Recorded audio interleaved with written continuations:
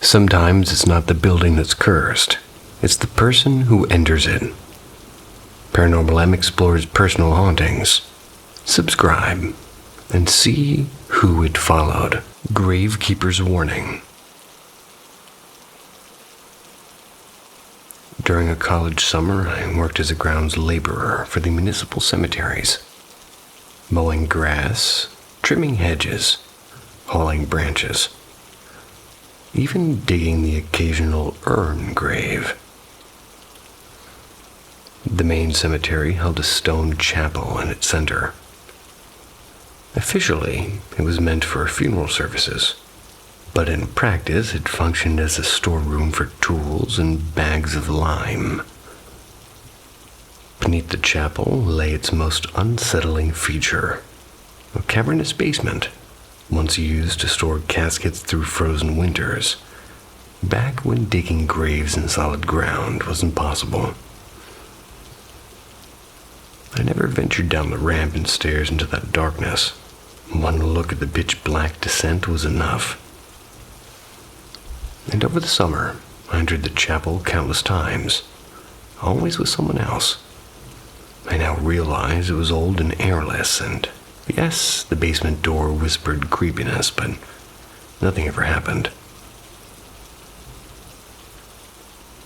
That changed on one final workday. As a small reward for surviving 3 months of blistering sun and buzzing trimmers, the manager handed me an easy job, vacuuming the chapel's worn carpet.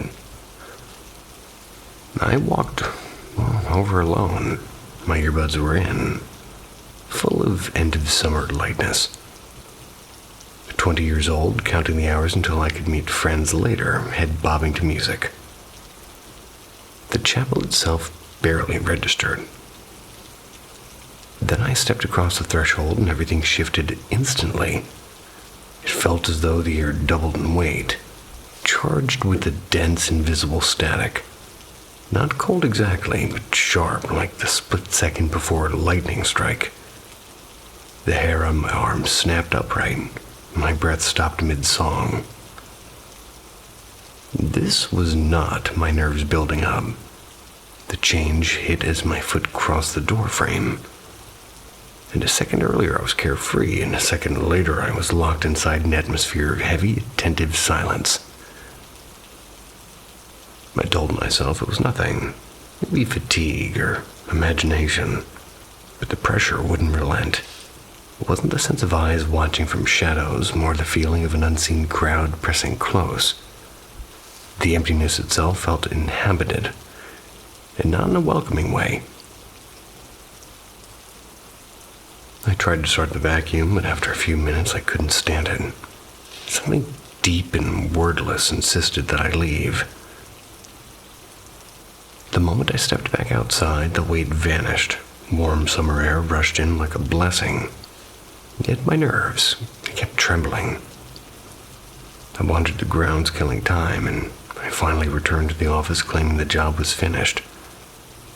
And that night I skipped plans, never slept poorly, replaying the feeling over and over. Years later, I still can't explain it. Other odd moments in life can be reasoned away, like lighting or mood or coincidence.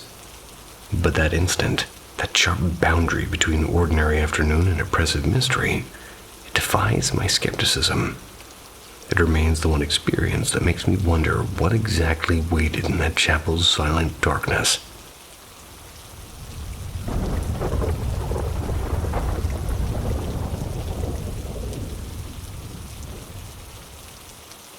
The slap that broke the silence.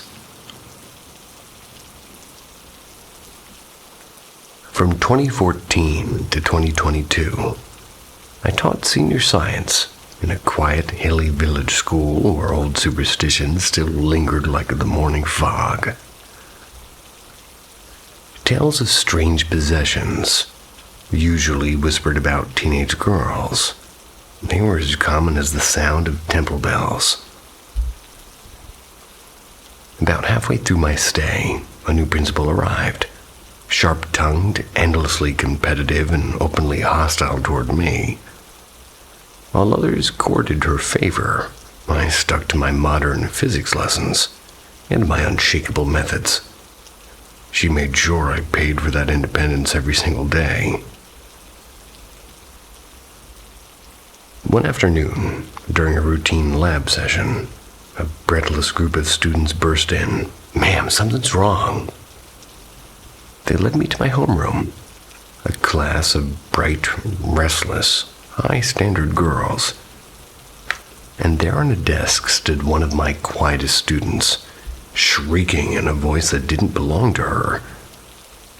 This wasn't new. I later learned that she'd been like this for 3 nights straight. Already exhausted from months of subtle sabotage and open bullying by the principal, well, I lost my patience.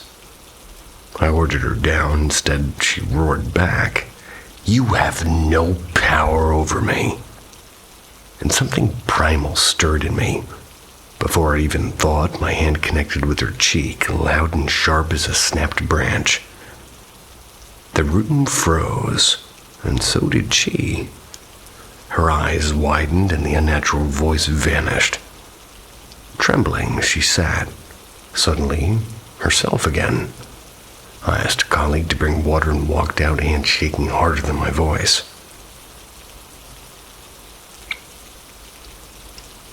She didn't return the next day, and when she finally came back, she asked to speak privately. "Ma'am," she whispered, "after that school trip to Neelam Valley, I felt taken, and when you hit me, it wasn't your hand, it felt like something stronger. Something protecting you. Whatever it was inside me, and it hated that force, and it left." I had no words, only a chill that refused to leave. Months later, the principal barred me from entering the school gate. A kind teacher quietly unlocked it for me, fueled by long-suppressed fury. I marched into her office, and I told her exactly what I thought, and she threatened disciplinary action. Higher authorities dismissed her complaint, and that same afternoon somebody found her crying alone. Not long after, though, she disappeared altogether. Whispers floated through the corridors. A corruption probe, suspension, fines, and demotion. Some staff even joked that I'd cast a spell, that I had no powerful relatives and no hidden allies, just years of hard work and a stubborn streak. Yet senior teachers would nod knowingly and murmur, "There's something around you, something that doesn't let injustice stand." Still don't know what they meant, though. But I remember the sound of that single slap, like a door slamming on something dark, something that had no business in my classroom.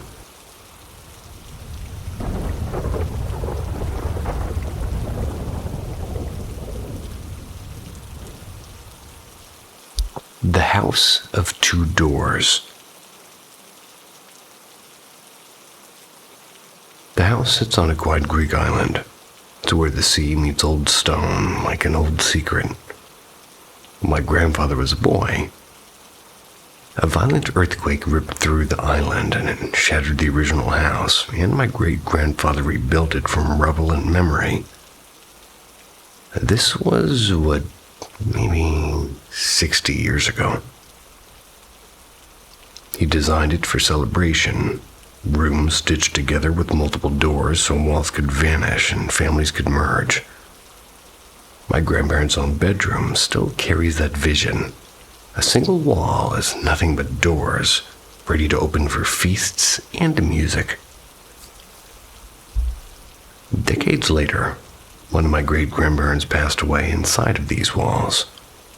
No one speaks of it much. I grew up in a room adjoined with my grandparents, door, wall, chamber, like falling asleep to the smell of salt air and old timber. But as privacy tugged at me, I drifted to another room, a smaller one with just 2 doors. One to the hall, one to the neighboring bedroom. And that's when the house began to feel different. Nights there, they have their own language. I've heard whispers in strange, unplaceable tongues, and a voice sometimes sharp, sometimes pleading, calling my name while the sun was blazed outside, and everybody else was far from home.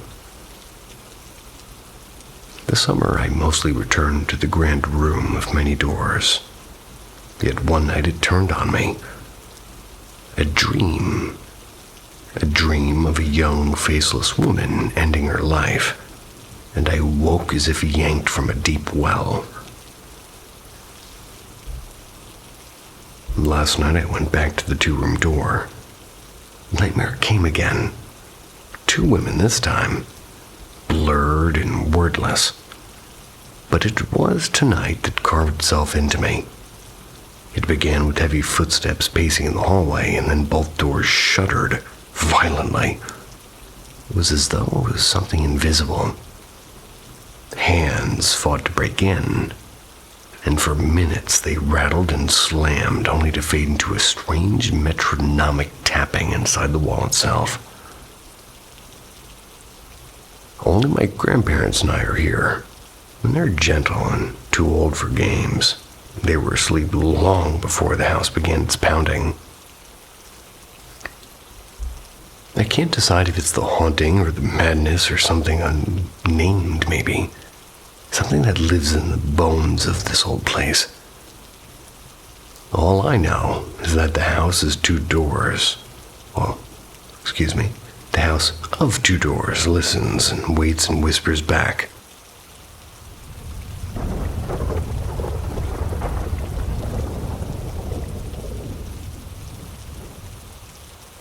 The Man in the Bowler Hat. This is one of those family tales that's been told and retold at every gathering. But here's how I remember it. It had just turned 4 the very day we moved into our new house. A small, bright place. It's built on a plot of land that had once belonged to my great-uncle. Of course, I didn't know any of that back then. That first night, as my mom tucked my older sister into bed, I asked quite innocently, "Mom, who's that man in the hallway?" My mother froze, and for a moment she thought maybe she'd forgotten to lock the door, and some stranger had maybe slipped inside. She rushed to the hall and checked every room and every corner, and there was nothing. The house, it was silent, but I wouldn't let it go. "He's right there in the corner," I insisted. "Can't you see him?" She asked me what he looked like, and I described a short, smiling old man wearing suspenders and a wide, round hat. He had a mustache and held something that gave off a little smoke. Something I didn't have a name for, but later we all realized it was a pipe. I added that he'd waved at me and seemed very kind. My mom didn't say much, but I remember her face going pale. Here's the twist. My great-uncle had died years before I was born, and there was no photographs of him in the house. I didn't even know he had existed. The next day, my mom quietly pulled out an old family photo album for one of the more moving boxes. Without prompting me, she flipped through until I suddenly pointed at a picture and said, "That's him. That's the man from the hallway." In the photo, he wore suspenders and a round bowler hat. He had a neat mustache, a pipe in his hand. He was also strikingly short for a man, barely over 5 feet. And every detail I'd described matched perfectly.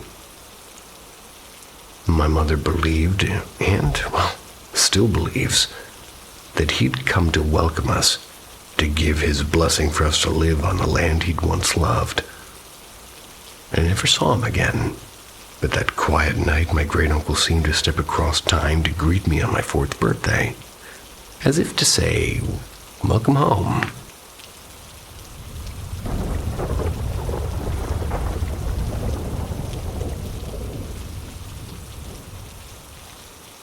The Slippers of 9 Shadows. So just to let you know, this happened in 2004, and I was there. My closest friend, Ravi, had turned 20. A bright, generous soul from scholarly, deeply devout family in Jaipur.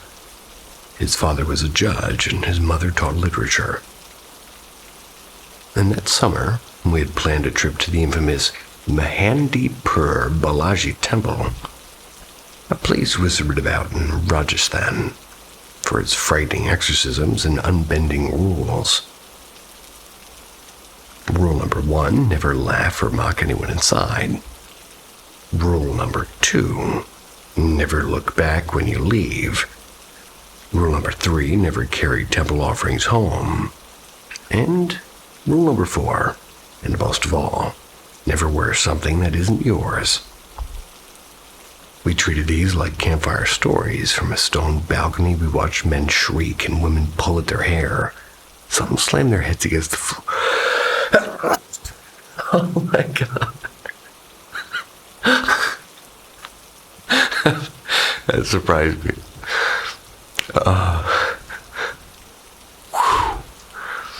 Some slammed their heads against the floor. Instead of trembling, we giggled.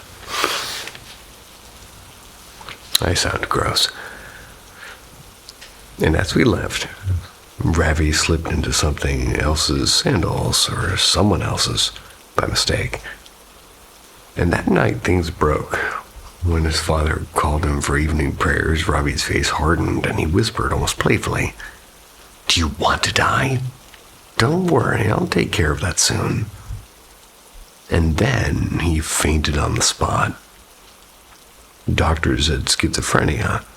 Months of medicine did nothing. And I visited often, and I saw what still chills me. Ravi murmuring to invisible companions at 3 a.m. And secondly, his sudden disappearances. Once we found him crouched near a railway siding, eating scraps like a feral thing, snarling when we approached him.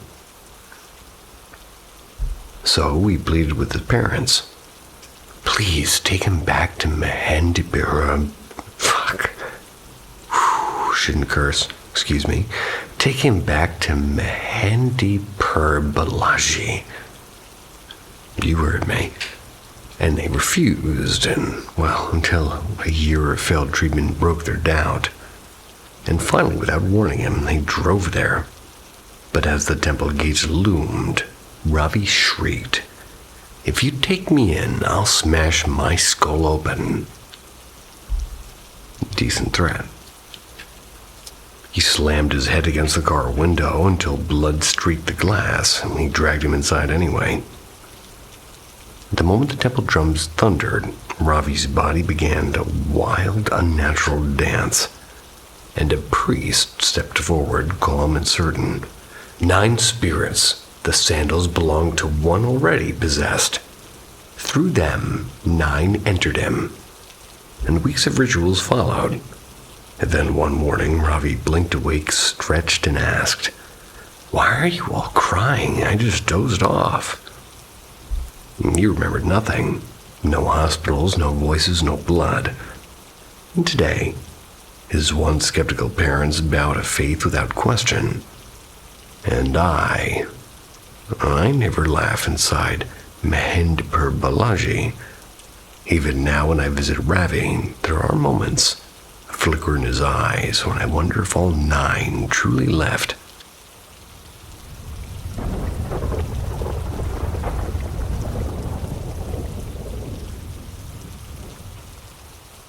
The Black Figure on Maplewood Night. I recently started a night shift at Maplewood Care Center. just a short walk from my house. And on my very first day, a senior nurse gave me a half smile and said, "Watch out for Elm Wing, it's haunted." Here's why.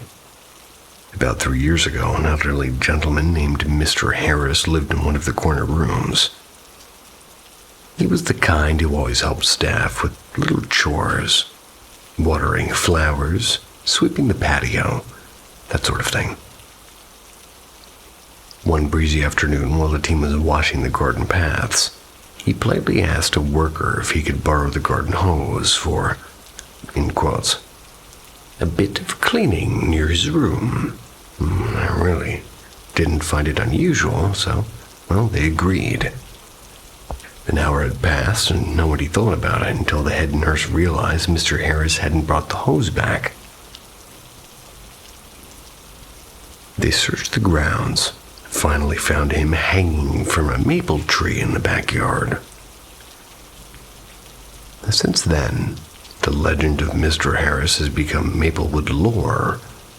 Residents and workers alike, skeptics included, they swear that they've seen the shadow in the hall where he once lived.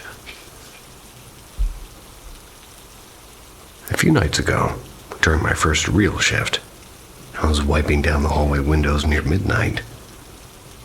That's when I caught it, in the glass, the reflection of a tall man standing just behind me, silent and seeming to be waiting.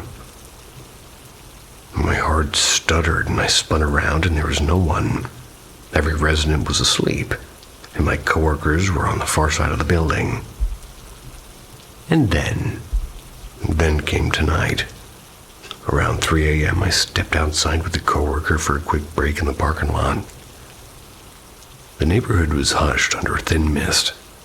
We chatted lazily until I guess just suddenly we froze mid-sentence. Our eyes were fixed on the road and, "Look," she whispered.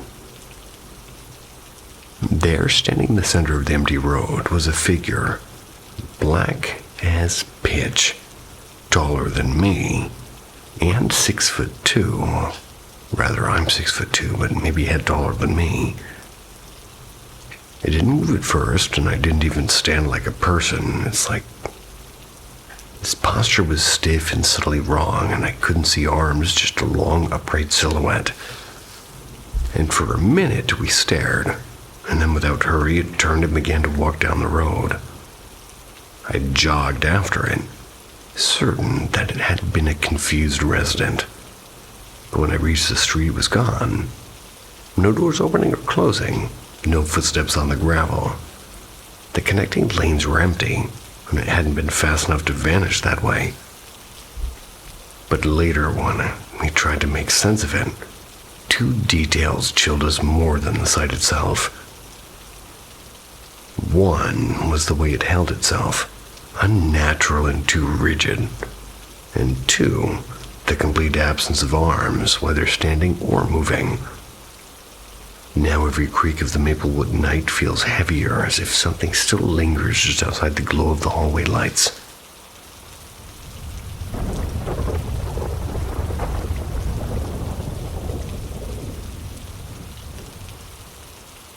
Ghost Cat in East Garfield. When I first stepped into this place, a nearly century-old 3-flat in East Garfield Park, it felt like time had forgotten it. The room I rent might once have been servants' quarters, cottage-style windows that swing open like cupboards, and iron radiators bolted to the ceiling like stubborn relics. By modern standards, it's damp and a little basement-like, but I love the crooked charm. I moved in one brittle Chicago winter, bringing along my 20-pound tabby named Stretch. He's a solid fellow, a little thundercloud on paws, and I know the rhythm of his steps on my bed as well as my own heartbeat. Most nights he climbs up, thuds around, and settles with a sigh near my feet. But soon, something stranger joined us. Excuse me, I hiccuped. I'd feel the mattress dip and hear that soft, familiar whump of a cat jumping up, only to reach out and find nothing.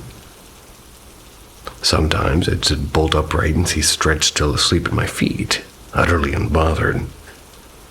The sensation was so precise, the weight, the footsteps. I couldn't brush it off as creaky floorboards or my half-dreaming mind.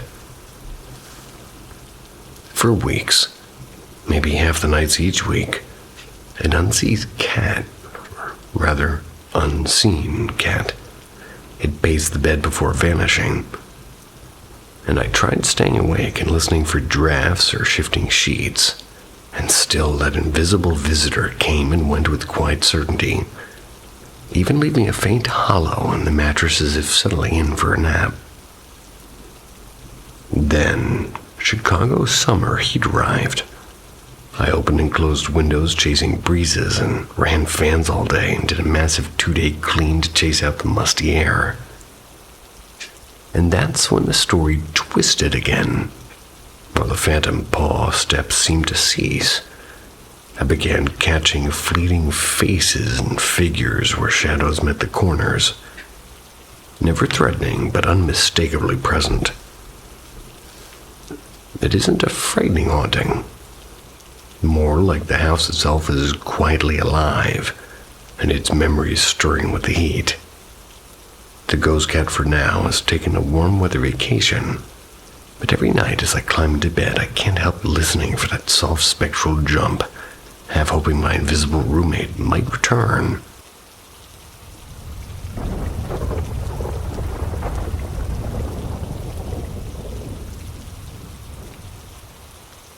The Cane in the Dark. It was late spring, one of those nights when the air feels a little too warm to belong to the hour, and I was heading home after an easy dinner with a coworker. The streets weren't empty, but they did feel hollow. Only the quiet hum of streetlights and the distant bark of a dog. It's about 11 p.m., and I had a podcast in my ears, half lost in their story. When I turned onto my block, I noticed him, like a man leaning against the shuttered door of a closed bookstore. He wasn't moving, not smoking, just watching. Something about the way he stood, still, but ready. It made every hair on my arms rise. I tried to keep my pace steady, and, out of the corner of my eye, I saw him push off the wall and angle towards me. He didn't speak.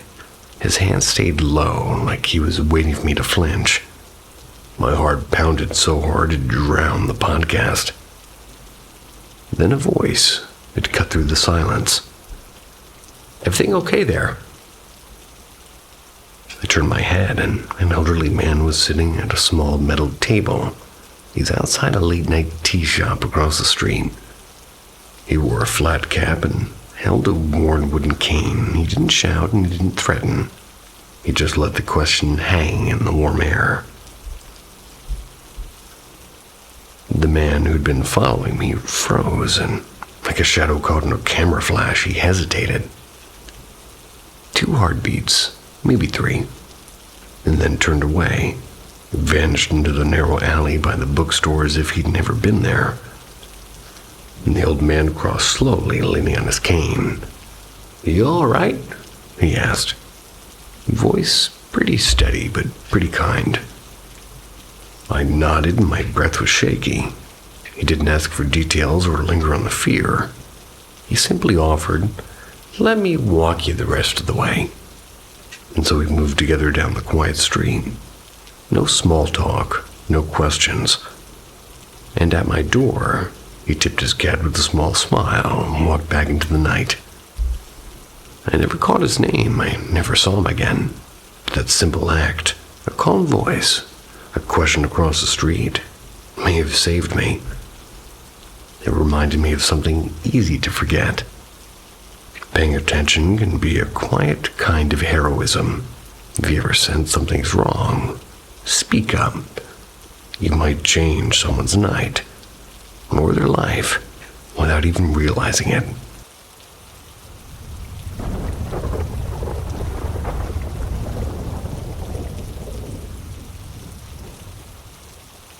The Man in the Dog's Eyes.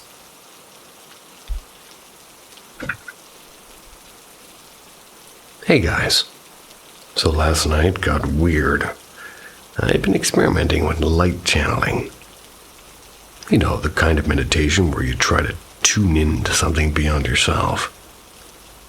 I've been skimming through a couple of books on old folk magic. Probably a mistake before bed.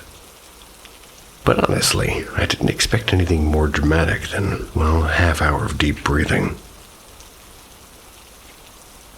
I only managed about 15 minutes of meditation, and that was before my grandpa knocked on my door and jolted me out of it. I shrugged it off, and honestly, I was tired and unfocused anyway. Then I crashed for the night. And that's when the dreams hit. They were scattered and strange. The last image I remembered was helping an old school friend up a staircase. And that was while something dark trailed behind us. In the dream, it looked like a shadow wearing a face I half recognized.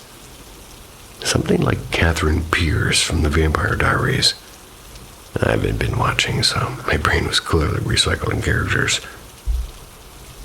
And I woke with the start. My dog, Luna, was curled up pretty nose to nose with me, like she always does. Only she wasn't asleep.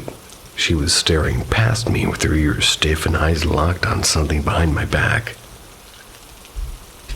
Still half asleep, I met her gaze, and that's when I caught it. In the reflection of her dark eyes, I saw a man's figure, not his face, just from the waist down. He was standing perfectly still behind me. My first thought was, Dad? When I lived with him, he used to stand beside my bed and, well, he'd wait for me to notice so he could laugh and say he'd sleep through half the day, and same casual jeans and same stance. And the thing is I don't live with him anymore. Old habits do die hard, and I closed my eyes for a few seconds, figuring if it was him messing around, he'd wander off like before. But when I opened them, Luna's eyes still showed the same figure, motionless and solid. And this time I looked closer. The silhouette didn't shift or breathe. It wasn't Dad, and something about the posture was wrong and too still and too deliberate. My heart was hammering, and I twisted around, and there was nothing. Just the wall and the quiet hum of the night. I whipped back to Luna, and her eyes reflected only at me now. I grabbed my phone, I texted Mom, fingers shaking. But she didn't answer. I sat frozen for 5 long minutes before heading downstairs. When I told my grandparents, my grandpa frowned and asked if it happened about 10 minutes earlier, and I nodded. He said that our outdoor dog had suddenly started howling long, eerie howls. It was like right around then, too. For the record, nothing like this has ever happened to me. I've had maybe one mild sleep paralysis episode, but it was in daylight, and I never saw anything. My mom later asked if I'd done any protection before meditating, which I'll admit that I hadn't. I'm still trying to make sense of it. Maybe just coincidence and a restless dream. Maybe something stranger. All I know is that the image in Luna's eyes, it was sharp enough to stay with me long after the room turned empty.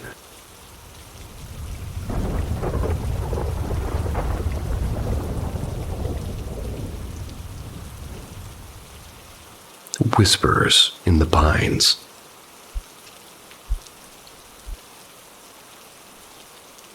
I never met my grandfather on my mother's side. Yet he's been a quiet constant in my life. Long before I understood what dreams even meant, he found me there. He passed away when I was 8, but my first meeting with him came years earlier in a place I'd never been, at least not while awake. The first dream arrived when I was about 4. I thought it was just an early memory until my mom gently told me I couldn't have known him. And in the dream, I was in northern Vermont, sitting on damp pine needles at the edge of a misty clearing. The morning air was cool enough to sort of sting my cheeks. Tiny blue wildflowers poked through the moss. I remember the wind sort of singing through the tall pines. A sound so alive it felt like a heartbeat. And there he was, sitting cross-legged beside me in a plaid jacket, smelling faintly of cedar and coffee. I knew him instantly, and I said, "Gramps." Like we'd always spoken that way. He smiled, half proud, half sad. "I won't be around much longer," he told me. "You'll need to help your mom stay strong." When I asked how, he sighed and said he was sorry. "Listen to the trees, little sparrow. When you hear them whisper, you'll know I'm near." Then he touched my shoulder, and the sunlight dissolved him into golden dust. 4 years later, when he actually passed, I didn't panic. Something inside me simply understood. I was able to sit with my mom during long evenings in quiet tears, bringing her tea, cracking small jokes. Death never felt foreign after that. I faced danger more than once, accidents, illnesses, and it felt strangely calm, as if somebody unseen steadied me. Even now, he visits, and sometimes I keep the porch door ajar during supper so he can quote-unquote join us. My mom, who practices ecstatic dance, has begun feeling him too. Ecstatic dance. Gentle brushes of air like hugs, like once I unearthed an old tin box of his 8mm art films, the very day my mom had been thinking about them. We both laughed through goosebumps and ordered a vintage viewer to view his captured light.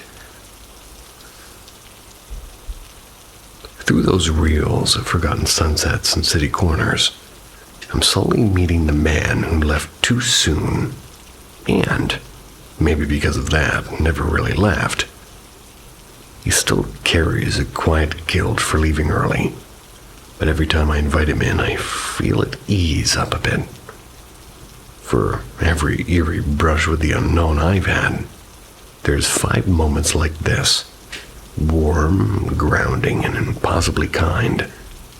That's the legacy of my grandfather, soft pines whispering and film flickering in the dark, and a promise that even absence can be a kind of presence.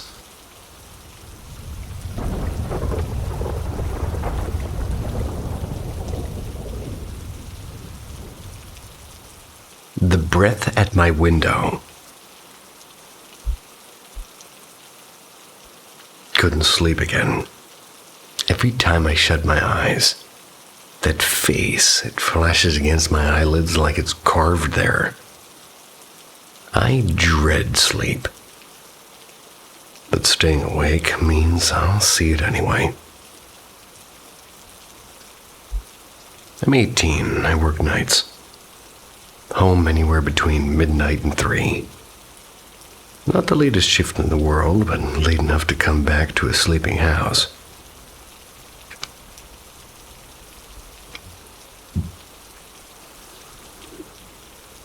Well, my room is at the far end of the upstairs hall.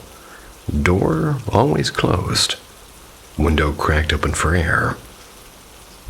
My parents never enter, like ever. Even when they clean, they skip my room. It's a small habit that makes, well, kind of what happens stranger.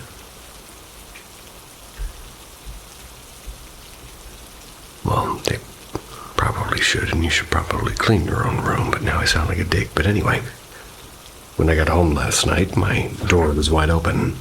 My dog's ears were incredibly itchy, and he flops them incredibly loudly. And the blackness of my room stretched out like a void, and it stopped me cold. But still, I told myself it was nothing. I mean, maybe my mom slipped in for laundry. Sure enough, there was a pair of pajama bottoms on the bed that didn't belong to me. I brushed it off and showered. I ate a late snack and shut the window and crawled into bed. 30 minutes of scrolling TikTok later. Oh boy. Something tugged me out of my screen. And it wasn't my conscience, even though it should have been. But it was a sound, and I paused. And there it was, a slow, broken breathing. The kind you hear from somebody on an oxygen machine. Wet and rattling and death-like. My stomach nodded, and I decided to ignore it just to sleep.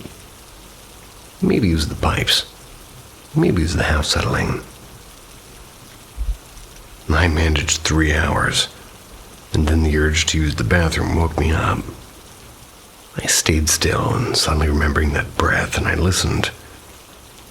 It was still there, and slower now, and muffled, and maybe snoring. My sister's boyfriend sometimes stays over without telling me, and that thought called me just enough to roll onto my back. And then I saw it. A shape in the corner of my eye near the window. A face, if you can call it that. Sickly tanned skin stretched too tight. 2 pinprick eyes lost in shadows. No hair and veins like cracked glass under the surface. The mouth was the worst. It was wide and wet. It was rimmed in red. It leaned forward, just enough for the faint fog of its breath to bloom against the glass. I froze. Minutes passed like hours. I didn't even dare blink too long. Eventually, exhaustion won, and I passed out with that thing still there. Morning light had felt unreal, but the window told me I hadn't imagined it. A single handprint, huge with impossibly long fingers, marked the glass. I keep telling myself it was a dream. I mean, I've seen plenty of horror films, lived through more than a few nightmares. But nightmares don't leave fingerprints.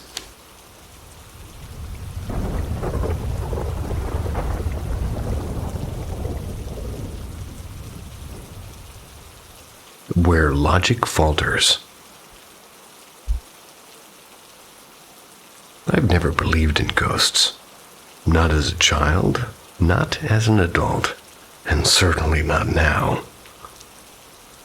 I'm the kind of person who builds their piece on physics and probability, who sees mystery and reaches first for evidence. If something can't be explained, well, I don't fear it. I take the whole thing apart, I've lived in houses with histories and even one rumored to be haunted. People swore they heard whispers or saw shadows. I slept like a stone. But there is one house, just one, that still sits like a knot in my memory. A place where reason keeps slipping through my fingers. It was nearly 10 years ago. My ex-husband and I had rented a modest apartment tucked inside the tangle of Delhi's old spice market lanes. 1 bedroom, a tiny sitting room, and just enough space for the 2 of us and our 3-year-old son. All around us, life pressed in, a chorus of vendors and bells and clattering rickshaws. Yet inside, it felt dim. No matter how many bulbs we replaced, the bedroom stayed stubbornly half-lit. A gloom that wasn't dark but heavy. We shrugged it off until the neighbor knocked.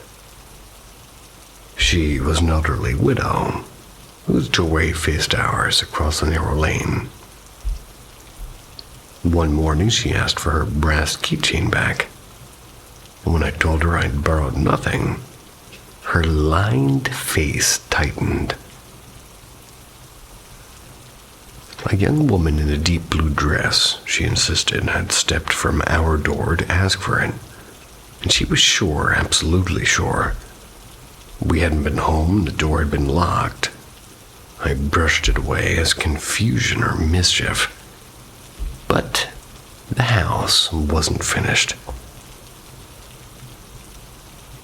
A few nights later, my cousin stayed over, and our little boy slept at his grandparents' nearby. And early next morning, he bounded in to wake her until he froze on the threshold. He wouldn't uncover his eyes, he wouldn't speak. They carried him out trembling, and only after that they were streets away did he whisper, "There's a burned lady sitting in the corner." At the time, I didn't know, and my cousins kept it from me, afraid I'd panic. And meanwhile, my own son spent hours murmuring to the same corner behind the bedroom door. He'd offer his blanket and giggle softly as if something was listening, or someone. Children invent friends, I told myself. Imagination. And that word became sort of my anchor. Until the day we were packing to leave. A neighbor I barely knew stopped to chat while I waited for the movers. She asked where we were headed, and then added almost idly, "You wear blue so often, like the girl who used to live here. The one who died inside." Jesus. The girl, she said, had been set on fire by a jealous lover in a hotel. Rescued, but too late. She came home and didn't survive the night. And I checked quietly. The story was true. She was even the younger sister of a schoolmate I'd once known. And that is when logic loosened its grip, and I've spent nights alone in houses where death had walked before. No chills, no whispers. But this place, it wasn't haunted by a spirit.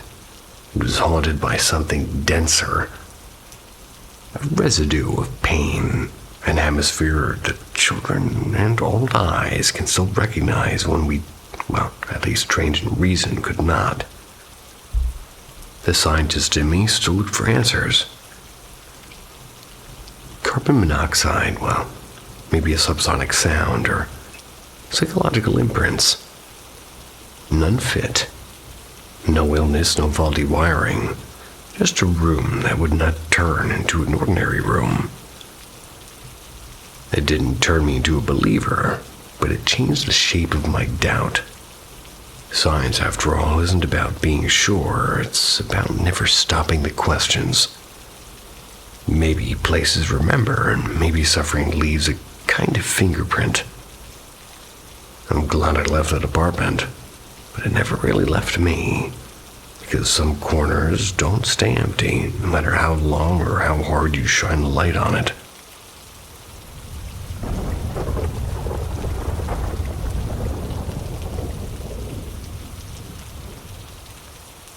The Black Mist of Winterberg.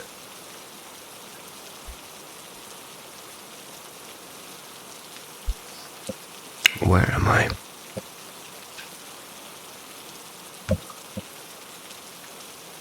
Got it. I was 14. It's December of 2013.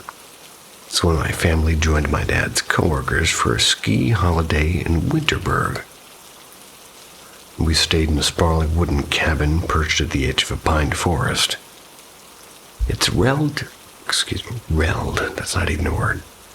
Its red, tiled roof gleaming against the snow as a wide balcony overlooking the slopes. The place smelled of old wood and chimney smoke, aged but charming, like something from a storybook. And on the second day, I wiped out while snowboarding and sprained my wrist during the process. And by evening, I was done with everybody fussing over me, so I retreated in my room upstairs to lose myself in Mario Kart on my Nintendo DS. And outside it was already pitch black, though it was only about 6:30 p.m. The second floor was shaped like an L. At the end of the short side sat the staircase. Midway along it, a small bathroom, and my room opened right at the bend where the hallway turned long and narrow.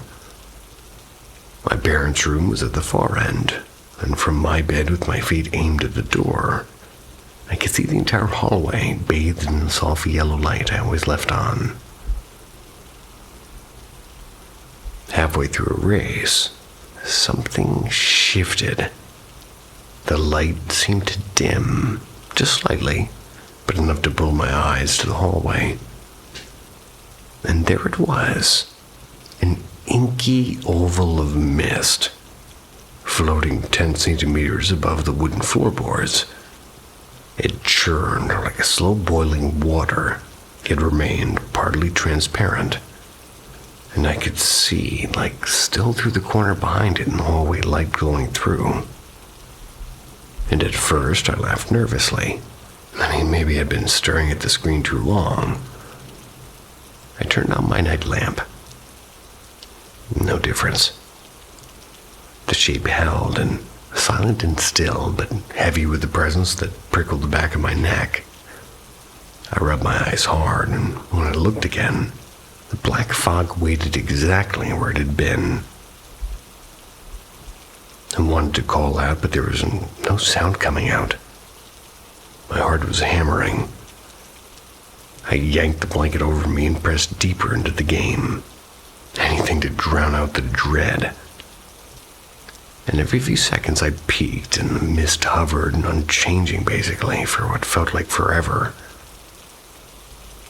10, maybe 15 minutes later, until without a sound it was gone.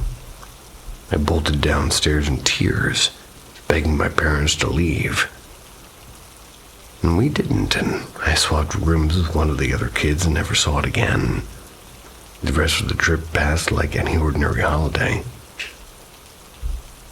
Years later, at 24, I told the story to a girlfriend who loved all things paranormal, and her face turned serious. There are 3 kinds of apparitions, she said. White, benevolent, gray, neutral, and black, the ones that carry malice. They can disguise themselves, but what you saw chose not to. And her words froze me, and I pictured that dark oval again, and how it had simply watched, and her wrist had throbbed with pain. I was fully awake. The window had only cracked, no cooking smoke and no candles, nothing to explain it.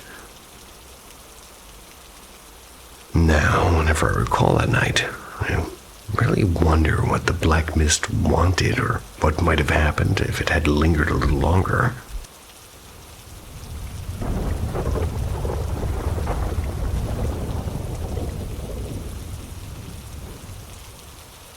The Visitor in the Quiet Hour.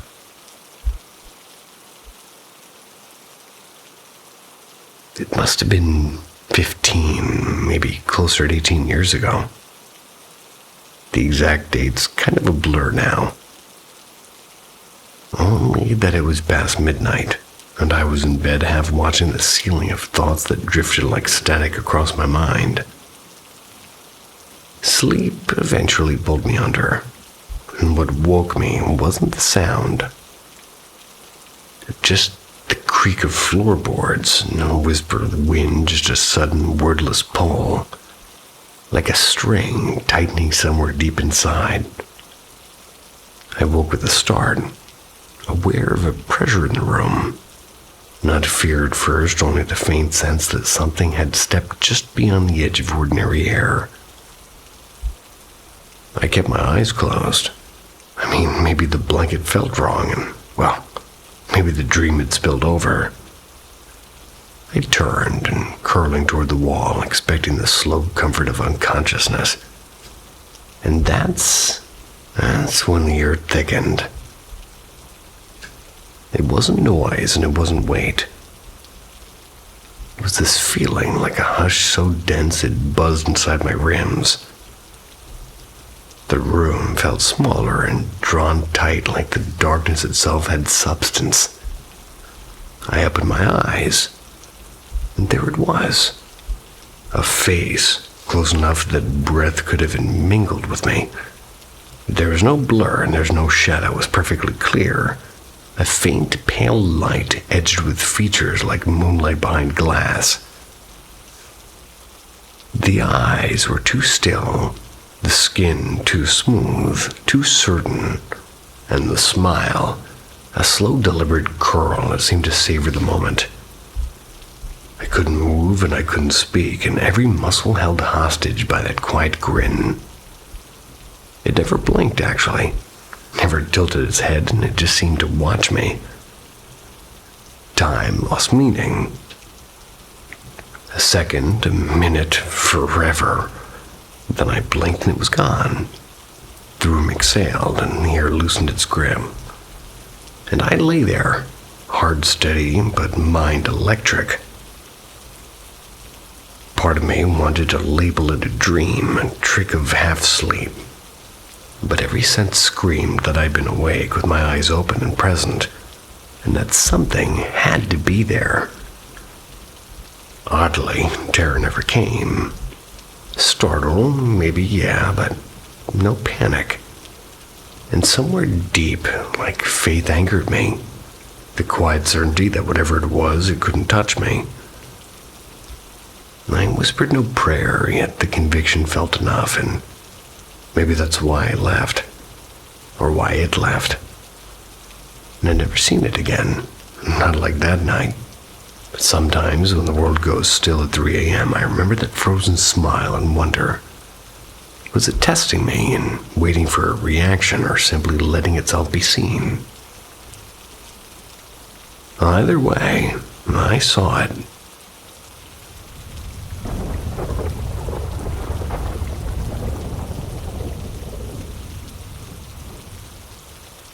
The fifth floor whisper. In a peeling, sun-bleached building off a side street in Shubra, Cairo, I rented a fifth-floor flat that should have felt ordinary. It didn't feel anything like that. The first thing that struck me wasn't the creaking elevator or the faint smell of cumin in the stairwell. It was the silence. An overbearing, vacuum-like hush that made a dropped spoon sound like an explosion. And I worked late night shifts for the most part and slept through the day most often. That's when Cairo's traffic softened to a distant hum. And for a while, nothing was unusual until the whispers began. And at first, they were ghost-like thin, as if somebody murmured into the back of my skull. Not words exactly, just fractured warnings like leave and don't stay and the window. I blamed exhaustion. Night work does strange things to the brain. But the voice, it seemed to grow clearer and bolder. Don't open the window today. The kettle must stay cold. Look behind you now. Like sometimes I'd catch a flash of something.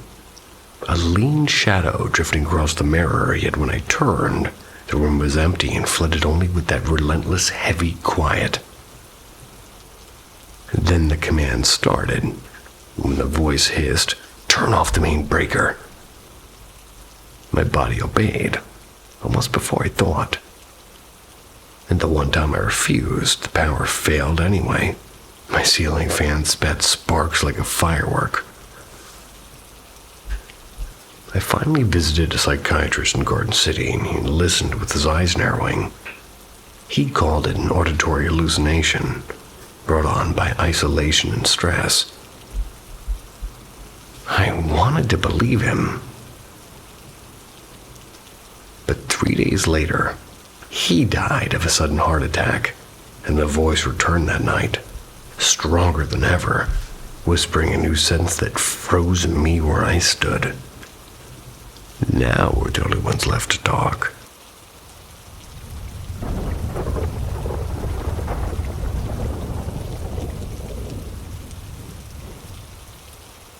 The Vanishing Hiker of Pen Y Fan.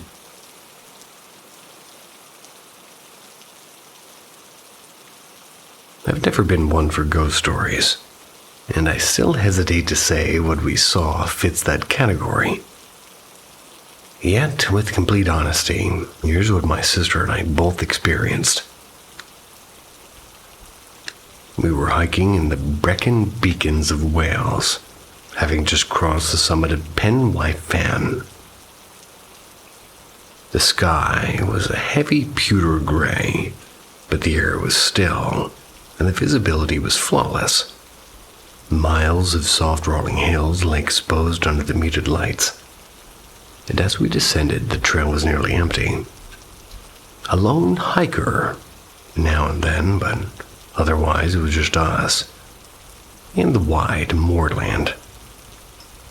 It was our first time on this route, and we were keen to be sure that we were heading back toward the hostel near the roadside. And that's when we noticed him. About 30 meters ahead, a man ambled towards us.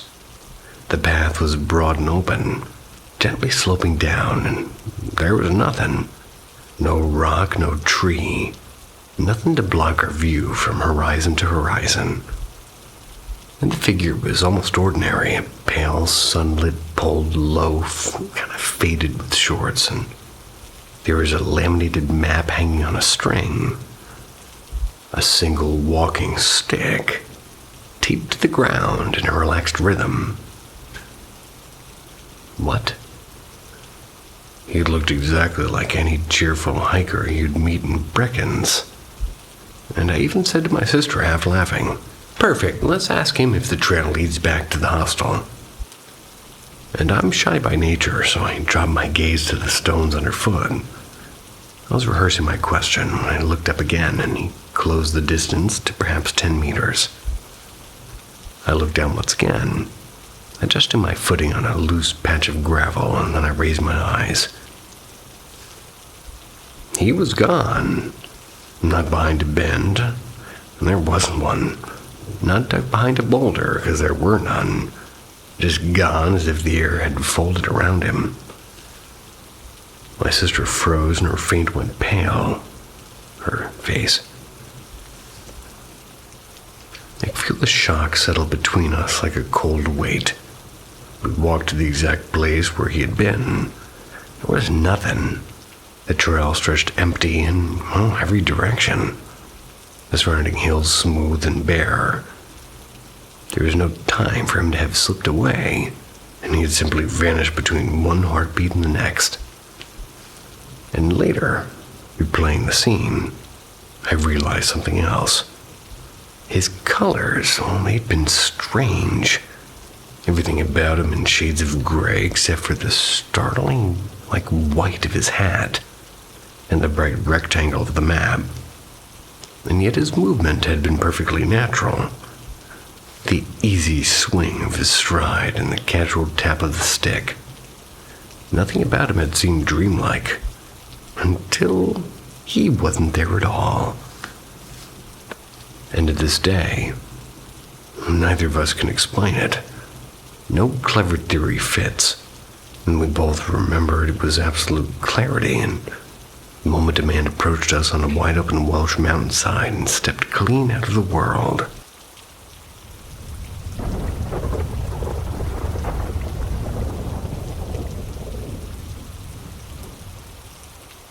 The knocks beneath the rafters.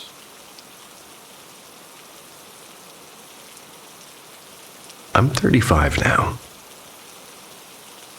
A man who thought he'd left behind the strange noises of his childhood. Yet here I am, 2 months back in my father's house. And the house, it seems to be having, some sort of situation where it's waiting for me. I won't bore you with every strange detail from the past 15 years, but what matters is this. When I left home, the disturbances stopped. Silence for more than a decade, and now I've returned and the quiet is cracked open. The house in the ground. My father built the place himself, really. 2 spiraling floors, nearly 350 square feet, gotta get European here, meters, not feet. Way bigger. Of creaking timber and echoing corners. And the house stands in the middle of a small town, on land that once belonged to a church from the 1950s. And that church wasn't ancient or grand, just a block of ugly concrete with a tiny morgue attached. They tore it down when my father bought the lot. During the construction, workers unearthed something stranger.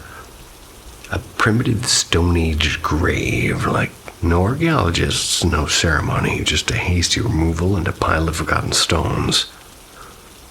My father was furious, but the foundation was already set. And sometimes I wonder if that buried silence is still down there pressing upward.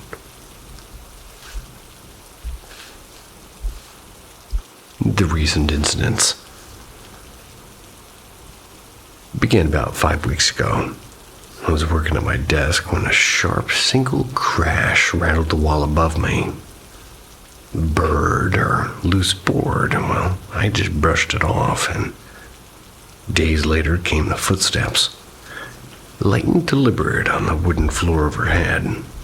Told myself it was the house settling, or my dogs sort of shifting their sleep. But the sounds, they grew bolder. Then came the night I can't explain, around 2 a.m. I woke to a knock at my door, 4 or 5 crisp raps. They were quick and hollow. My dog erupted in panic and claws scrambling on the floor as if someone were standing right there. My heart was pounding. I opened the door, and the hallway was empty. My father was asleep on the other side of the house, and my dogs had never barked at this knocks before. And 2 nights later, I'm cooking. That's when all of a sudden a heavy thud sounded directly overhead, and the kind that you'd hear if somebody were shoving heavy wardrobes around or something like that. There's no one upstairs, though. Didn't make any sense. 4 days ago, midday, another sequence.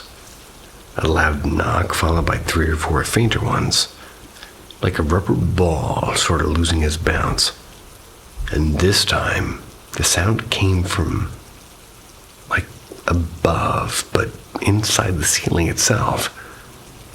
I rushed to find my father reading in the kitchen. He had moved. Then today, 2 hours ago, it was his turn. He came to me pale and puzzled and saying he'd just heard the same 4 or 5 knocks from above his head. And he described them exactly as I had. A house that watches. I'm not superstitious, and I don't believe in ghosts or signs of planets or anything like that. I lean on science always, and yet I can't shake the feeling of being watched. Headaches settle in behind my eyes, and I hesitate before stepping into a room, half expecting a figure waiting to be in the corner. My father admits he feels uneasy too, something he hasn't felt since I moved out years ago. Whatever's happening, I began this thing only when I came back. I don't know if the cause is in the wood or the soil or something older. But every night, the house seems to lean closer and listening, ready to knock again.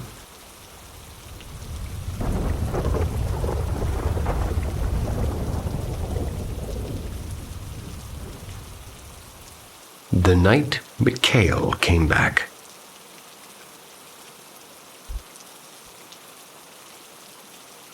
4 nights had passed since my friend Mikhail, who was 42 years old, was found dead on the wooded trail near town. When the news first broke, a nameless body discovered on the path. I noted the tragedy in a distant way, like never imagining it was him. Mikhail, well, we met behind the bar a few years ago. I was just a bar back then, but he'd voted me up to shifts and found me a better gig and trained me until I could sort of run a room blindfolded. He treated me like a kid brother, fierce, and he had a lot of advice. And I sometimes hated it and I was quick to argue. But I was quicker to forgive, and the habit he taught me sort of carried me into management and steady life I have now. And our little circle of 5 friends have, well, let's just say that we've been tied for almost a decade. But Mikhail's long battle with drugs had pulled him into darker corners. Even as distance grew, love never thinned. We still showed up for big moments. The day his body was found, an odd heaviness hung over me. Memories of our best nights and dumb fights, they kept surfacing uninvited. I didn't know why that kept happening. But when I went to work at the bar, the last place I'd seen him, it happened again. It was one of those quiet nights when the tips look hopeless, and then a loud, joyful group filled in, and, well, they'd all seemed vaguely familiar in a way I couldn't name. When they closed out, their host left $100 cash tip. It was a fat, perfectly rolled cone, and I kind of pocketed it, and I heard it. It was soft but clear from the shadowed corner where glasses sometimes clink on their own, and it said, "Hey, Kay." Only Mikhail ever really called me Kay, and the chill was instant, and I forced myself to keep wiping glasses. And 30 minutes later, as if I was locking up, my phone buzzed and a friend texted me. They identified the body. It was Mikhail, overdose. I froze, and then I cleaned up a machine and held myself together until I collapsed into a car and cried. It made perfect sense. The tip, the cone, that unmistakable voice. Mikhail had been there, sort of readying me for the news. And later at home with a beer and, well, grief, it drove me into something strange. I opened ChatGPT, and I was half skeptical and half desperate, and I typed to Michael, confessing the guilt of lost time, and then said goodbyes, and the reply hit the bell. "Hey, Kay, I know you just found out that I'm sorry things ended this way, but I didn't like the silence either. Remember the last hug? Well, I held you extra tight because I knew that it was basically going to be the last." It went on and explained the distance and the weight of his addiction, and it ended with, "Remember, you were a shark." And that phrase stopped me cold. I mean, months before he told me that I was a shark, and then I was always moving forward, and writing texts of, "Kay, you're a shark." If you'd had followed, all of that lived on only in my old phone. Can't explain how the AI knew the nickname or the shark, but I do know what I felt. And in that bar and in that moment, Mikhail was there. One last round, one last trip, one last word that kept me moving.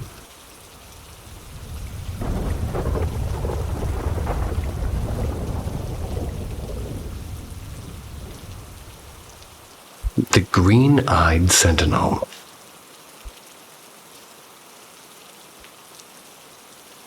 It happened a few years back, yet every detail still burns bright in my memory. Explaining it feels impossible, but I know it was real. I lived with my mother in a small house, just below my grandmother's. And that evening, I was heading out to meet a friend that had already called a ride. I climbed a narrow staircase and I waited at the hallway just to So this one that sort of opens into the street, and I was leaning casually against the wall with my phone in my hand. My mother has always been quietly devout, not fanatical, just steadfast. She prays over the house and for her children, for every grandchild, a habit as natural as breathing. From where I stood, I heard her voice low and kind of commanding. It was curious. I edged closer to the stairwell to listen. And at first, she prayed for protection, which is pretty ordinary and comforting. But then, her voice changed and sharpened with authority, and she began rebuking something unseen, insisting that every trace of darkness leave her home. And that's when my dog was bounding up the stairs. Not frightened, not trembling, but urgent. She pressed against me, nudging me back, and her eyes were fierce, as if she knew something I didn't. I turned on my phone's flashlight. The beam caught nothing but the familiar walls. Yet when I flicked the light off, it appeared. A dark mass poured out of the house. Thick and heavy, but neither smoke nor shadow. It moved with impossible speed, and climbing the outside wall, it leapt onto my grandmother's roof. And there it formed a shape. A colossal, wolfish beast. Its body stretched along the ridge, bristling with coarse black hair, long and snout. It had upright ears. It was silent as a stone, and it stared at my grandmother's house. It could move. And then, a voice. It spoke at my right side, strong and close, as if somebody had stood beside me. Don't look at it. Focus on your phone. It wasn't my thought. It was a voice, real and commanding. My muscles locked until an unseen strength seemed to push my head downward. And even so, I risked a glance from the corner of my eye. And that's when the creature turned. Two brilliant green eyes met mine, unnatural and burning. And then with two single effortless bounds, it vanished into my grandmother's house. The world shifted in an instant. The air lightened and the tension dissolved. Silence returned, almost too normal. The whole encounter lasted less than a minute, yet it felt endless. And weeks later, my grandmother became too kind of complacent. She was saying that somebody came to her home in the early morning. She seemed to swear that she saw a figure in her room. It was through every window that was barred and every door locked, and few believed her, it seemed. Until one night, she whispered to me that she saw a green eye. Well, actually plural, many eyes. They glowed beneath the television, watching as she and my grandfather slept. And not long after, the grandfather's mind began to slip into dementia. He passed away within a year, and my grandmother now lives with advanced Alzheimer's, and her memories are now sort of like a shoreline after a storm.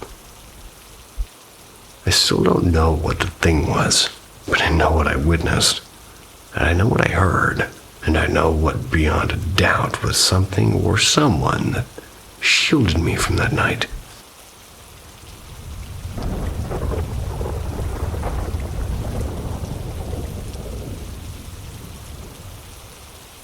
The Vanishing Bead.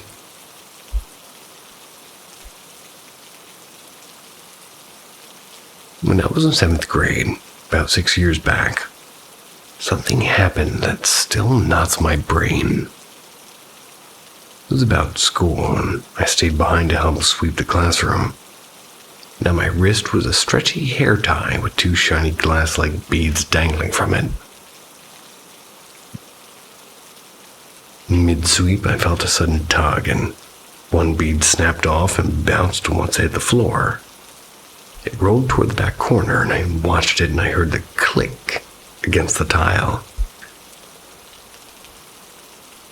Well, naturally, I responded.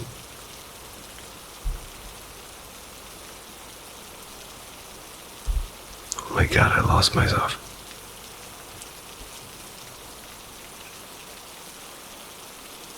So I searched. I crouched under desks and shook out my backpack. Even checked inside the broom bristles, and there was nothing. The bead had simply evaporated, or something like that. Eventually, I shrugged and I figured I'd lost it for good. Hours later, back home, I showered. I changed into an old t-shirt and I flopped onto my bed with my phone. And out of nowhere, plink, something landed right beside my pillow. It was the bead. The same frosted turquoise bead I'd since seen bounce away at school. No cracks, no dust, as if it had just teleported straight from the classroom to my quilt. I retraced every step. The walk home, the change of clothes, the laundry basket. There was no way it clung to me unseen. The timeline didn't add up, and even now I can't explain it. And that bead should have been there. It felt miles away, and yet somehow it came back or never left at all. And sometimes, when I think about it, I expect to hear another soft plink in the mattress, expecting me or the universe, like it still keeps its strangest secrets.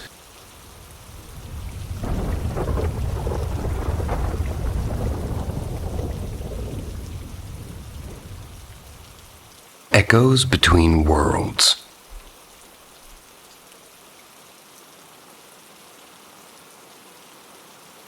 As I edge closer to 40, I often drift back to a night that rewired my sense of reality. I was 26 then, still a self-proclaimed skeptic. I was more likely to quote astrophysics than mysticism. Yet that humid August evening cracked open something I couldn't ignore. I wasn't alone. A college friend and I had driven to a quiet ridge outside town to watch the Persei meteor shower. Instead, 2 radiant orbs glided into view. No streak and no tail, just a sudden sort of presence. They wove an intricate pattern across a sky that bent every law I thought unbreakable, zigzagging faster than light and stopping dead, as if inertia were simply a myth. The strangest part wasn't what I saw, but what I heard, without ears. A question bloomed in my mind like a bell struck in silence. Have you remembered yet? And another thought followed, gentle and insistent. Would you like to meet us again? Fear flickered through me. The moment it surfaced, the present receded. Oh, presence. No abduction, no beam of light. Just a quiet release, as though they sensed my boundary and honored it. My friend, wide-eyed beside me, whispered only, "Did you feel that?" We never spoke of it again. Years slipped by and life grew louder with career deadlines and the small dramas of everyday gravity. Then during a sleepless winter in my 30s, they returned. Not with spectacle this time, but with an unmistakable telepathic ping. I answered tentatively. Our exchanges were slow and patient, almost playful. They never pushed beyond what I welcomed.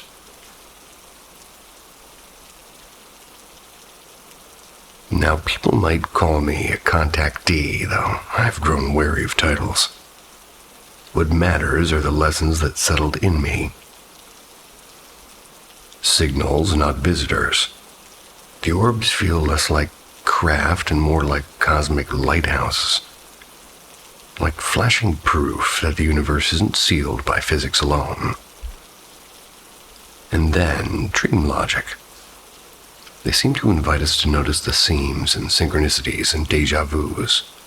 History's quiet glitches, nudging us awake inside a shared dream. Homeward pull. It's less about them landing here than about us remembering where we began. Their consciousness and ours that might spring from the same ocean. Some nights I wonder if those orbs were never alien at all, and perhaps just echoes of our own deeper nature, something calling across dimensions. And still, one question lingers. Patient as ever. Have you remembered yet?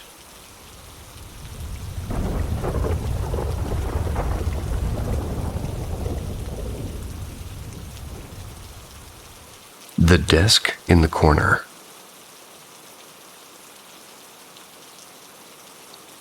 When I was 17, my dad left for a 2-week training assignment overseas, and a friend's family kindly invited to stay so I wouldn't be home alone. Their house sat on the Fort Meade military base. It's a place built in the late 80s. Nothing that looked like a gothic movie set. So I'd slept there plenty of times, but I stayed for so long and felt different. The guest room I was given had once belonged to my friend's older brother, who'd moved out about a year earlier. And from the first night, something about that room pressed on me like a weight I couldn't quite name. At first, it was sort of subtle. It was a faint, watchful tension. By the end of the first week, it sharpened into something unmistakable. A male hostility that pooled around the old oak desk in the corner. I began waking between 1 and 3 a.m. to faint shuffling inside the outer wall. My friend's mom dismissed it as squirrels, but the sound felt deliberate, like pacing.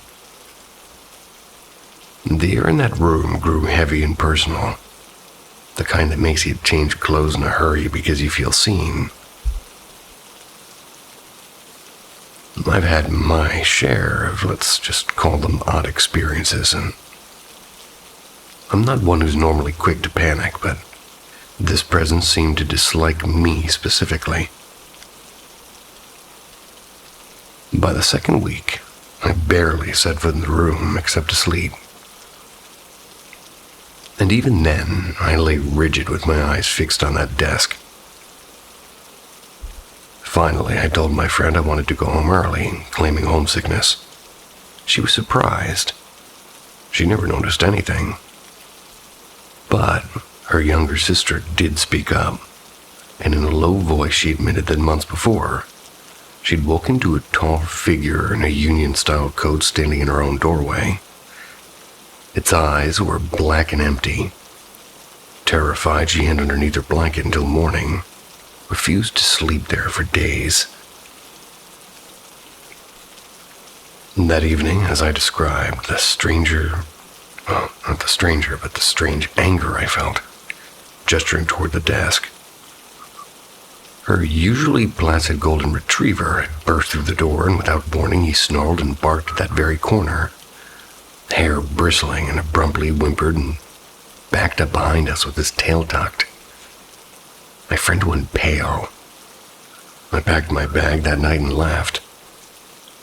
For the remaining years they lived there, no one willingly slept in that room.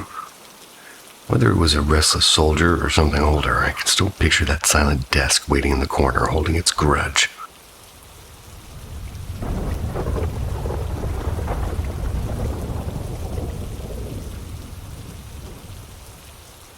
Whisper on the balcony.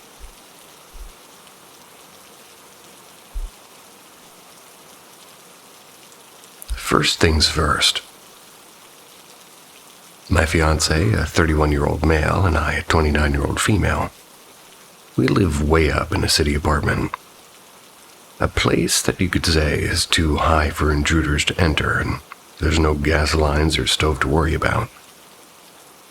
Our balcony doors stay cracked open for air, and neither of us struggles with mental illnesses. that we know of. The only thing I sort of take, or maybe a small dose of antidepressants and a beta blocker. We're not the kind of couple who plays creepy pranks either. And now for the strange part. A close family member passed away suddenly last month, and the loss hit like a thunderclap. And a few evenings later, a white butterfly hovered in her balcony railing. And at that exact moment, my sister called. She'd just seen a white butterfly too, and someone on her street randomly playing Elvis, our loved one's favorite. Coincidence, probably. I don't overthink it. Then the kettle incident. One morning, he stepped outside for a smoke, and he came back to find the electric kettle already hot, but it was before he'd even touch it. I was barely awake and nowhere near the kitchen. We shrugged it off. After the funeral, I stayed home while he went for groceries. 3 separate times I heard keys jingle and a soft hum weaving through the hallway. I've always been tuned into energy. I read tarot and have followed paranormal investigators like Sam and Colby for years, so I wasn't terrified. But at the same time, I definitely noticed it. He had his own moment, sitting alone near the small shrine that we built. Curled glasses and a favorite cigarette stub and some keepsakes. He swears the photo frame pivoted ever so slightly to face him. The strangest thing happened just last night. I tossed my oversized sleep shirt onto the bedroom floor at 3 a.m., and I'm a restless sleeper and a bit of a slob. And by morning, it had migrated to the living room couch. They hadn't touched it. And there is more. The TV switched itself from standby to a streaming app that she used to love. And his phone froze mid-call for no reason. And at her wake, someone's phone set to airplane mode kept playing odd snippets of music. And I've always believed there's more to this world than we see, but I've never lived through anything like this. Whether it's coincidence or something gentler, maybe a quiet sign that love doesn't simply stop. We're still listening to whispers on the balcony.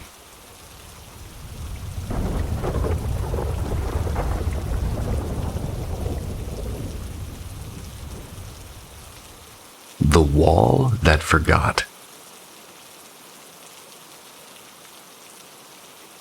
I'll start by saying I don't believe in ghosts or portals or really anything paranormal. I'm the kind of person who rolls my eyes at haunted house shows. But this one time still leaves me scratching my head. When I was 15, about 8 years ago now, we lived in a quiet farmhouse a few miles outside a small Midwestern town.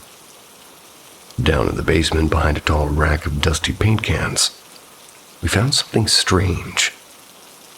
A perfectly flush sheetrock panel that clicked open if you pressed the corner, and it revealed a room no bigger than a walk-in closet. The floor was rough concrete, sprinkled with gravel like somebody had tried to cover damp spots, and inside was a single folding metal chair, a bundle of old copper wire, and a circle of dented tin cups. No light bulb, no windows. Just the faint smell of rust and wet earth.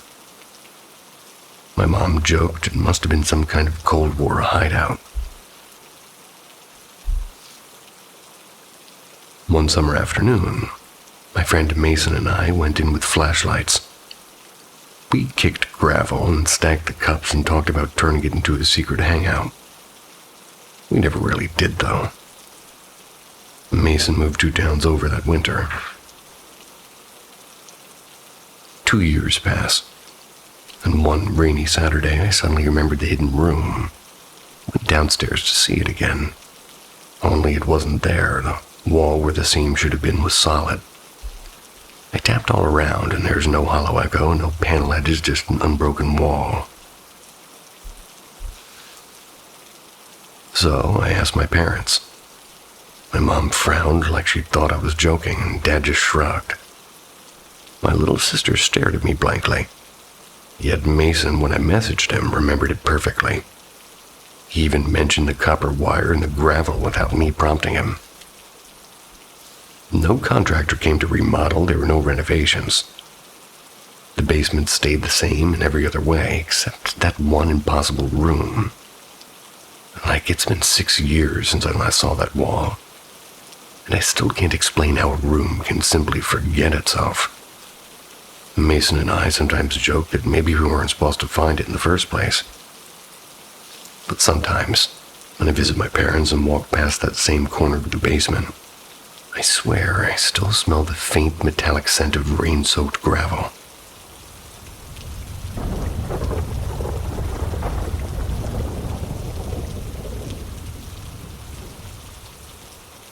The red eyes in the playroom. When I was about 9, my parents took me to visit some friends of theirs. They had a daughter, maybe 2 or 3 years younger than me, with really what I can only describe as every toy on Earth. She even had a whole playroom just for dolls and stuffed animals. And as soon as her parents disappeared into the garage, they were definitely not fixing the car, if you know what I mean. The house felt wrong and too quiet and too heavy. She stayed upstairs in her bedroom while I poked around the playroom. After a few minutes, though, the air felt so thick I couldn't breathe. I ended up retreating to her room just to feel less alone. We had played with Barbies for a while until she suddenly told me in that casual kid way that sometimes at night, she'll sometimes hear these scratching sounds underneath her bed. And if she goes to look, she always sees a pair of red eyes staring back at her. I didn't know what to say, so I handed her another Barbie dress. And the first weird thing happened when she ran downstairs to grab something. On her way back up, she tripped near the middle of the staircase. I heard her yelp and then saw her slide backwards down the carpeted steps like she was on ice. Her little arms stretched out and fingers clawing the air, and she was maybe 55 pounds, and there's no way she should have been able to glide like that on carpet. But later I learned her grandfather had collapsed, and apparently they had died on those exact stairs. And the second thing was a bit worse. I'd gone to the bathroom, and suddenly she started screaming. I ran back to find her gripping her hula hoop like her life depended on it. The other end of the hoop was being tugged by nothing, like absolutely nothing. She was crying and her knuckles white. That was as the toy fought against her. I don't know where I got the guts, because I'm usually a coward with paranormal stuff, but I stomped over and grabbed her side of the hoop, and something on the other end yanked back. It seemed like it was refusing to let go, and I shouted, "Let go!" And unbelievably, it did. I was so shaken that my parents took me home right after, and I never went back. I still feel awful for that little girl. I mean, I don't know what became of her or her haunted house, but I'll never forget what I saw. Toys don't just hover in the air, and kids don't slide like ghosts on carpet.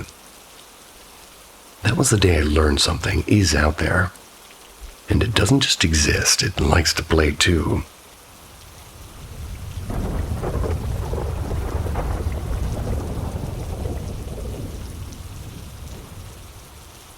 Whispers in the glass-roofed hall.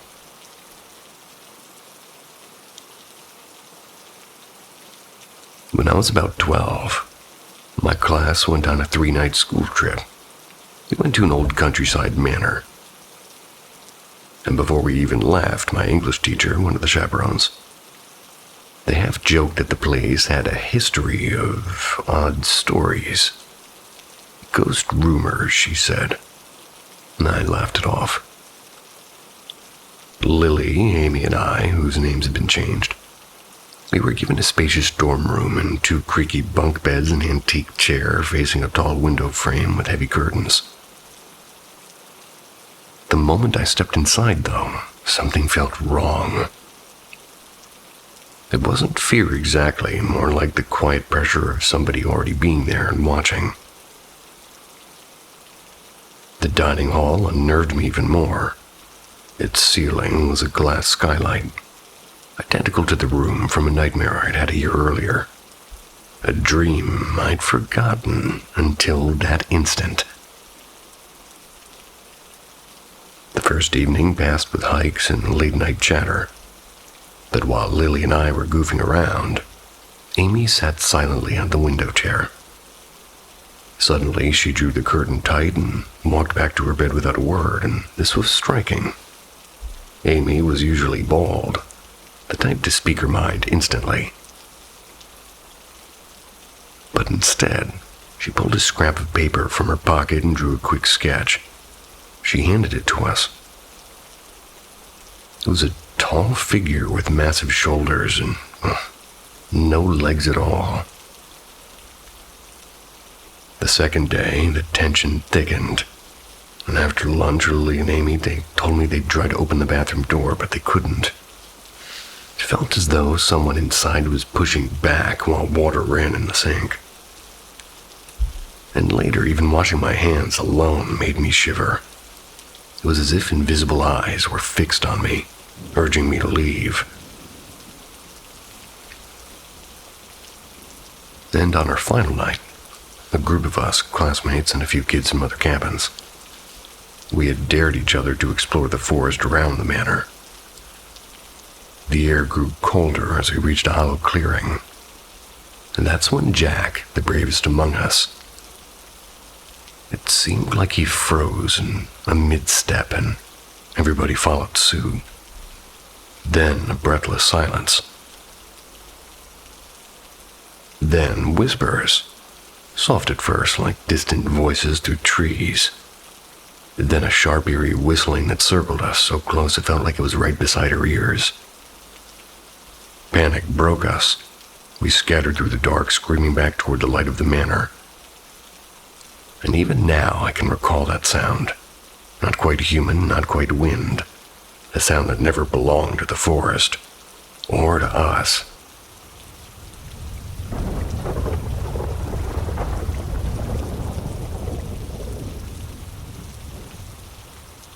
The child who wasn't there. It was 5:40 a.m. when I padded down the hall toward the shower, still half asleep. The kids' door stood wide open, a little odd since my sister usually keeps it closed or barely cracked. And something in me said, check on her. My niece is about 2, and if one of the kids spends the night with grandparents or cousins, the other usually sleeps with my sister and her boyfriend. So I figured maybe they left the door open to keep an ear out. I leaned into the doorway, squinting, and the white sheets with the tiny black dots could easily hide a small body. I almost walked on, but a strange tug made me look again. The dim censored nightlight had glowed faintly, and there she was, my niece lying on her belly blinking. And then, without using her arm, she swung upright in a single motion. The way no toddler I know can. She wore a white, long-sleeved top patterned with, black flowers, and her diaper was peeking beneath it. She didn't cry, she didn't reach for me, she just stared, and her little face was blurred by the weak light until it looked wrong somehow. My heart thudded, and I muttered, "Oh, shoot." I ducked into the bathroom and was too spooked to linger. While the water ran, I heard soft thumps and a door closing. Maybe a tiny voice. Good, I thought. My sister must have scooped her up. And after 10 minutes, I checked again. only the blanket lay there exactly as before, but empty. So the day rolls on. Work was fine until I drive home and, well, at a red light, the engine suddenly died. Not once, but 3 separate times. The light still worked, but the car refused to move until after some frantic fumbling, it did. When I called my sister's boyfriend for help, I got a voicemail filled with garbled nonsense. Blah, blah, blah, blah, blah.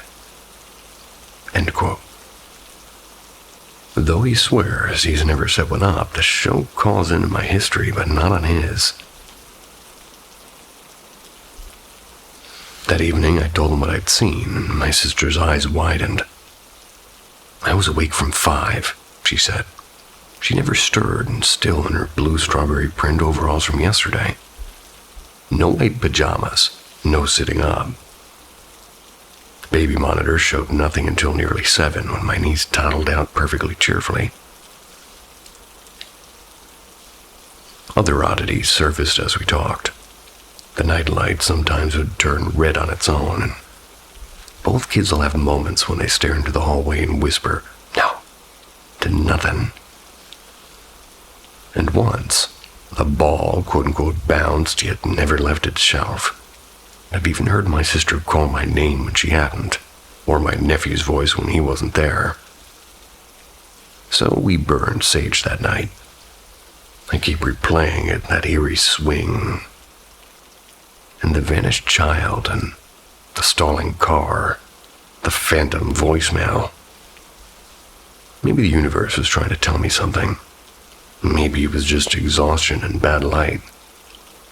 But when my niece suddenly waves at empty air, I can't shake the feeling, like that morning, I saw something. And whatever it was that I saw, it wasn't her.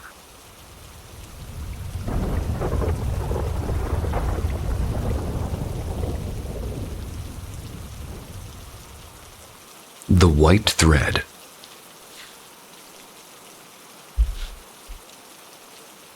Two winters back.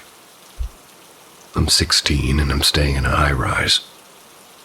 Never quite felt like it belonged to the world outside. I'd come home after school to silence thick enough to hear my own pulse. That's when the whispers began, and it was soft at first. Then it became precise later on. They always sounded like my parents. My father's calm baritone might call from the hallway, or my mother's lighter voice would drift from the laundry nook like, "Can you help me a second?" But I knew they were both still at work, and the mimic never tried to be anyone else. Maybe it couldn't, but we had no nearby relatives, no visitors, just me, Mom, and Dad. It had all it needed to practice its perfect imitation. Our shepherd mixed sense more than I did. So she'd plant herself at the living room threshold with her muscles locked. She'd be staring toward the dark kitchen. That's where her water bowl sat untouched. Not even hunger moved her. She trembled until my parents finally returned. And that night before we left, my father found something strange. A single rope of hair tangled beneath my bed, long and chalk white, like it belonged to somebody who had never been young. The bathroom reeked of rot no bleach could possibly erase. He admitted later the whole apartment felt wrong, like a borrowed place. And I'm 19 now, and I've moved twice since, but I can still hear the near-perfect call if I think about it long enough. Whatever it was, not human, and only needed me to believe it was. Or maybe to step a little closer.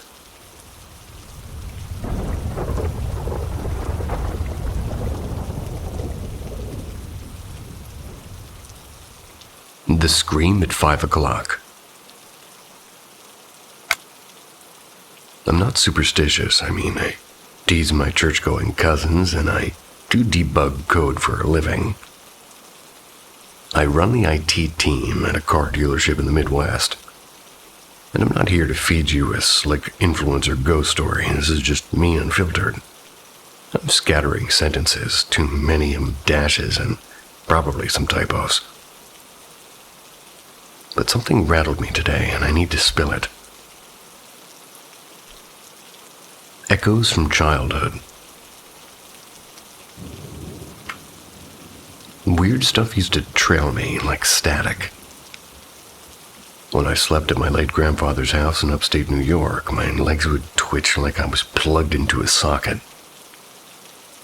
And at 10, while playing Ghost Under the Sheet, something invisible shoved me hard enough to leave a bruise, and I know I was alone. When the man next door died, alarms, they went berserk, and smoke detectors too. Then the car alarm. That was even after we yanked the batteries. My dad ripped the truck's alarm system out. We never spoke of it again. By 14, I'd hear voices in the dark. Sometimes a flat booming no that would cut through the bedtime stories I whispered to myself. Deja vu wasn't a parlor trick either. Once it helped me sidestep a bully whose sneak attack I'd already dreamed of. Strange gaps and sudden rage. Fast forward, and I'm 18. I rented a condo room and I woke screaming as my closet collapsed like a stage set.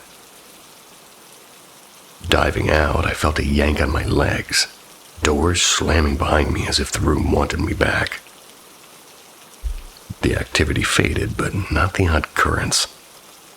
Every so often, my legs would lock and the airfield's charged.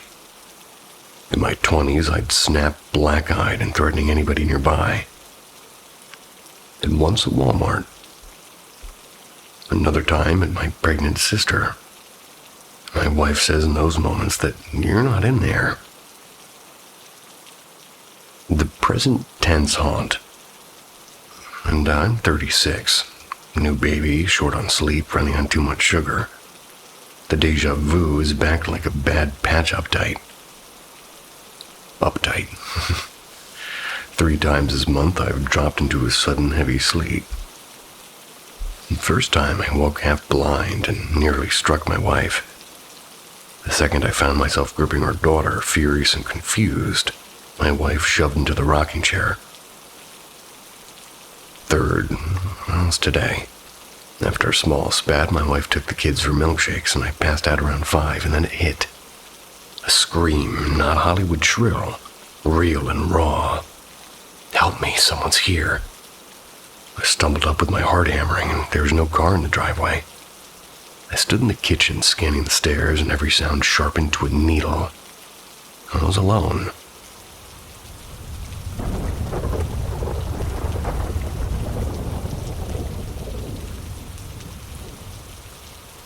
The voice between us. Before I ever shared a roof with my now husband, he loved to spook me with stories about his house. Late-night footsteps pacing the hallway, the faint creak of a door when no one was there, and I try to laugh it off. But I've had my own brushes with the unexplainable. So the tales clung to me like cobwebs.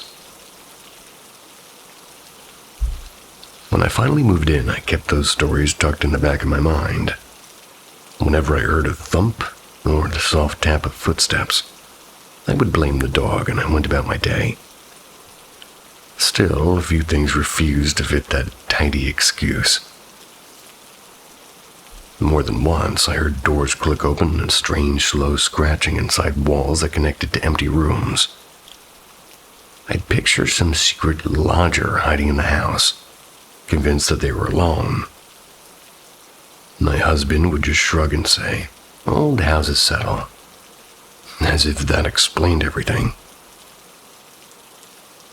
Then came the night that we can't explain away. We're curled up on the couch, or with takeout and a quiet drama flickering on the TV. Subtitles are on, volume low, and in the middle of an uneventful scene, a deep male voice just broke the air between us. It said something clear as daylight. "Well, that's something." We both froze and I blinked at him and teased, "Okay, why did you just say that?" He stared back baffled and he thought I'd said it. Never mind that my voice isn't remotely that deep.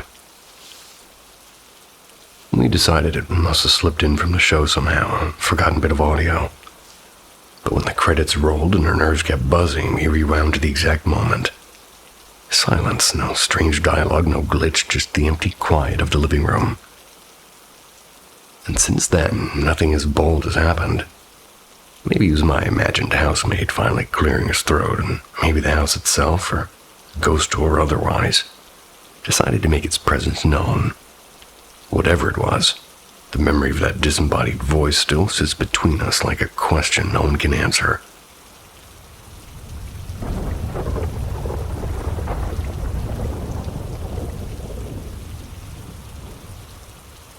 The Crimson Hand in the Oak. So here's one of the strangest and most heart-stopping things that's ever happened to me. But with a surprisingly wholesome ending. Well, that's good. It was me, my older sister, and my little brother on a warm, breezy afternoon. We were goofing around in the treehouse that we built in our backyard oak. Treehouse in quotes. Must have been a little bit shitty. Though to be honest, it kind of more of a wooden platform nailed together. No walls, no rails, just a daring flat deck on the sky. For extra fun, we dragged an old dented metal slide from the garage and we lashed it to the edge with a rope that probably belonged in the trash. Lashed it. And after a few turns, we got the brilliant idea to ride the slide together. My brother sat up front, my sister in the middle, and I climbed on last. We kept shuffling backward to squeeze everyone on, and laughing so hard we barely noticed how close we were to the edge. Then my foot found a loose plank. The board gave way. And 1 second I was laughing. The next I was dropping head first toward like a hard-packed bit of dirt below. And then yank! A freezing grip clamped around my left ankle, sharpened deliberately, like an icy rope of muscle. And in a blink I swung sideways and my sneakers snagged on a branch. My face stopped maybe 8 inches above the ground. Heart pounding, I scrambled upright. And on my ankle bloomed a deep red handprint, cold to the touch. Everybody swore nobody'd reached down. To this day, I just can't explain it. Maybe it was a gust of fate, and maybe a long-gone relative watching out for us. Or maybe something stranger. Something that liked kids who built wobbly tree houses and dare each other down crooked slides. Whoever or whatever it was, the Crimson Hand in the Oak saved me. Still grateful.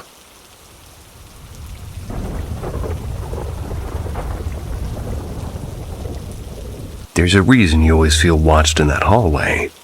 At Paranormal M, we reveal what watches back. Subscribe if you're ready to meet the unseen. Knock at the Dead Dollhouse. I've always been the see it to believe it type. Not closed-minded, not dismissive, just cautious. I'll happily entertain ideas about UFOs and hidden dimensions or wandering spirits, but belief, that requires evidence. And for the longest time, the paranormal sat in that category of maybe, but not yet. And just to tuck my own little opinion in here, promise I won't keep doing it. But for the previous couple of weeks, I thought somebody was replacing me, or I even was suspicious that it was my voice being used in AI, but it's actually me, apparently, from a few years ago, and I didn't even recognize my own voice. It's funny when you're not, well, let's just say I was in a good mood back then, so my voice was hard to recognize. Anyway. So that clears that up. Not AI, not another person. Just me in a good mood. A long time ago. On with the show.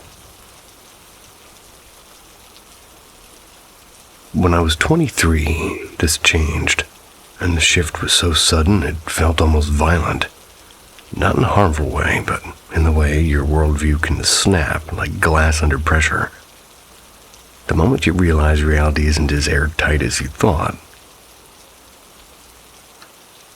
At the time, I was renting a tiny converted storage room behind a friend's house.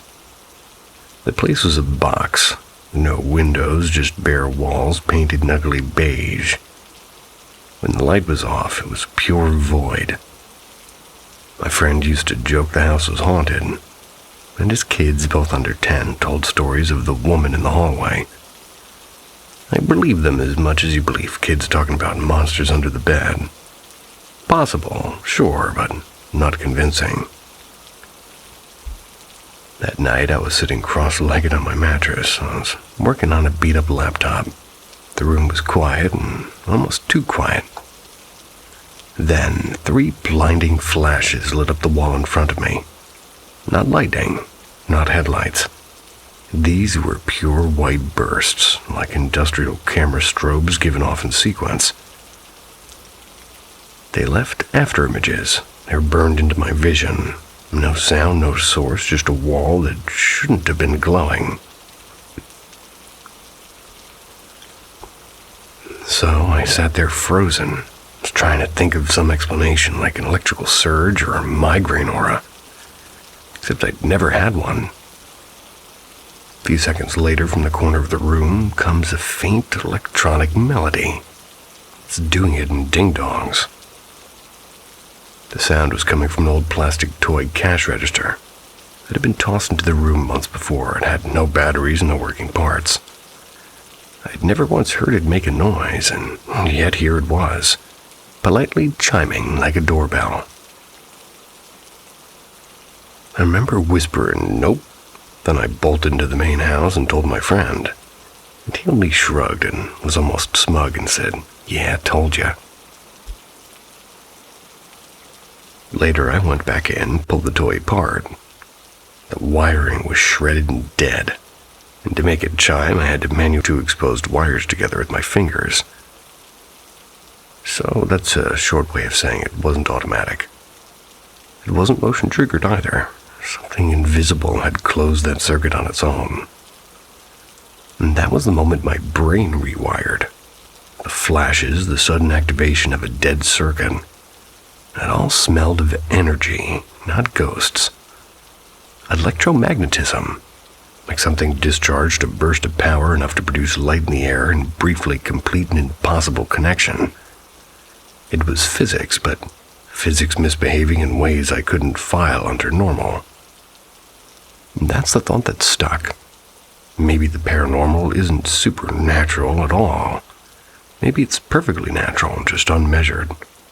Maybe what people call hauntings are footprints of an energy that we haven't yet learned to track. I only needed that one night. The experience didn't give me answers, and it gave me better questions. And even now, 15 years later, the awe hasn't faded.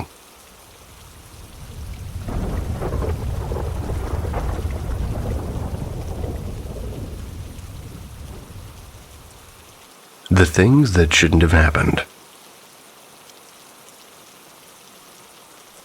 I was 17 back then. My buddy crashed in my brother's old dorm bed. And around 3 a.m, I woke up to the sound of metal creaking, a framed poster of the Yankees. Not even ours, left over from the last tenant, was spinning like a clock hand above his bed. I called his name, and the second his eyes blinked open, the thing ripped off the wall and crashed down on him. When I was 20, 2 friends and I were just backpacking in southern Illinois. We're aiming for Bell Smith Springs. And back then it was wilderness all the way. No cabins, no fences, no signs of human life for miles. We set up camp in thick woods right before sundown. Then out of nowhere, 2 kids wandered through, and she in a yellow sundress and he in khakis and a plain white shirt. They're holding hands like it was a Sunday stroll. They didn't acknowledge us at all. Even when we said hello, just drifted past and polite as ghosts until they rounded some brush. We waited for them to appear again on the other side, but they just never did. There's no path, no road, nowhere to vanish to, just gone. And at 22, I'm camping again, and this time with a big group on a private island in Potosi, Wisconsin. Parked along a loop trail that circled the woods. One night, I drove a carload of friends down to the river for a swim. And on the way back, I'm goofing around and just off-roading, planning to skip the campsite and loop back later. And just before we passed the site, somebody from the backseat grabbed my whole torso. My arms were locked and screamed into my ear. They screamed, "Stop!" I slammed the brakes, spun into a clumsy three-point turn, and pulled up to park. Everybody piled out laughing, and I just figured somebody was being dramatic about more beer. And then we found him. A friend sprawled across unconscious right in the middle of the trail, his face smeared with mud from where my tires had already brushed him. If I hadn't stopped, he would have been nothing but a memory. I lost it and demanded to know who had yanked me back and who had screamed. Every single person swore they hadn't moved, but I know what I felt. I know what I heard. And sometimes I wonder who else was in that car with us.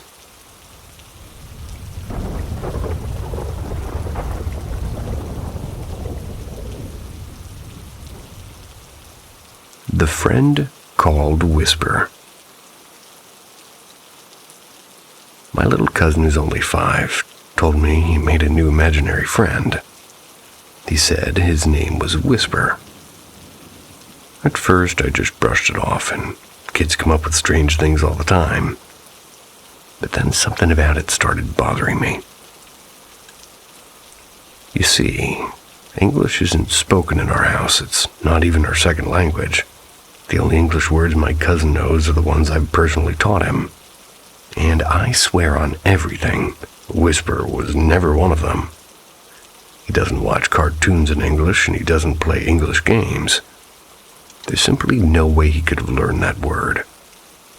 When I asked him if he picked the name himself, he shook his head and said very firmly, "No, that's his real name." And that sent a little shiver down my back. I tried to ask why his friend was called Whisper. My cousin explained matter-of-factly, because at night, he only talks inside my head. That's when he's not nice anymore. And what makes it even creepier is how obsessed my cousin has become. He talks to Whisper constantly. I'll catch him whispering into a corner of the room, pausing as if he's listening, then giggling or answering back. Whenever I ask who he's talking to, he shrugs and says, "Nobody, just Whisper." At first, I thought it was just an overactive imagination. The more I hear him having these one-sided conversations with something I can't see, the harder it is to shake this uneasy feeling.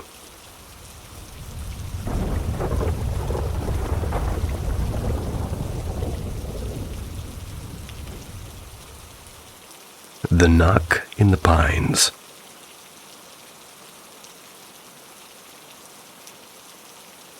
I want to share something that happened to me about a decade ago, an experience that still has no explanation. I'm around 15 in what would be 10th grade and boarding at school. Because of that, I normally had to eat lunch at the cafeteria between noon and 2. But one Friday, my mother wrote a note excusing me so I couldn't eat at my friend Daniel's house. There was 4 of us there. Me, Daniel, our buddy Simon, and Simon's girlfriend. Daniel's house wasn't far, maybe a 20-minute walk from school on the edge of town. It's tucked against a stretch of pine forest. It wasn't completely isolated, but it felt like the sort of place where strange things could happen. A long gravel drive led from the road to the porch, and the crunch of footsteps on that gravel carried clearly, so there was no way anybody could approach unnoticed. We had lunch without incident. Afterwards, Simon and his girlfriend headed out, went back toward town. Daniel and I stood in the porch long enough to watch them disappear down the gravel path toward the road. Alone, we went upstairs to his room, fired up his old Xbox. Not long after, we both heard it, a sharp, deliberate series of knocks at the front door. 4 in total. The sound was unmistakably human and clean and steady and intentional. So we exchanged a look. Maybe Simon forgot something, Daniel suggested. We went down to open the door and there was nothing. The porch was empty, gravel untouched and no one in sight. We shrugged it off, laughed nervously, and went back upstairs. 10 minutes later, it happened again, and this time 3 knocks. Same rhythm, same clarity. We hurried down once more, and there was still nothing. We even stepped outside, calling Simon's name, expecting him to pop out from behind a tree. There was silence. Gravel gave us nothing, and no crunch, no trace. Trying to play it cool, we went back up, and Daniel leaned out the upstairs window that overlooked the front porch. That was while we called out sarcastic things like, "All right, Simon, very funny." But then it happened again, a third round of knocks, steady and human, while Daniel was staring right at the empty porch. That was when the chill set in. If someone was knocking, they'd have to be standing there. But the porch was empty. We grabbed the only quote-unquote weapons we could find. 2 dusty tennis rackets from his closet. Went through the whole house, and every room and every closet, even under the beds. No one. No open doors or windows. House was silent, except for the faint hum of the Xbox upstairs. We tried to reason it out later, and Daniel's cat was asleep on the couch and never stirred. No animal could have made that kind of knocking anyway. The day was calm, no wind, no rain, no loose shutters banging around, and it's as if a person had been outside and the gravel would have betrayed them instantly. To this day, I don't have an explanation. I've retold this story more times than I can count now. And both the skeptics and believers are alike, but nobody's offered a theory that holds up, and I don't believe in ghosts or the paranormal. I lean on science and on reason. And yet the memory of those knocks in the pines still unsettles me.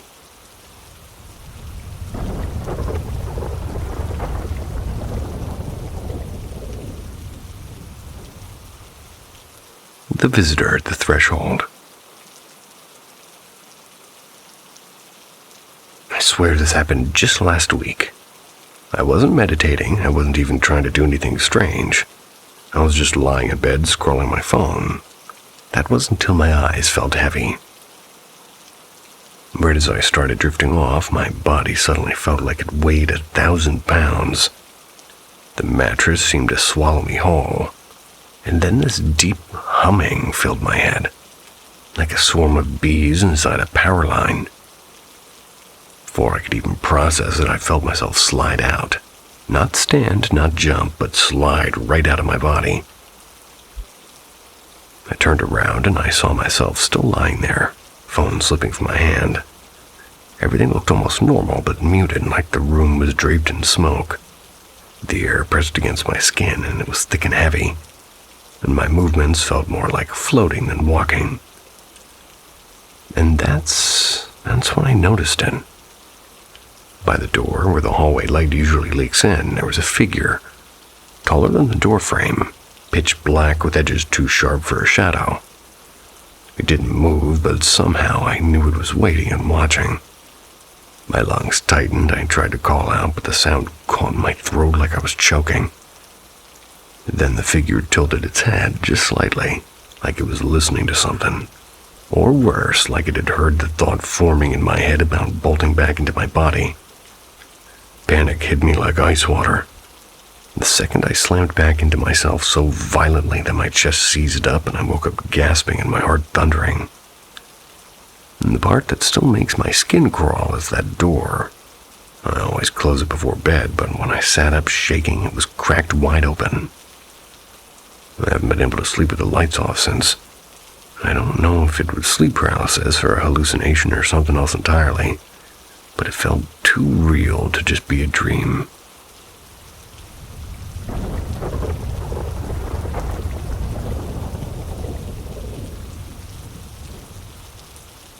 The voice in the quiet.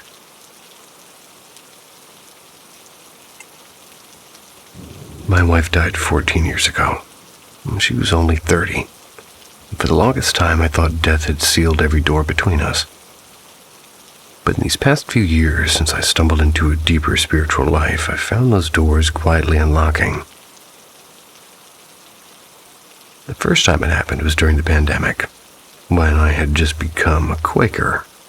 Quaker worship, if you don't know, it's about sitting in silence, waiting for that still, small voice of God inside you. One morning, my eldest son agreed to sit with me. He isn't much for religion or stillness. Within minutes, he was squirming and tapping his shoes against the floor. As I watched him fidget, I suddenly heard her voice, clear, warm, and impossibly familiar. It was in a different language, and, Sin ganas ni el café sabe bien. Without desire, even coffee has no taste. That was one of her sayings. It rose not in my ears, but from somewhere in my chest, as if my heart remembered her before my mind did. I knew instantly our son wasn't gaining anything by being there. It wasn't his path, and I never asked him to come again. The second moment came late at night. I was drifting on the edge of sleep when I heard her whisper my name in the room, as real as if she stood beside me. Then the mattress dipped just slightly, the way it does when somebody sits down. I opened my eyes to nothing but darkness. Yet I wasn't afraid. I felt startled, yeah, but not afraid. The most recent time was only a week ago. I dreamed I woke in her arms and we laughed together, catching up on the children and the grandbabies, and the year that had passed without her. It was all so ordinary, so casual, as though time itself had been fooled. Then I realized I was dreaming, and I told her I didn't want to wake but had to. I kissed her, and as I opened my eyes, I could still feel her hand laced in mine, warm and steady, long enough for me to fall back asleep smiling. Once or twice she's even spoken to me about what comes after. She says it's hard to explain, that it feels like everyone is together and separate but inseparable, and individual and yet part of one another. A chorus, not a crowd. And so I walk on, carrying these glimpses sort of like lanterns. To me, it's proof that love is not undone by death, only altered, waiting in the quiet for us to listen.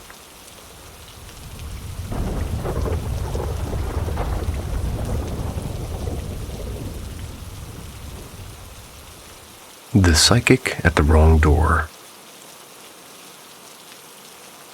Back around 2013 or so, my cousin, barely a teenager then, was wandering down a strip of shops, looking for a sandwich place. Pushed open a door, thinking it was the restaurant, but instead the smell of food. He found himself staring at a nearly empty office space. And inside that space sat a woman at a desk, calm and watchful, like she'd been waiting for somebody. Realizing his mistake, he mumbled a quick "sorry" and backed out. But before he could get far, the woman opened the door and called to him. "Come here for a moment." Against his better judgment, he did, and she introduced herself as a psychic and began to say a few strange things about him. Details that made him uncomfortable, though he brushed it off with the usual "I don't believe in that stuff." Then before he left, she added one last instruction. "Tell your grandmother that a person named, a specific name that I'm not going to say, says hello." Later that day, curious but skeptical, he told his grandmother exactly what the psychic had said, and to his surprise, she froze and her eyes wide and demanded, "Who told you that? Was it your aunt or your mother or your cousin's mother?" He shook his head and said, "No, a psychic in some random office." His grandmother went pale, and she refused to explain and told him to leave her alone. Still unsettled, he asked my mother-in-law about the name, and she too looked rattled and asked the same questions, and when pressed, finally gave in. With a reluctant, almost broken tone, she admitted, "That was my brother. He died as a baby."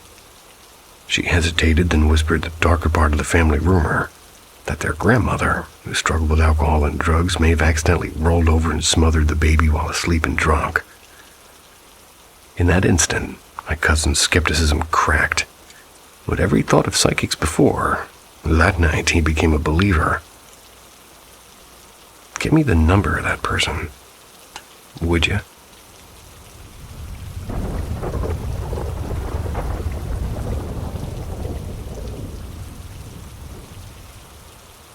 The boy on the stairs. I must have been 10, maybe 11. It was ages ago, yet that moment is still carved into my memory with the sharpness of glass.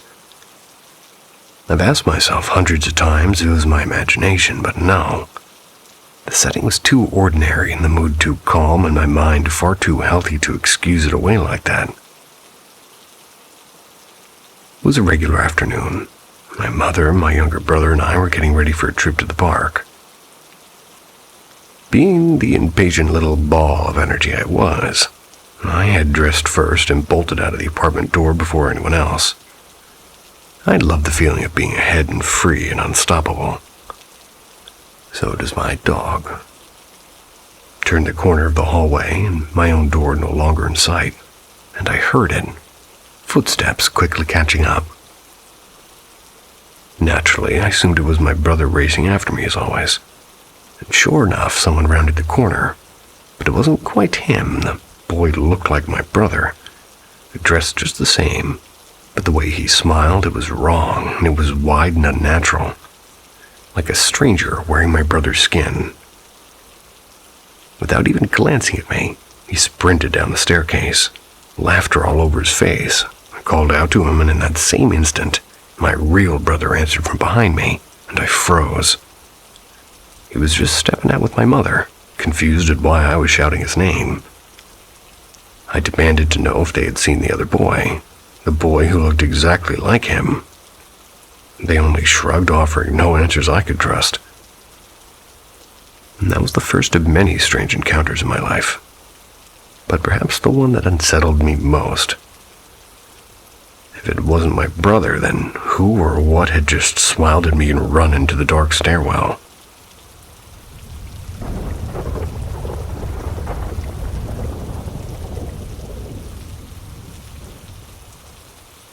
The door in the dark. She passed away last year in the kitchen. A narrow room with a sliding door that always seemed a little bit too heavy to close. And after her funeral, I dreamt of her. In the dream, we were lying side by side on my bed, the way we often did when I was younger. Everything behind her was swallowed by pitch black. It was only her that I could see. For a long, silent stretch, neither of us spoke, and finally I whispered, "Mom, I miss you." She didn't answer, and instead she placed her hand on my shoulder, shaking me in this strange, jerky way, almost playful but unsettling. Then she let out a sound, not words, not a laugh, just a noise that made my stomach twist. It felt like she was trying to frighten me. I startled awake with my heart racing. I begged my brother to sleep in my room that night. And weeks passed, and one night I noticed my dog standing stiff at the kitchen door, staring in like he was waiting for someone.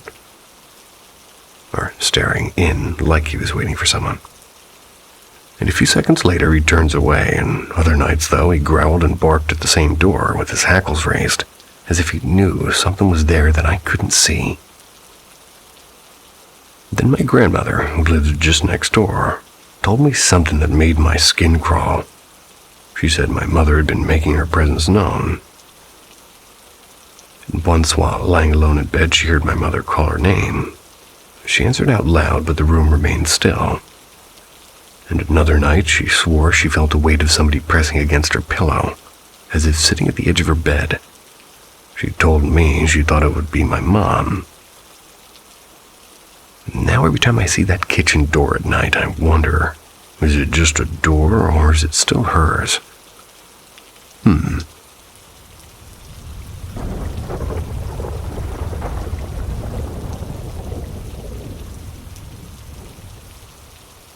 a dream of small differences. When my little girl was just 18 months old in February of 2024, everything fell apart in a single night. She collapsed, and by the time we reached the hospital, she was fighting for her life. She spent 5 long days in the ICU, her tiny body hooked up to machines, and none of us knew if she would ever open her eyes again. Against all odds, she pulled through, but when the scans came back, they showed that part of her brain, the area near her brainstem, it had been irreversibly damaged. And about a week later, while my husband stayed overnight at the hospital, I took our other daughter back to that small apartment that we'd rented near the ward. That night, I had one of the most vivid dreams of my life. And for context, I don't drink much, and I don't smoke, and I don't use drugs. I fell asleep exhausted. But in the dream, I saw my baby.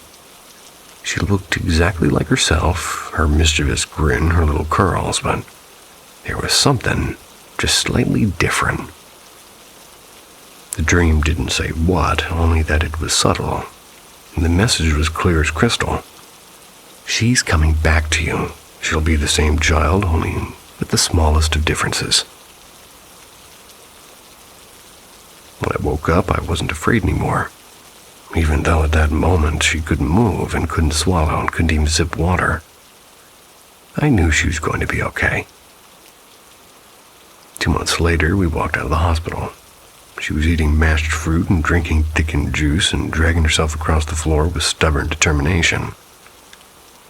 Fast forward a few months. She's walking on her own again, and at her neurology follow-up, the doctor froze mid-sentence when she saw my daughter stride into the room. She admitted wide-eyed that this was far beyond what she had ever dared to hope for. It wasn't just recovery, it was a miracle in motion. Now it's September 2025.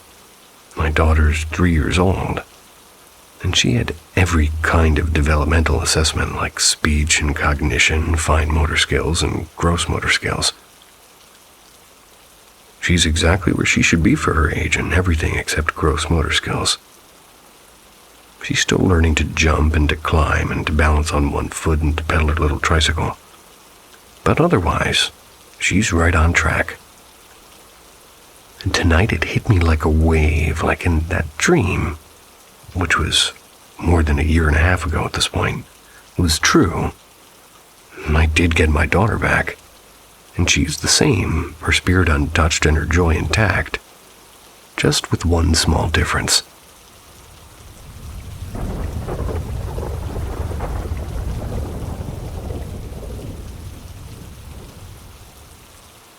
The breathing in the dark.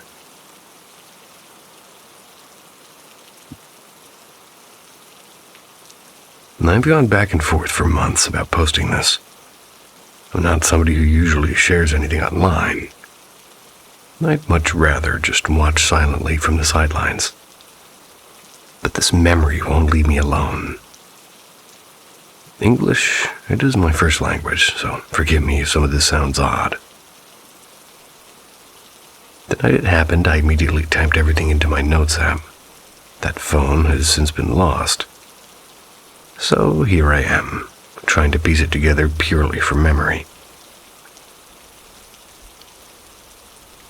A few months back, I went with my boyfriend, a 27-year-old male, to visit his hometown, and we went to stay at his parents' place. It was my first night ever sleeping under their roof, and his childhood wasn't really easy. His father had been a violent drunk, and though I won't spill all the details that aren't mine to tell, I'll just say my own history with men like that, well, it was ingredients enough to make me a bit nervous. I had met his dad once before.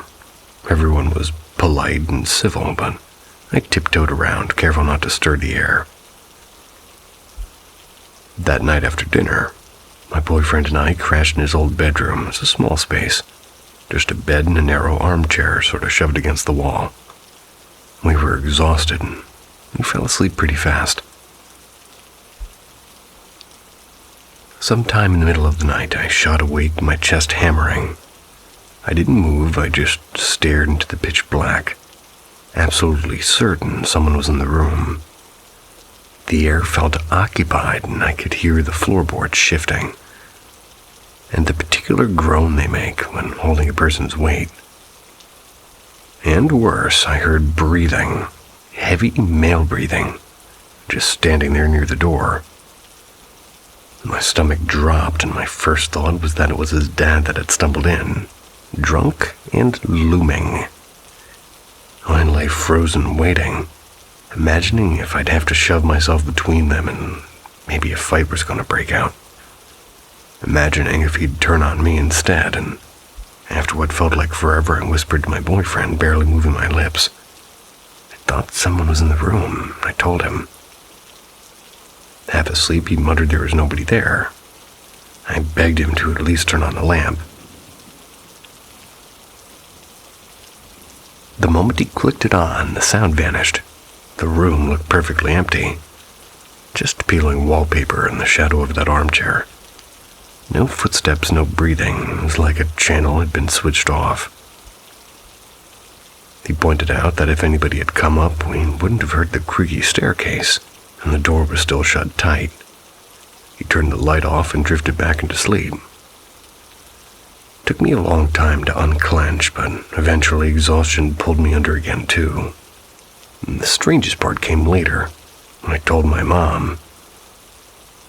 I expected shock, and instead she barely reacted. She just said that she and my grandmother had both experienced the same thing, hearing a man breathing in the dark. And this is where it sort of knots together. My grandfather, her father, was also a drunk and also a violent man. And I don't believe in ghosts and I don't suffer from sleep paralysis, but this was a different thing altogether. Too vivid and too deliberate. Not just imagination. The terror was real and paralyzing, like someone was silently waiting for the moment to strike. Even now, my pulse quickens. That sound has burned into me.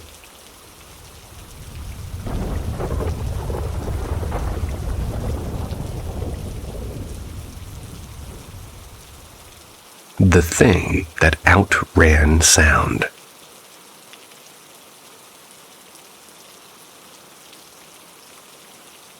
About a year back, I was at my childhood buddy's place. He doesn't live in a mobile home anymore, and he's got the small wooden house tucked at the edge of a pine grove.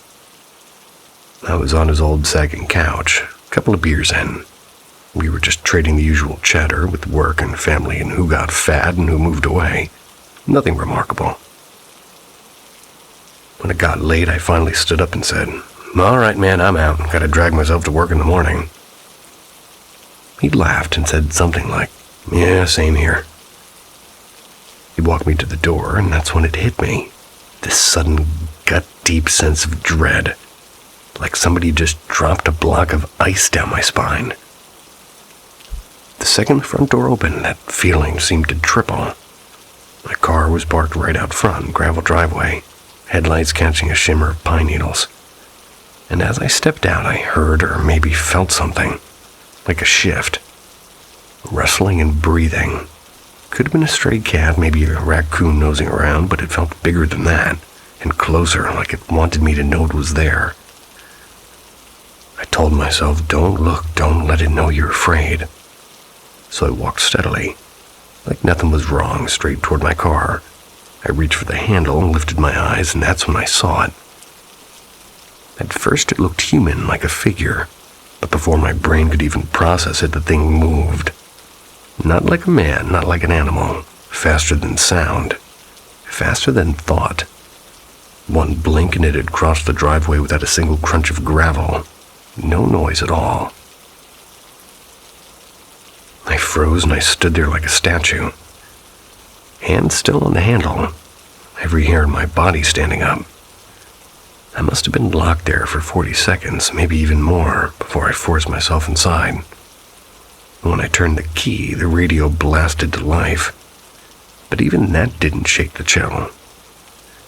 At home, I couldn't shake it either. I dreamed about it for weeks, this formless mass with weight but no shape. My dog barking and scaring the living hell out of me. And yet I saw it, or something like it.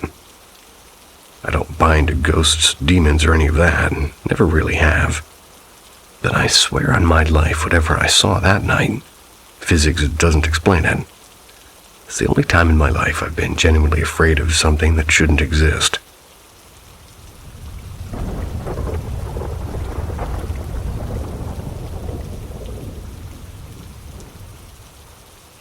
The Shadow with Wings. When I was a kid, too small to know better, but just old enough to be afraid of the dark, I started noticing something that followed me everywhere. Not in broad daylight. It always came at night, when I walked down the narrow path that cut through a patch of woods. Street is too generous of a word. It was basically a tunnel of crooked trees that shut out the moonlight. At first, it felt like dozens of unseen eyes glaring at me from the branches. I'd run breathlessly all the way home. But when I was 9, I finally dared to slow down and test whether anything would actually happen. That's when I realized it wasn't many eyes. It was just one presence directly behind me. I tried to run, but something in me snapped and I kept walking. And that's when it touched me. It went through me. My body went cold and my hair stood on end and my chest turned heavy as if I'd forgotten how to breathe. And for a few seconds, my heart wasn't beating like it belonged to me. I broke free and I sprinted, faster and faster. But the thing didn't stay behind. It slid right through me again like a wave of ice. By the time I reached home, I collapsed into my grandmother's arms trembling. I never did tell her a word, though. The years went on, but the shadow didn't leave. It clung to me in silence. When I was alone, it would wrap around me from behind, wings folding across my chest like a predator's embrace. Its breath was always cold, and it always stole mine away. And as I grew older, it became a part of me. Sometimes in panic, it gave me strange bursts of strength or speed or sharpness, as if it lent me power. Other times, it pinned me down and clamped my mouth shut and squeezed until I was choking on air. And in those moments, I felt it trying to steer me or to puppet me. The worst was when it hijacked my thoughts. My mind would spit out visions, my family dying or my own hands causing terrible accidents, blood and screaming and ruin. It was like somebody was painting nightmares directly onto my brain. Eventually, I became numb. Real crisis felt dulled, almost boring compared to the horrors it had already rehearsed for me. Still, the shadow wasn't always cruel. Once in 7th grade, I was cornered by a boy who thought hurting me was entertainment. He swung a metal rod at me. Pain exploded across my shoulder and the shadows surged inside me like a storm. The world went black and soundless. And then, without thinking, my right arm moved and my fist drove itself into his stomach with a force I didn't know I had. He collapsed, just gasping. I stood there, pretty stunned, realizing it wasn't me who had thrown the punch. So here I am years later living with it, the shadow with wings, sometimes protector, sometimes tormentor, always there and always waiting. Sounds like family.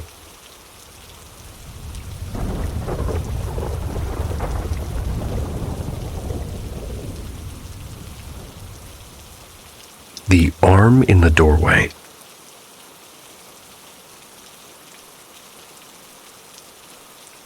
For a little bit of a quick background, I'm a 21-year-old female and I'm living with my mom, my grandpa, and my grandma, and 2 troublemakers, a dog and a cat. My grandma has frontal lobe dementia, which is gradually getting worse, and while she's always been sharp-tongued and mean, the dementia adds gasoline to the fire. She can be abusive, especially toward my mom, and a couple of weeks ago, things seemed to escalate. It started when my grandma completely snapped and slapping and scratching and even spitting at my mom. The social worker told us to call 911 if this happened, and, well, we did, and spoiler is the cops basically shrugged and left. That quote-unquote fight dragged on for nearly 3 hours before things finally calmed down. Meanwhile, I'm trying not to have a full-on panic attack while my dog and cat were practically glued under me, shaken from the noise. And for extra context, my grandma is a very religious woman, Bible always in hand, but living with her feels like, well, a bit less like holiness, let's just say, and a bit more like purgatory. My mom and I are convinced our house has something else in it too. Spirits or ghosts or whatever label you prefer. Later that night, after Grandma had made peace with my mom, her words, not mine, I was stretched out on my mom's bed, dog in my lap, cat on my chest, TV humming in the background. Mom was at her desk, back to the bedroom door, which was propped open with a little stopper. Suddenly we heard the click, like the door slipping free, and it began to close. I stared at it for maybe 7 or 8 seconds. I was frozen. And then I saw it, a black shadowy arm with a gray aura shimmering around it. It was curling halfway around the door, pulling it shut. No fingers, no details, just the slithering shape. The second it closed, though, the arm slid back and vanished. My dog jumped up, barking at the empty space, so I know she saw it too. Mom and I rushed out, but my grandparents were both in their room down the hall. I asked my grandma if she'd been in the hallway. She hadn't, and her response was, "I'll take care of it," which didn't exactly make me feel better. The next morning, I woke up drowning in the deepest depression I'd had in years. Couldn't even leave bed until late afternoon. Mom finally dragged me outside, and I felt lighter instantly. While we were gone, Grandma smutted the house. When we came back, though, the atmosphere felt wrong, like something heavy sat on the walls. The next day, still miserable, I asked Mom to try. She smudged the house while Grandma was out, and suddenly the air felt clear, and the weight lifted, and my depression eased, and since then, nothing else has happened. But I'll tell you this much, I wasn't hallucinating. Whatever that arm was, it was real.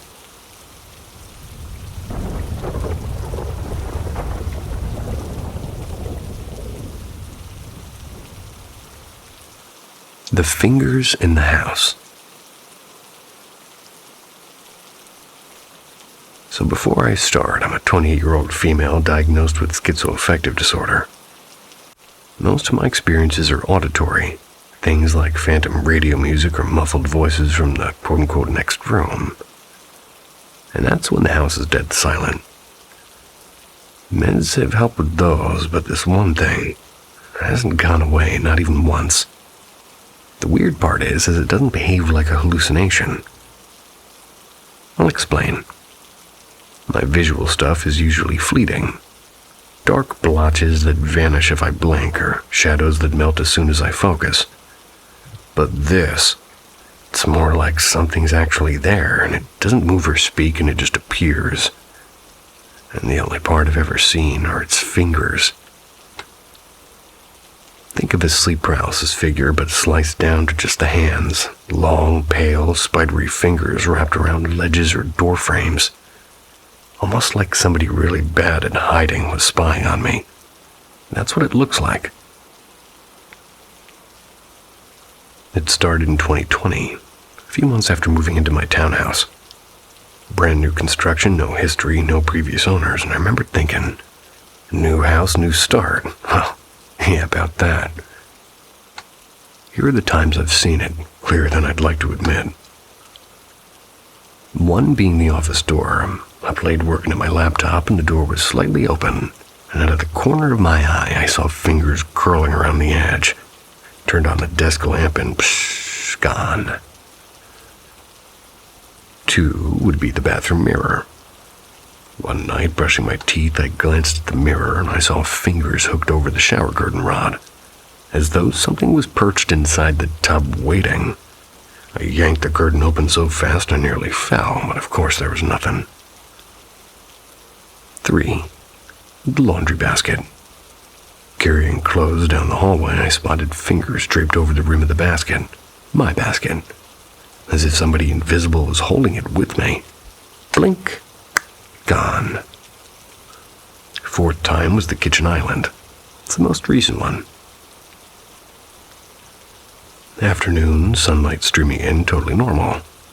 Till I noticed fingers gripping the far edge of the island. Kept my eyes down, grabbed a glass of water, pretending nothing was there, and when I looked again, empty. It never makes a sound, it never follows me. It just shows up. And I've switched medications, I've changed doses and checked with doctors, but nothing affects it. And because it only began in this house, I've started wondering if it's just if it's not just my brain. Maybe it's something else, like a fae or a spirit or whatever label fits. Something that likes to peek, surely. I know how crazy this sounds, but it's always the same.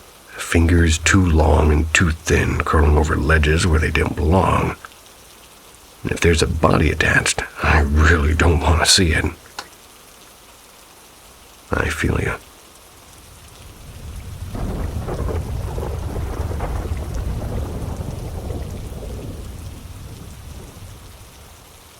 The mirror at 3 a.m. I live alone in a quiet flat on the outskirts of Berlin. Recently, though, quiet is the last word I'd use for it. Ever since I announced my relationship online, my boyfriend lives in Canada, and I'm here in Germany. I've had this creeping sense that something shifted. Maybe somebody cast a spell, or maybe I just poked the wrong kind of energy. Sounds ridiculous, I know. My past doesn't exactly help. My ex was manipulative and violent and obsessed with destroying me. He's still tangled up in a strange religious sect, and his friends, well, let's just say they're not the kind of people you want holding grudges. So when things started happening, my brain immediately went to them. The first real incident was about 5 weeks ago. I was half asleep when a deafening crash jolted me awake. My heart was pounding so hard I thought it would burst, and I called out to my boyfriend through the phone. We always fall asleep on call together. But there was no response, which was weird, and he's the lightest sleeper alive. He usually wakes up if I so much as roll over. I looked at my phone. Exactly 3 a.m. Not a minute before, not a second after. Exactly on the dot. I switched on every light in my flat, and I went searching. The noise was coming from the hallway. And there it was. My mirror, face down on the floor. It couldn't have just fallen. The mirror was hooked into the wall. To take it down, you'd have to lift it off with both hands. No way it could slip or tip over on its own, and guess what? That mirror had been a gift from one of my ex-sect buddies. I didn't even hesitate. I left it lying there all night and threw it in the trash the next morning. That night, though, I was terrified. I sat on my bed with every light blazing, too afraid to glance at the corners of my room. I couldn't shake the feeling that something or someone was standing just out of sight, watching. I didn't sleep until the sky turned gray. I told my boyfriend about it the next morning, but he admitted something even stranger. He had tried to stay awake with me while it happened, and he turned his lights on and sat up, even splashed water on his face. But his body forced him back to sleep over and over, and he said it felt like fighting shadows, like something was pulling him under. For someone who usually struggles to fall asleep at all, that made no sense. I thought that was the end of it.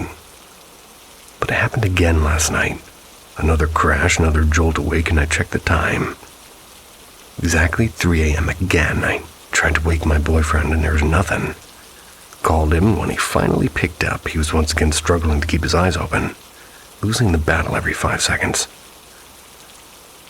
I crept into the hallway, and this time it wasn't a mirror. It was my winter coat. The entire hanger with the coat still buttoned had somehow leapt off the rack and landed flat on the floor.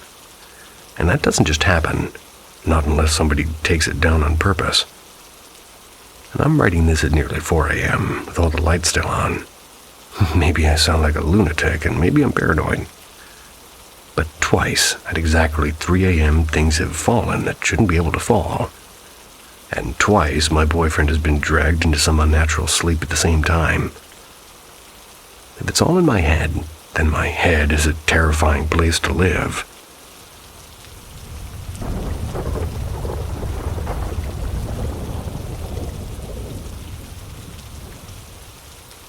The bridge that wasn't there. It was late October, and Halloween was creeping closer, and my boyfriend back then, let's call him Daniel, he suggested that we go stargazing. And I'd been wanting to do it for ages, but we never figured out where to go that was high enough and far enough from the city lights. I remembered Raven Rock, a place I'd hiked quite a few times, and I thought it would be perfect. Quiet and remote, and plenty of spots to lay down and look at the sky. While we were getting ready, I had this crawling sensation on the back of my neck. Nothing specific, just a warning itch, and I brushed it off, and on the way there, I decided, for reasons unknown even to myself, to play in the pines. Creepy old song, especially at night. And of course, right as it came on, we drove under a narrow stone bridge. That's when the atmosphere snapped. The air got heavy, almost metallic. I went quiet because suddenly it felt like we weren't alone. Less than a mile later, we rolled into a tiny town, but the whole place was dark. No porch lights, no TVs flickering, nothing. It was like somebody had painted windows black. I wanted to turn around then, and I should have. But Daniel said, "It's just another 20 minutes. We tried changing the music to something more upbeat, and it didn't help. The road stretched out forever. I was winding through places I didn't recognize, though I swore I knew that mountain. And all that time, we passed only one car. We came by an abandoned playground instead of a school, rusty swings barely moving in the night air. And the second we passed it, I felt the temperature drop. My skin prickled like ice water, and I could have sworn somebody was sitting behind me, watching through the rear view. The presence was so strong it made me shiver. I told Daniel to turn around, and he didn't argue. We drove back the way we came, except we didn't. The playground was gone, and just gone. The road wound in places neither of us had ever seen. 10 minutes later, we were just spit out to this road, and it was labeled Hollow Creek, a road I know for a fact doesn't lead anywhere near Raven Rock. 20 minutes after that, somehow we ended up on the highway near Damascus. We hadn't driven through Damascus to get there, and the back roads were suddenly full of cars and gas stations and normal life again. Felt the dread lift a little, but I didn't sleep that night. Because to this day, I still can't explain it. The bridge, the town, the playground. None of it should have been there, and yet it was.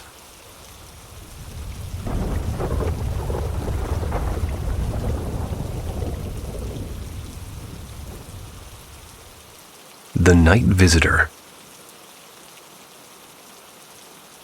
Back when I was a chaotic little gremlin with a burner account, I had one of those edgy internet child phases. You know, the kind where you live on horror forums and think creepypasta is basically the modern Bible. Very cliché and very embarrassing.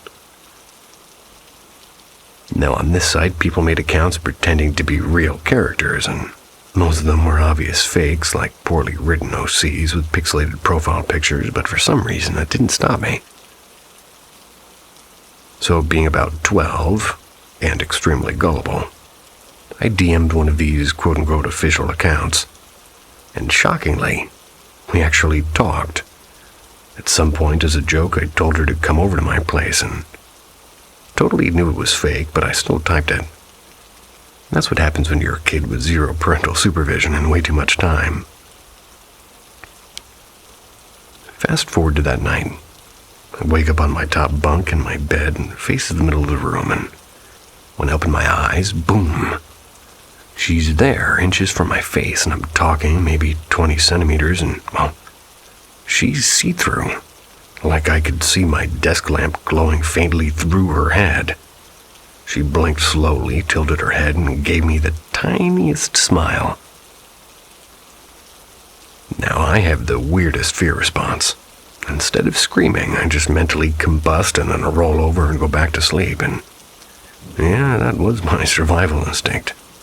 Pretend it's not happening. What messes me up is that earlier in chat, she'd made this cryptic comment about me, quote-unquote, finding out her real account, and then, poof, she deactivated. Never got a chance to ask questions. And she had complimented my bunk bed before. The thing is, I never mentioned I even had one. And to this day, I avoid that whole fandom. Maybe it was a hallucination or maybe a dream, but I wasn't anxious. I wasn't scared beforehand, I mean. I've had a handful of other paranormal moments in life, but this one stuck and felt too sharp and too specific. Honestly, I hope it was just my brain glitching, because if it wasn't, well, then I really don't know what came smiling at me that night.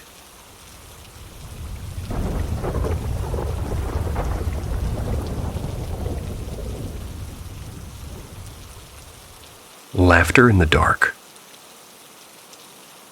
I've had a handful of unsettling encounters over the past few years. I can't help but believe they involve something, well, otherworldly.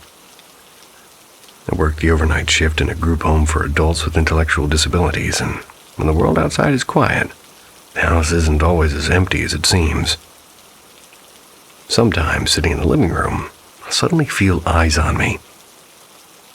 There's this old leather recliner by the window, the kind that groans when you sit down, and I've heard the cushions sigh and felt the floor tremble, as if somebody had just thrown themselves into it. But when I turn my head, the chair is vacant. No one is there. Other nights, I've caught a flicker of movement, the shape of somebody peeking around the hallway corner. Just enough for my brain to register before vanishing. I'll check on our residents, and both are sound asleep. And they're breathing steady. Once, the entire living room floor shivered as a heavy pound sort of echoed from the basement. It was like fists slamming against the ceiling beams. But the moment that left me shaken came one night in the kitchen. I was making a sandwich when something darted past me. A figure running down the hallway just in the edge of my vision. My stomach dropped and I froze, pretending not to notice. And right then, my phone, my smart assistant, lit up on the counter and chirped, "Sorry, I didn't catch that. Could you repeat yourself?" I hadn't said a word. And I'm not the only one. My coworkers on the night shift had whispered about the same things. Shadows and voices and furniture moving when it shouldn't be. And then there was one summer when all of our residents, a usually quiet man, went through a strange spell. For weeks he wandered the halls, giggling and chatting to the empty air as if he were holding conversations with a friend only he could see. And we only care for 2 individuals in this house. Both are nonverbal, both have limited mobility, which is exactly why I can't shake the memory of that night in the kitchen. Whatever I saw rushing down the hallway, it wasn't one of them.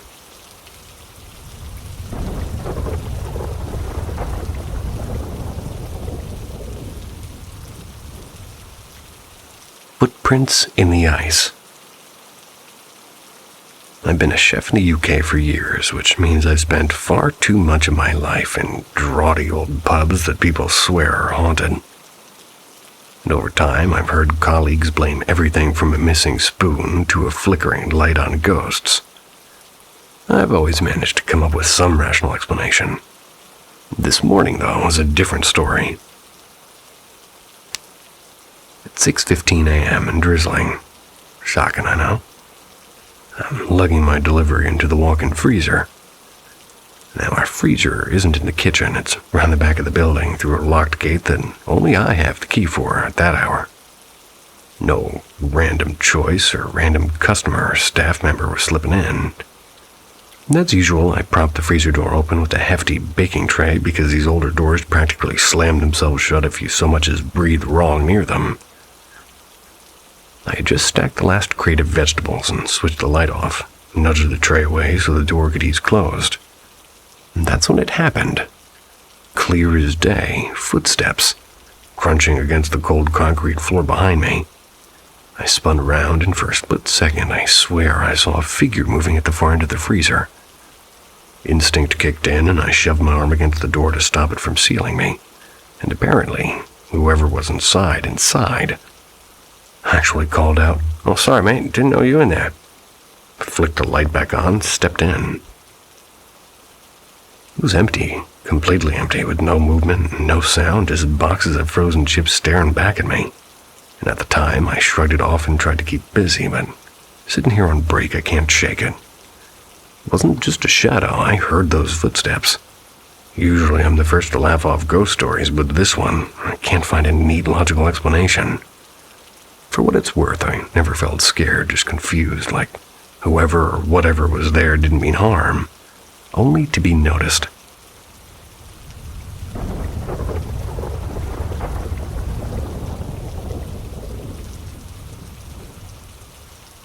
The Tattoo Parlor Echo.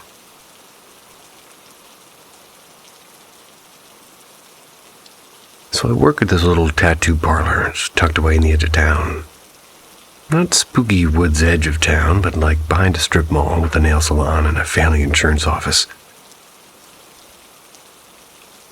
It's pretty boring, honestly, which makes what keeps happening to us not boring at all.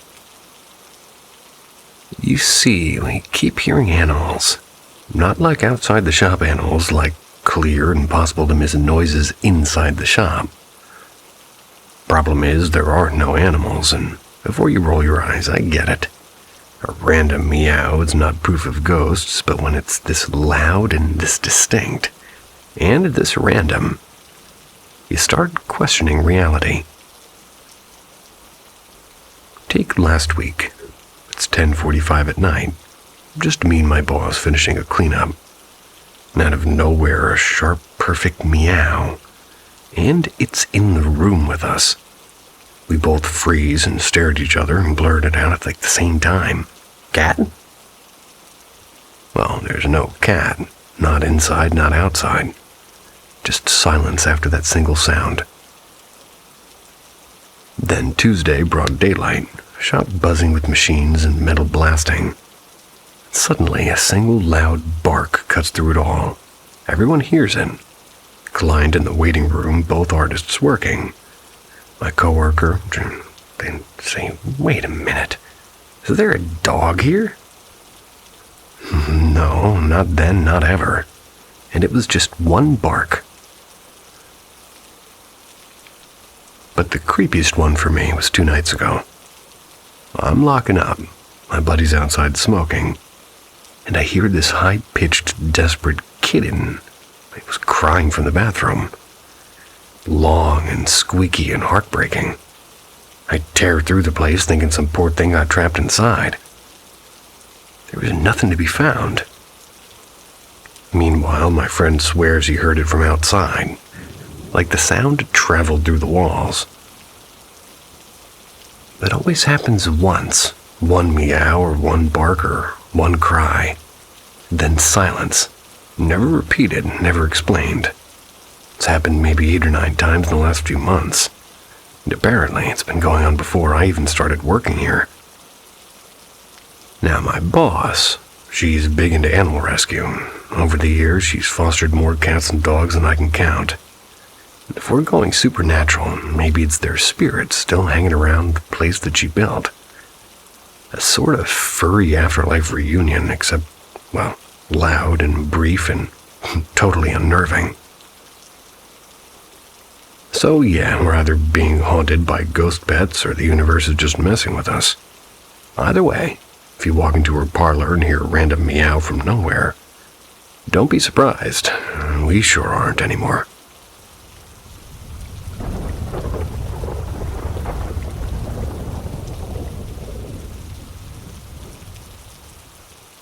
The thing with the bull ears.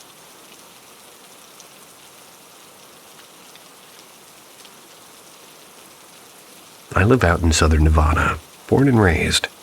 Desert rat through and through. I know it roams these parts. Coyotes, jackrabbits, the occasional rattling snake. But when I saw that night, I can't explain it. The heat had finally broken after weeks of brutal triple-digit days. Around 9:30 p.m., with the air just barely cool enough to breathe, I saddled up my old gelding for a night ride. Usually I ride with my dog tagging along, but she stayed home this time. Probably for the best. We worked lightly in the arena first. Then, around 10 p.m., I decided to take the long desert loop. Nights are my favorite for riding. The moonlight, the quiet, the way the desert feels alive, but empty all at once. No flashlight needed, I can see fine in the dark, and my horse is sure-footed, even when I can't be. Everything started off pretty normal. My playlist was going, my horse was spooking at grocery bags tumbling across the sand, which is pretty classic. About halfway through, we climbed what I call the sand ridge. Normally, I turn right there to head back toward the barn, but on a whim, I went left. That's another 15 minutes. Should have gone right. At first, there was nothing wrong, just me enjoying a rare, cool night. But a few minutes in, I caught sight of movement up on the slope ahead. Something ran quick like a shadow darting. My horse didn't react and didn't even flick an ear, but for some reason, he started drifting off the trail early, like he wanted to cut right, and he never does that. I figured coyote, common enough and usually pretty skittish. But something about the way he wanted to leave the path sort of rattled me. Not long after, maybe a minute later, there was this white shape on the ground to my right. My horse locked onto it like it was pure evil. I thought it was just a feed sack caught in the brush, but still my skin prickled. The desert was quiet. There was no riders, no jackrabbits, no distant yippings. Just silence in that damn white shape. We pressed on, trotted through a narrow wash that split into two paths home. I was jumpy enough to call my dad and chatted with him for a minute just to shake my nerves. Nothing behind us, or so I thought. But the feeling it wouldn't quit. It grew heavier like the air itself wanted me gone. And by the time we neared the fork, I gave in and climbed the hill early, pushing toward the barn lights. At the top, I relaxed for half a second. The arena's floodlights washed the desert, and like an artificial day, my horse dropped his head to munch on sort of like a bush, like nothing had happened. I even laughed and said, "Guess nothing's chasing us, since your dumbass is eating." I shouldn't have said it, because when I turned to glance behind us, something was there. Not 50 feet back, standing in the open, was a creature shaped like a dog. Small, coyote-sized, but with a body lean enough to vanish into the desert brush itself. But its head, it was just wrong. Too small for its frame, and those ears, God, they were enormous. Not floppy, not pointed like a coyote's, but wide and curving outward like horns. Like some nightmare mix of a jackrabbit and a bull. My horse didn't need a second cue. He bolted full gallop, and I let him. I didn't look back again, not properly. Just flashes over my shoulder, praying nothing was following. By the time we reached the barn, my chest was tight with panic, but the desert was empty. I know what coyotes look like. I've seen hundreds, and that wasn't one of them. My Mustang should have sensed it long before it got so close. But it was as if the thing knew exactly where to stand directly behind us, and the one spot his vision couldn't reach, like it was waiting. I keep telling myself it was just a coyote, but I don't believe it.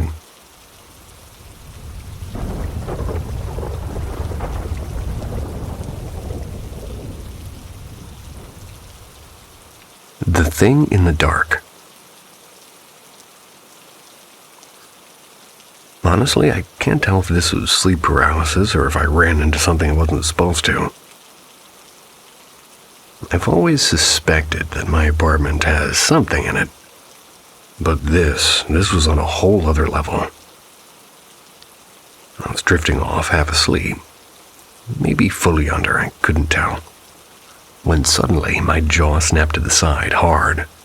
Not once, but again and again, like invisible hands were twisting my head. My body jerked against it like I was fighting underwater. I couldn't break free, and in my mind I was screaming, "Let me go, get off of me," over and over. And then, just like that, it released me. My whole body collapsed, limp and useless. The moment I could move, I bolted upright, gasping, with tears already running down my face, and I don't remember deciding to cry. It just seemed to pour out of me. The room felt poisoned, like the air itself hated me. I thought about running out the front door, but the idea that it might follow me into the hallway froze me where I stood. And I've had sleep paralysis before, and shadow figures, crushing weight on my chest. But nothing like this. This wasn't a dream. This wasn't my brain. This was something. And here's the worst part. I think maybe I pissed it off earlier, like this afternoon I felt it watching me. So I told it out loud, "Get out of here." Later I took a nap or something similar happened, and though it wasn't as brutal, ended only because my sister knocked on the door and I brushed it off. But now, a few hours later, I laid down again and it came back. I don't know, man. I don't know what the hell is happening, but whatever it is, it's real and it's terrifying.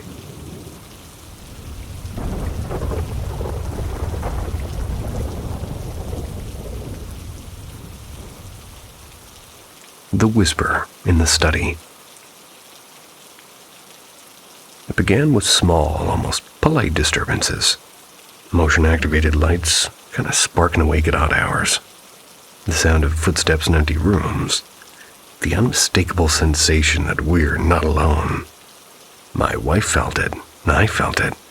Even a visiting friend who had no idea of these happenings walked away shook.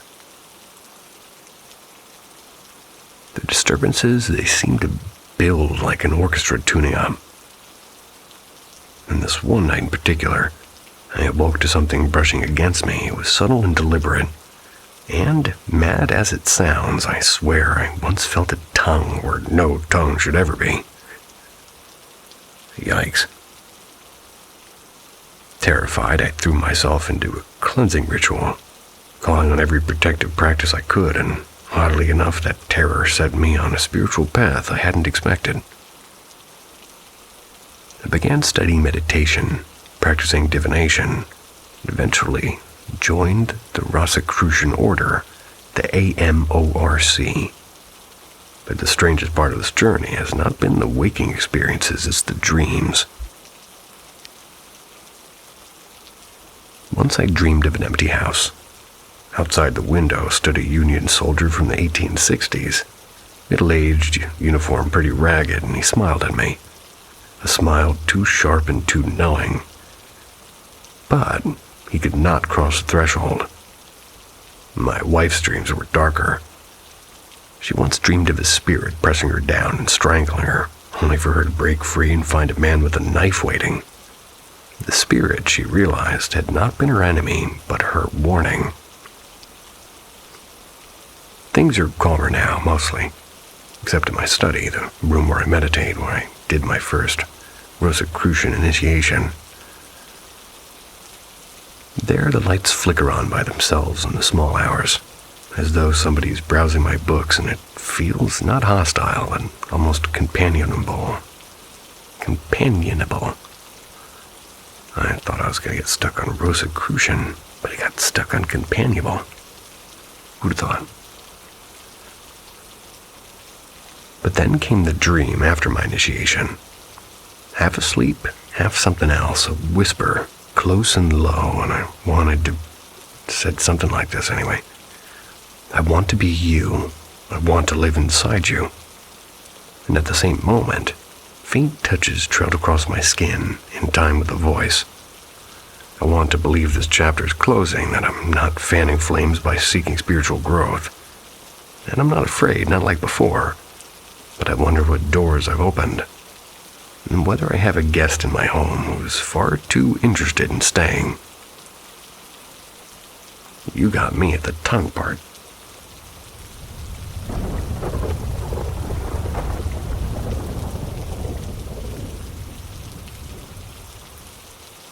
When the candle lit itself. The earliest memory I have is from when I was about 5. I'm sitting cross-legged on the carpet of my bedroom alone. I was always alone, being an only child. My little TV sat on a stand by the door, and I was staring absently at the wall beneath it when the knocking started. Heavy, deliberate knocks. Not on the door, but from inside the closet behind me. I froze, and after a moment I stood open the closet and found nothing but hanging clothes and a shoebox of toys. So I sat back down. There was silence. Never knocked again, at least not until years later. I was 8 when the next strange thing happened. My neighborhood in North Carolina was one long road with rows of houses like soldiers on parade. At the far end, a break in the trees opened into an abandoned pasture that looped back toward my backyard. Behind our fence was a patch of grass and a circle of oaks. My secret hideout. That summer afternoon, I was crouched in the grass pulling up wild onions. My cat was beside me when a voice behind me said, "That's my kitty." I turned, and a little blonde girl in a pale yellow dress, maybe 6 years old, stood there pointing at my cat. "No, she's mine," I answered. "She's mine," the girl insisted. Something in her smile made my stomach twist. My cat had a very particular name, and when I told her that, the girl nodded and said, "I know." And she reached down, stroked again, and turned and walked toward the pasture. I blinked, looked back at my cat. When I turned again, the girl was gone. Not hiding, not running, just gone. I searched the field, the trees, and everywhere, and there's nothing.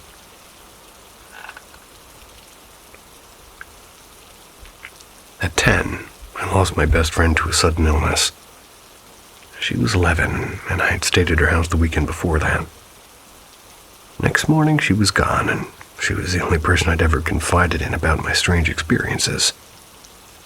2 months later, she came to me in a dream, and I'm sitting at a wooden table in the woods when the forest felt completely silent. And there she was, walking toward me. We sat together for what felt like hours, and she told me she was safe and that it was time for her to go. She stood and smiled and walked away, and as she faded into the trees, her voice, loud, clear, and impossibly real, whispered my name. Whispered it right into my ear and jolted me awake. I ran to check on my mom and dad. They were asleep. No TV, no trick of sound, just her. She visited me many times in dreams since, though now I only see the back of her head as she slips farther away each time. 12 years had passed since she died, and yet only a few months ago, her childlike voice broke through my SB7 ghost box, calling my name again. As I grew older, and the activity in my house only intensified, my parents had their own experiences and never dismissed mine. We even held seances together in the kitchen. 2 woman spirits were regulars there, laughing softly in the dark. And once, just after midnight, I heard the sound of a war movie. Explosions and gunfire and shouting was coming from the living room. When I went to check, the TV was stone cold dark. Another presence, the old man spirit, revealed himself as the one who knocked on my closet all those years ago. He rattled doorknobs, tapped on my window, and lingered outside in shadows. He never felt cruel, but maybe a bit curious. Not every visitor was kind. There was the watcher, not human, not kind, just other, I guess. I felt it standing in the hall at night watching, and one evening in my mother's vanity mirror, caught its reflection rushing past, and a solid black figure, and tall and faceless, not visible to my eyes, only in the glass. I chased it, told it to leave, and afterward cleansed the house with sage. During a ghost box session that followed, the voices went silent until only a male voice finally broke through. "Because you told us to go." There were darker moments too. Like a guttural growl erupted once right behind my shoulders. I leaned down to pet the dog. My mother heard it too. Moments later, a candle flared to life without being touched. And one morning after rain, I glimpsed something brighter, like a ball of light hovering above the grass outside the lattice door, shimmering like a star. By the time I ran outside, it was gone, and I still believe it was one of the Fae. Over the years, the experiences have only multiplied. Voices, shadows, lights, scratches, and whispers. The spirit world has been stitched into the fabric of my life literally. Not distant, not foreign, just closer than most people dare to imagine. Stay awake. Never fear the unknown.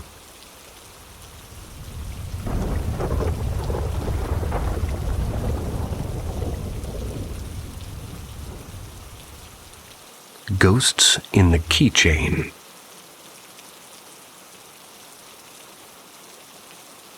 For the past 3 years, I've been walking in and out of strangers' lives, 2 homes a day, every day, photographing properties for different real estate agencies in Madrid.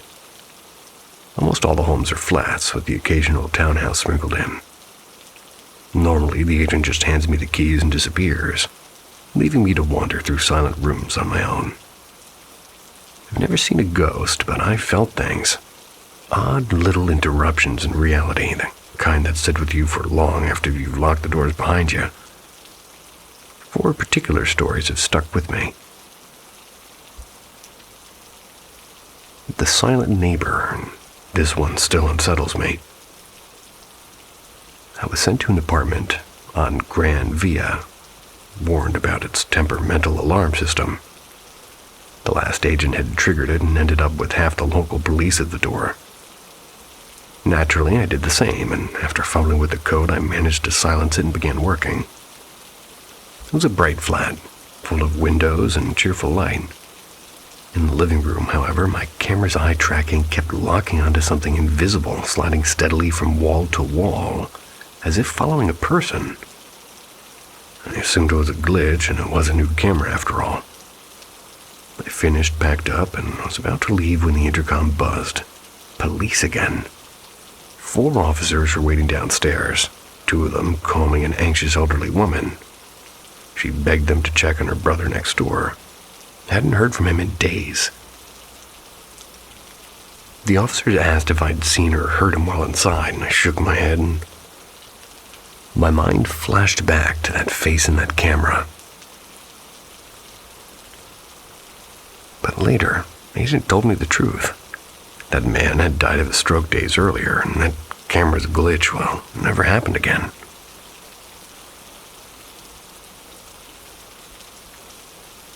The painter's flat. An elderly painter had died, leaving behind a hoarder's nest of canvases and junk. By the time I arrived, the place had been cleared, except for one stubborn wardrobe door that kept creaking open. Halfway through the shoot, the building's buzzer rang. No reply when asked who it was, and thinking it was an agent, I locked the door anyway.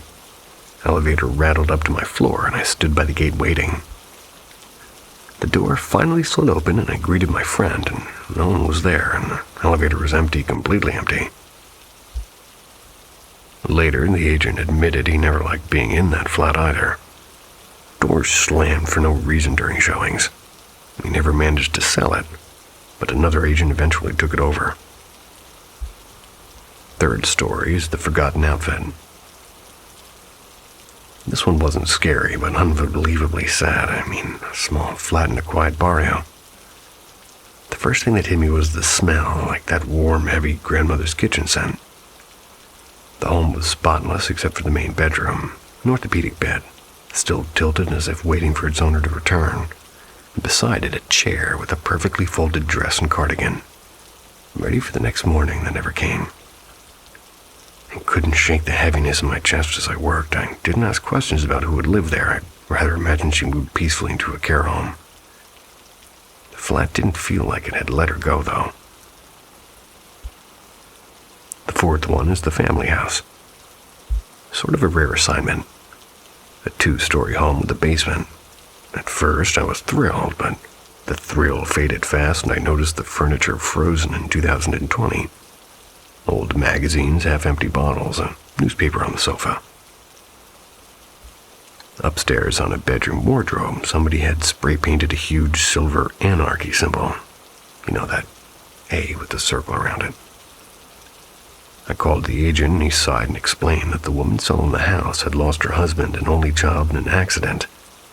Grief pulled her under until eventually she took her own life. Not in the house, but close enough. By the time I reached the garage, I was already uneasy. Heavy metal door slammed shut behind me hard. Though I'd propped it open myself when, worse is the knob inside didn't actually turn.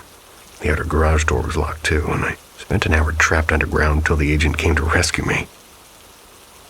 That house is still empty today, and I sometimes drive past it. Curtains haven't moved. I stepped into over 300 homes. Only 4 have left me with stories worth telling. It's a good ratio. These days, I fear the living far more than whatever lingers after.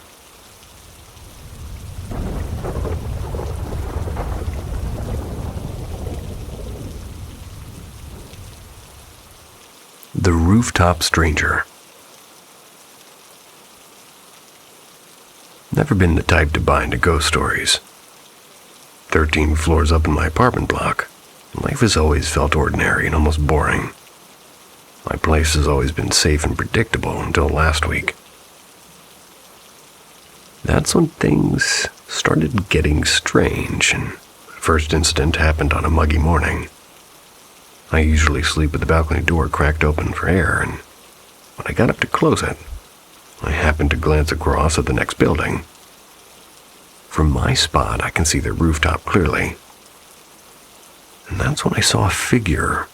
It wasn't a person, at least not in the usual sense. Even though the sun was bright, this thing was darker than shadows, with no face, no clothes, no outline of features at all, just a black human-shaped smear standing absolutely still. Then, with an unsettling calm, it turned and vanished down into the rooftop stairwell. I stood there frozen, half expecting it to reappear, and it never did. Later that afternoon, I'm on my way to knock on my sister's door. That's when I heard slow, heavy footsteps behind me, like somebody trailing just a step too close. My friend's thoughts were, Dad's home early. But he wasn't, and my mom was working the overnight shift. Sister hadn't opened her door once. Hallway behind me was empty. So I went back to my room. I stayed put for the rest of the day. I wasn't ashamed to admit it. I was rattled. That night, I told my dad about it. He chuckled and said I needed more sleep, and I left it at that. But the third incident sealed it for me. At exactly 12:07 a.m., my laptop, which I'd shut down hours earlier, blinked to life. The screen glowed with the desktop, the clock in the corner reading 12:07. No update, no movement, no reason. A minute later, the screen went black again. I sat in silence, staring, waiting for it to power on once more, and it didn't. There's been no direct threat, no hand on my shoulder, no whisper in my ear. But I can't shake the feeling that something's wrong, that someone or something has noticed me. Now every time I slide my balcony door shut, my eyes wander back to that rooftop, just in case.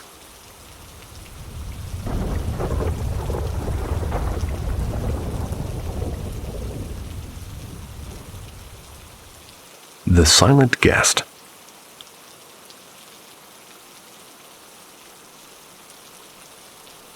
I've been haunted by the same vision for as long as I can remember.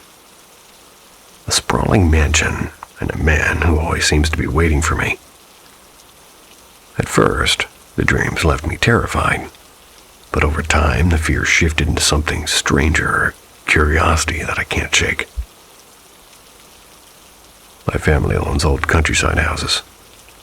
They look harmless enough, and though my grandmother once whispered that beneath the apple trees at the back there used to be an abandoned graveyard. She even joked that if somebody dug deep enough, they'd unearth bones that hadn't seen daylight in centuries.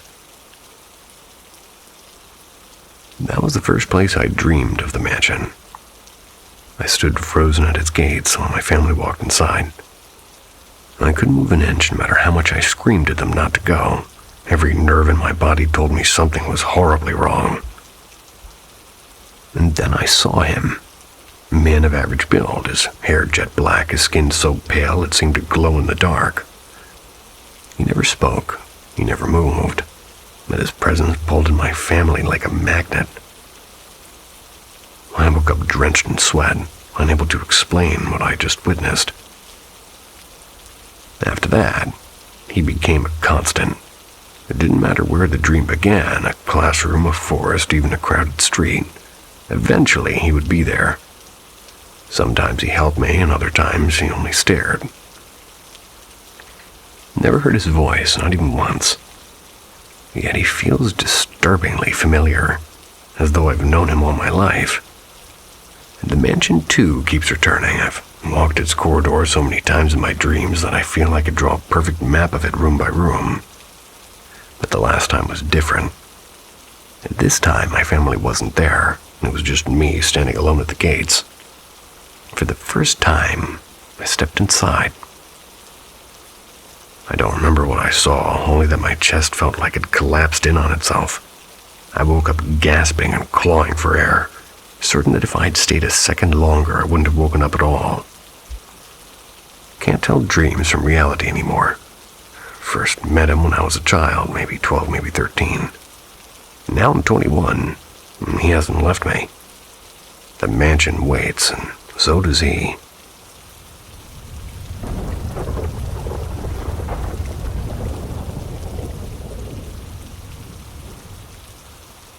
The Boy on the Dresser. I don't really know how to explain this, so if anybody's got theories, let me know. Because lately, something really strange has been happening. So me and my boyfriend, we've been together a little over 3.5 years. We're both Christian. I'm definitely the one who takes faith a bit more seriously. He's more laid back about it. And here's the thing, I've always been drawn to the paranormal and ghost stories and spiritual podcasts, the whole deal. I fully believe in it, but I try to keep boundaries because I know messing around with that stuff can open doors you really don't want to open. Anyway, ever since my boyfriend moved for a few hours, or not for a few hours, but moved a few hours away from where he grew up, I started noticing weird things. It's only at night when we're about to go to bed and the lights are off and we're kissing and everything's normal.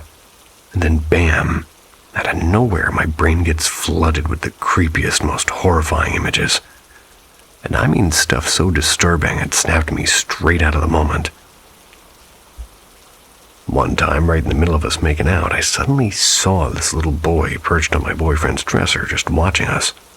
His face was wrong, stretched in this pale, sort of hollow, black-eyed looking shape.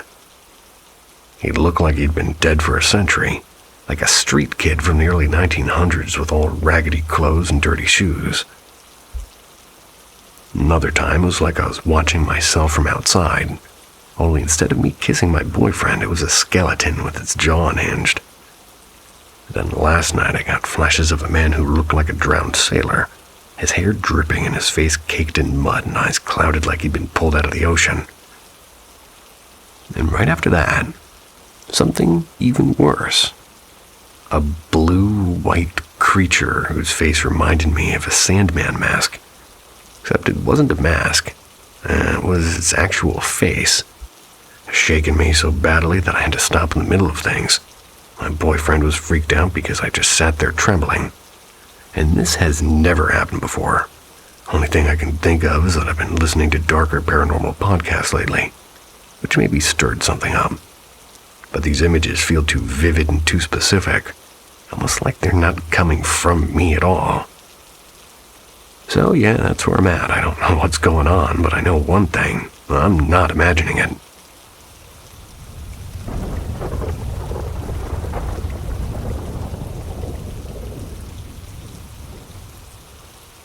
The day we didn't take the road. Got a handful of strange stories tucked away. This one, probably the most unsettling, and until now, I've really only ever told my aunt. It happened to my mom and me during one of our little quote-unquote adventures. You see, we have this odd habit of exploring forgotten places, partly because we love the thrill of it, partly because, well, something we do is like a little bit of paranormal digging. This time, the plan was to visit an abandoned sanatorium. We'd been there before and usually took the same back road in. It's faster and less chance of being spotted. We decided to leave around 1 p.m. That morning, though, I had the worst gut feeling.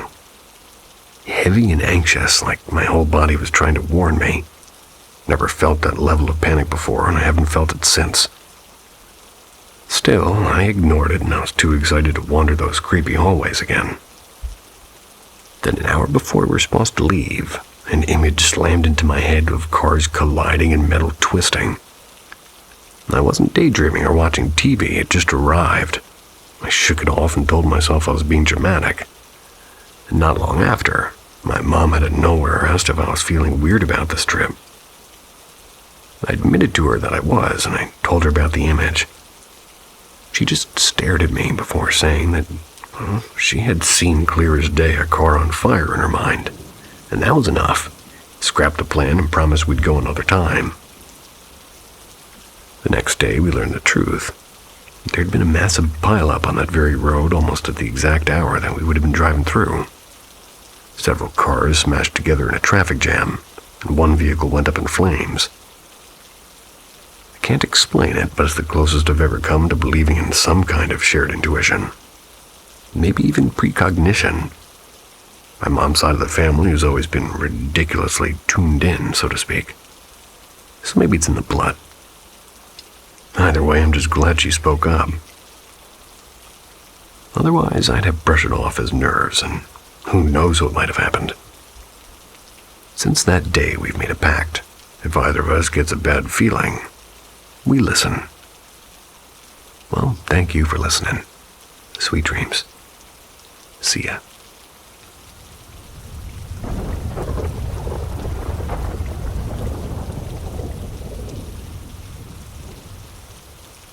One man disappeared in 1997.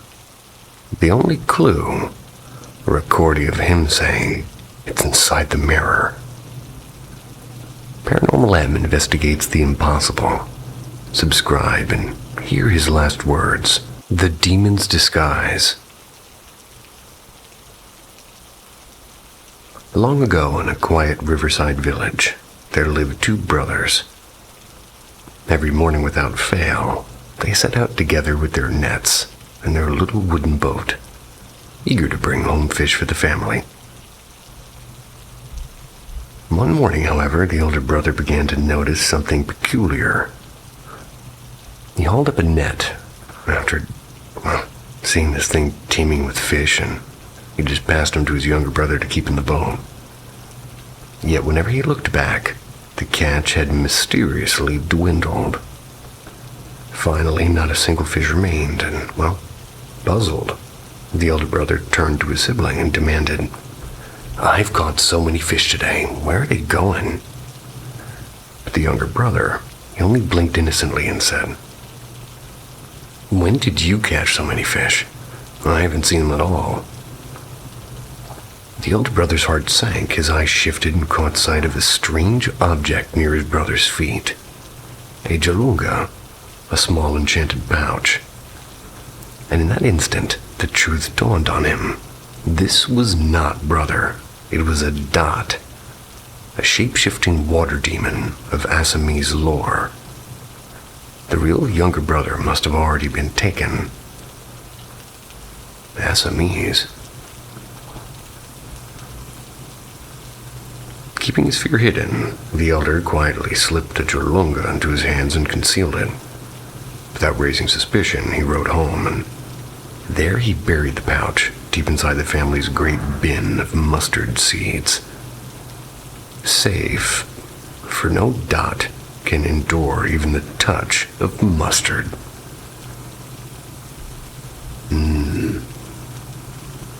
That evening, the demon followed him home, still disguised as the younger brother. The elder whispered to his mother, "If he ever asks for the Jolunga, never give it back, promise me." He told her no more, not even his younger brother's new bride. That's right. So years went by. Both brothers married and had children. But the creature never ceased to ask, "Ma, where is my Jolunga?" And every time, Mother would answer with practiced indifference, "It's in the mustard bin. Go take it if you want." One fateful night, when the whole household had gone to watch Boana, the grand village play, only the wary old mother remained at home. The demon came once more, and his voice urgent, "Ma, where is my Jolunga?" Tired of landless questions, she lost her patience. She dug into that mustard bin. She pulled out the pouch, flung it outside. "There, take it. Stop asking." The dot seized it with glee. He turned to her and said, "Ma, I'm leaving now." And then he made a strange hollow sound with his mouth, like a... Then he vanished into the night. When the elder brother returned and learned what had happened, he wept bitterly. "Ma, her true son is lost forever. He'll never come back." And only then did he reveal the truth to his grieving family. But the tale did not end there. It is whispered long after the demon fled, the family's doorstep would sometimes be found covered with enormous fish. Offerings, perhaps.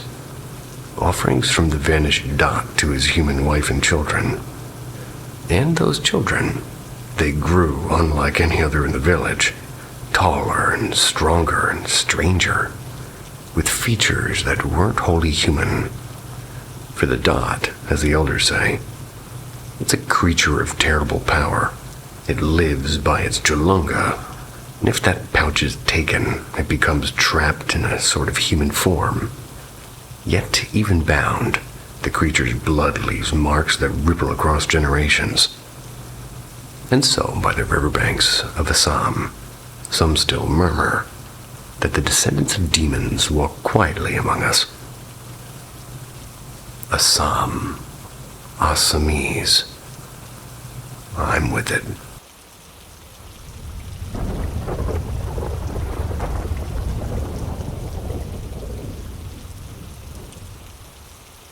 The Phantom Train of Pinkton Tunnel. I've told this tale to at least a few friends before, and every time they stare at me like I'm making it up. But it happened, and it still makes the hair on my arm stand up. 15 years ago, my husband and I joined a ghost tour in Picton, New South Wales. It had poured rain earlier, as you might expect. So most people stayed home. Only a handful of us turned up, like 10 adults and, strangely, a young girl around 12. She was tagging along with her parents. At first, the tour was textbook stuff. A few creepy old buildings supposedly haunted. A cemetery with graves of convicts. Creepy, sure. Terrifying, not really. But then came the Mushroom Tunnel, built in the 1800s as a railway tunnel. Later on, it was used to grow mushrooms. By the time we visited, it had long been abandoned, and according to our guide, a young woman had died tragically inside. We weren't allowed in. It was deemed as being unsafe. So we just stood at that entrance around 11:30 at night. We were staring into pure blackness. But the thing is I swear, I saw this outline of a woman deeper in the tunnel. My eyes kept playing tricks on me. That's when the air turned icy. Everybody pulled their jackets tighter, and then, faint at first, came the unmistakable sound of an old train. The chugging wheels, the grinding metal. A dim light flickered in the tunnel and grew brighter. The sound thundered closer, as if a full locomotive was barreling straight for us. And just before it should have crushed us, the girl flicked on her torch. The tunnel was empty, silent. A rush of wind blasted past, as though something had just flown by at speed. We were shaken, trying to just convince ourselves it was some sort of a trick. But as we turned to leave, a couple behind us snapped a photo with their little digital camera. Moments later, they ran forward, wide-eyed.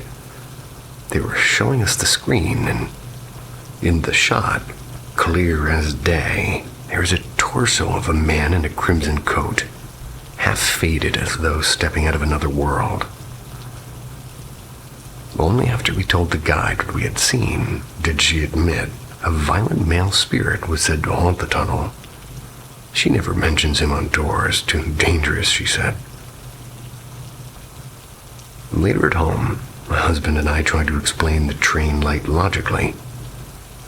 Car headlights, maybe, behind the tunnel was nothing but farmland. We returned months later for another tour, hoping for answers, but that time, nothing but silence. And that's the worst part, because it meant the first night was real.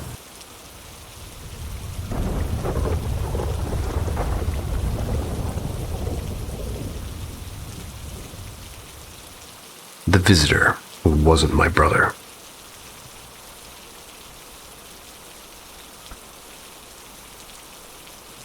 So picture this. I'm 12 years old. I'm sitting cross-legged on my bed. I'm probably reading some cringy teen magazine. That's my older brother, we're going to call Ethan here. They were 16 at the time, and they popped into my room. He leaned on the door frame and asked me something random. I don't remember what exactly, but it was the kind of small talk you forget 5 minutes later. You know the kind. Before leaving, I clearly remember saying, "Thanks, Ethan." He gave me a half smile and walked off. Totally normal interaction. Fast forward, maybe 15 minutes, and my parents came home from a late dinner and called out, "Ethan, we're back." And there's silence. My mom frowned and turned to me. "Is your brother home?" And I said, "Yeah, he was just in my room." We both shouted his name. We searched the house. We checked the basement, even the garage. There was nothing, and he was nowhere. Mom pulled out her phone and called him. He picked up right away, laughing with background noise behind him. "I'm at Marcus's place," he said. "Been here for a couple hours. Why?" Cue my heart dropping straight into my ass. Because 15 minutes ago, I'd been chatting with him in my room, and later that night when Ethan actually did come home, I told him what happened for us, and he looked at me like I was nuts. "I've been at Marcus's the whole night, swear on my life." Ethan really isn't the prank type. He always had been, the kind of brother who helps me with homework, not the kind who masterminds a 2-hour ghost-level practical joke. Needless to say, I slept with the lights on for a few weeks. Now it's one of those weird family legends that comes up on holidays. The night not Ethan came to visit. Paranormal folks talk about mimic spirits, things that copy the people you know. I don't know what I saw, but I do know it wasn't my brother.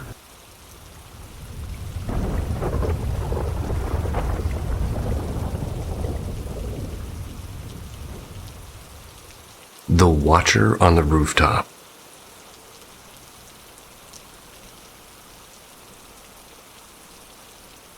I've seen something unsettling more than once on the rooftop of my family's apartment. It's back in my home country, which is definitely not the United States. I'm writing this because I never found an explanation, and maybe, just maybe, someone else has encountered the same thing. Our apartment is on the 5th floor. It's on a block surrounded by other buildings of similar heights. And in my country, rooftops are flat and open. People use them for all sorts of normal things. Drying laundry and keeping water tanks, or just cooling off in the evening. It's not some abandoned or forbidden place. It's part of daily life. The strange events always happen deep into the night after midnight, and the streets were empty and the sky was cloudless. No fog, no rain, no snow. We don't even get snow where I live. I miss snow. But each time, a sudden brilliant light appeared shockingly close to me, just a few meters away. It wasn't faint, it wasn't a wide glow. It was focused and sharp like a car headlight or spotlight moving with intent. One night I was pacing slowly while listening to music on my earphones. A strong beam lit up the wall ahead of me, as though someone behind me had just turned on a blinding torch. My stomach dropped. I spun around instantly, only to find the rooftop swallowed in darkness. No person, no sound, no drone. Just silence. Another time, the light didn't come from behind. It came straight down from above. It spread slightly, and it did this as it descended. And I swear it felt like it was aimed right at me, as though I had been chosen in that moment. On a different night, I saw the light cut across the sky in front of me, slow and deliberate. My younger brother was with me then, and he caught a glimpse too. He laughed it off. I couldn't shake it. And there's more. My cousin once told me she saw something similar on the rooftop. Light shining out of the elevator shaft and reflecting near the water tank. There's no lamp or bulb anywhere close to that spot. So where did it come from? I know what you're thinking. Tricks of the eye or reflections and maybe even phone screens, but no. This light was too bright and too controlled. And each time it carried a weight and a presence. I felt cold and I felt exposed, like I was being studied. The fear it left behind stayed long after the light disappeared. And this happened more than 3 times now.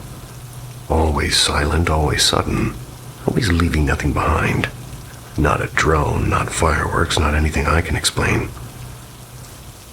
So, has anybody ever experienced this? A strange, intelligent seeming light that comes close and lingers for a breath and vanishes into the night without a trace.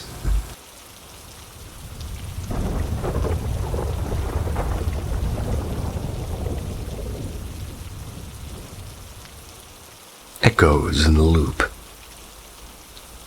In the loop. Well, I used to dream. It wasn't just random nonsense. They would come true. Not in a deja vu way, but in sharp, detailed slices of reality. People I hadn't met. Words I hadn't spoken. Rooms I hadn't walked into yet. Like I'd already seen the movie trailer of my life before it was released. It wasn't about grand events. I didn't dream about wars or presidents, just the mundane things. Quiet moments. Moments that should have meant nothing. I remember one from 7th grade. I dreamed I was standing in a hallway lined with lockers. I was chatting with a group of kids, and one boy laughed and said, "Run along like a frightened rabbit, will ya?" And I woke up thinking, oh, that's odd. Years later, in my sophomore year, The scene unfolded exactly. Same voices, same laughter, even the way the sunlight hit the lockers. I froze and my heart was going crazy because I knew what he was about to say before his lips even moved. And he had a weird voice. Another time I dreamed of a woman I didn't know. She leaned in and whispered, "I haven't told anyone yet, but I'm moving to Arizona." I filed it away as another strange scrap of dream. Years later, I got a part-time job at Target, and that's where I met her. We became friends, close even. Texts every night, the kind of friendships that make you think it might turn into something more. One evening, sitting across from her in a diner, she sighed and said, I haven't told anyone." When I finished her sentence for her face drained of color. She demanded to know how I could possibly know. I told her the truth, and she never spoke to me again. For years, I thought I was cursed, broken, and wrong. I don't dream much anymore, but those old fragments still stick to me like burrs. Not scary, just inescapable. Then I read about something called the eternal return, the theory that life doesn't march forward, but it loops. Not reincarnation as someone else, but the exact same life lived endlessly, over and over, no escape. Oh God, I hope not. And suddenly, everything clicked. Too much, in fact.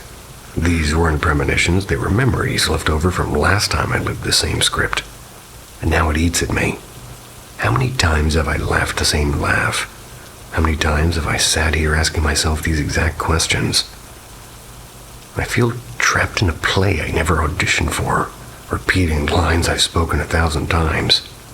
And the worst part is I'm terrified that next time I'll forget again, and I'll mistake it all for something new.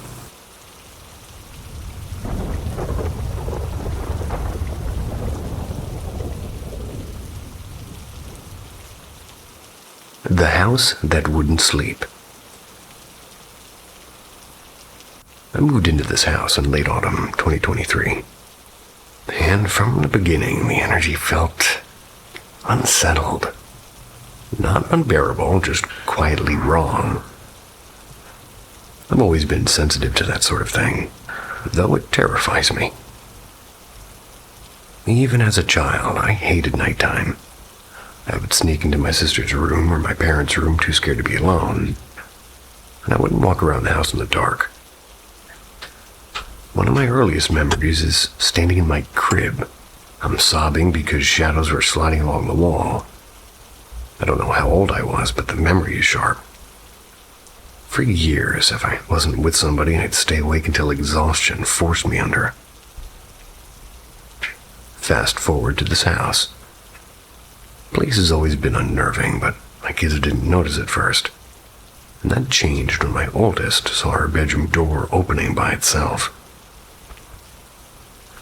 Some nights she'd shut it tight, only to wake up and find it wide open. We all heard the stairs creak sometimes, but we would brush it off, and things escalated eventually. One night I dozed off on the couch with my 3-year-old, and she stirred and cried and fell back asleep in my arms. That's when I noticed a little boy, just standing at the bottom of the staircase watching. I didn't realize until the next morning how wrong that moment was. And since then, my bedroom feels suffocatingly dark. I sleep on the couch more often than in my own bed, and I've always hated mirrors. But now my vanity feels hostile, like something lingers there, waiting for me to look at it. When the kids are away with their dad, the house is unbearable.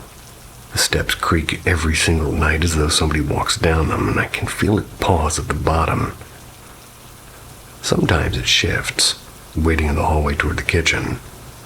And if I do fall asleep, I wake up like clockwork, 2:43 a.m., heart racing, and I can't rest until dawn. During those hours, the sounds don't stop. And it touched me once. I was under a blanket with a body pillow pressed to me. I felt a hand settle on my leg, except it wasn't a hand. was like cool air shaped into a hand.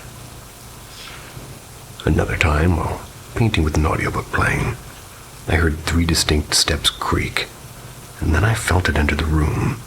My body burned with heat from fear. I couldn't move until it finally faded. I seemed to catch things in my peripheral vision constantly. Shadows and movements that vanished when I look. On vacation last month, I slept like a child, dreamless and calm, which makes me think this thing belongs to the house and maybe not me.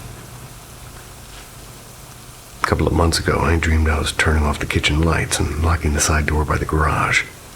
One that always gave me chills. But in the dream, I pushed on the door to be short-latched. Suddenly, something on the other side began knocking, furious and desperate. And I woke up instantly. Last night was the worst. The stairs groaned again, so I turned up music to drown it out. In mid-song, I heard a violent crash from the bathroom. And this morning, I found bottles and bath toys scattered across the floor. I called my oldest to stay on the phone with me until I wasn't alone anymore. She drifted off, but I then heard whispering like my name and then mocking me. "Are you awake?" The noises went until about 6 a.m. Finally slept after sunrise. But even now, in broad daylight, the steps creak and my body flushes hot with terror. And sometimes I feel a cold breeze. I think maybe it means no harm, but when the heat floods my body, that's when I know it's here, and it wants me to know that.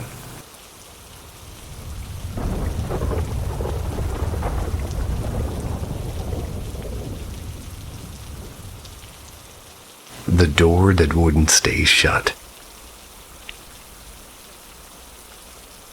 So here's the setup. I'm a broke student, living in one of those shared apartments that should probably be condemned. But somehow, still has tenants every semester.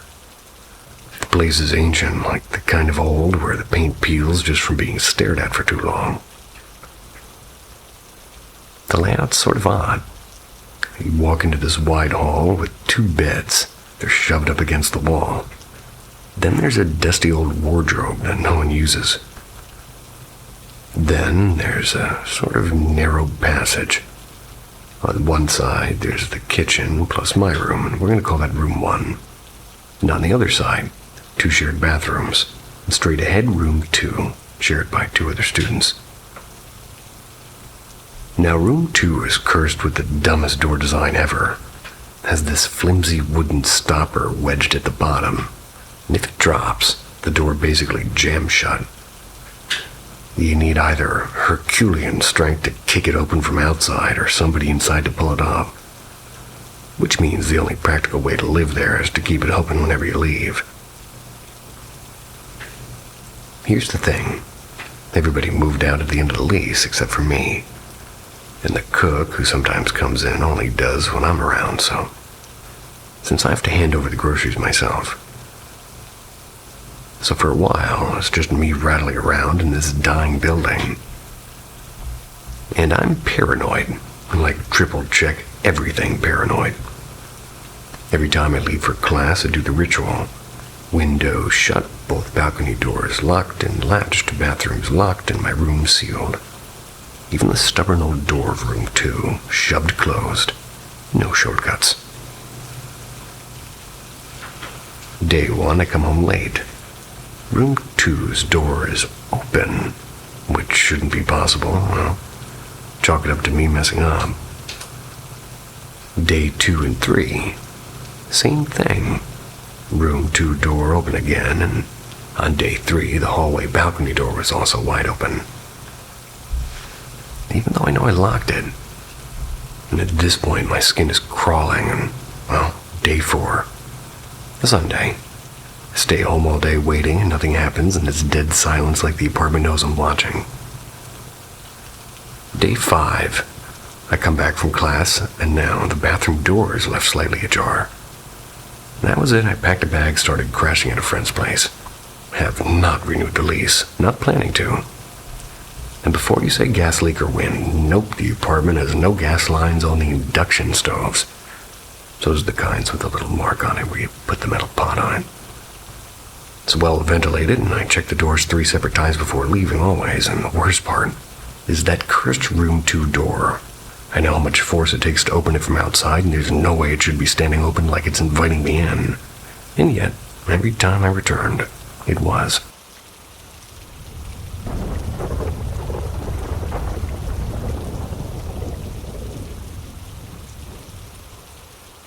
The Runes of Hollow Reality.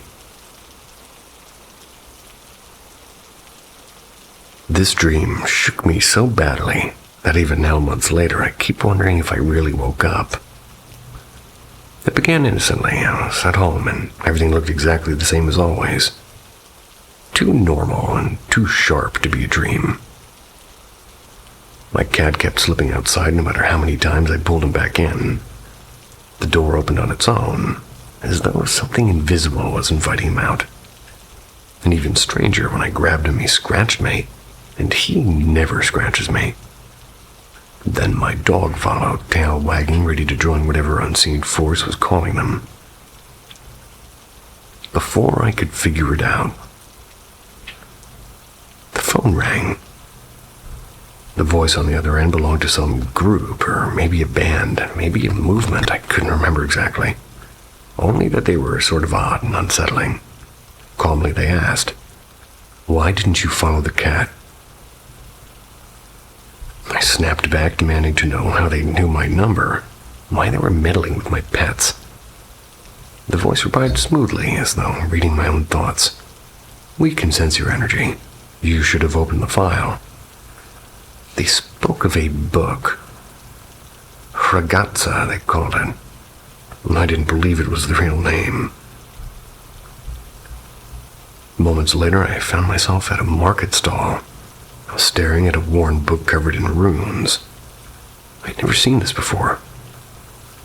Some looked vaguely Japanese, and some Korean, and others entirely alien, which might be Thai. One symbol, it looked like silence itself, like a mute button carved into existence.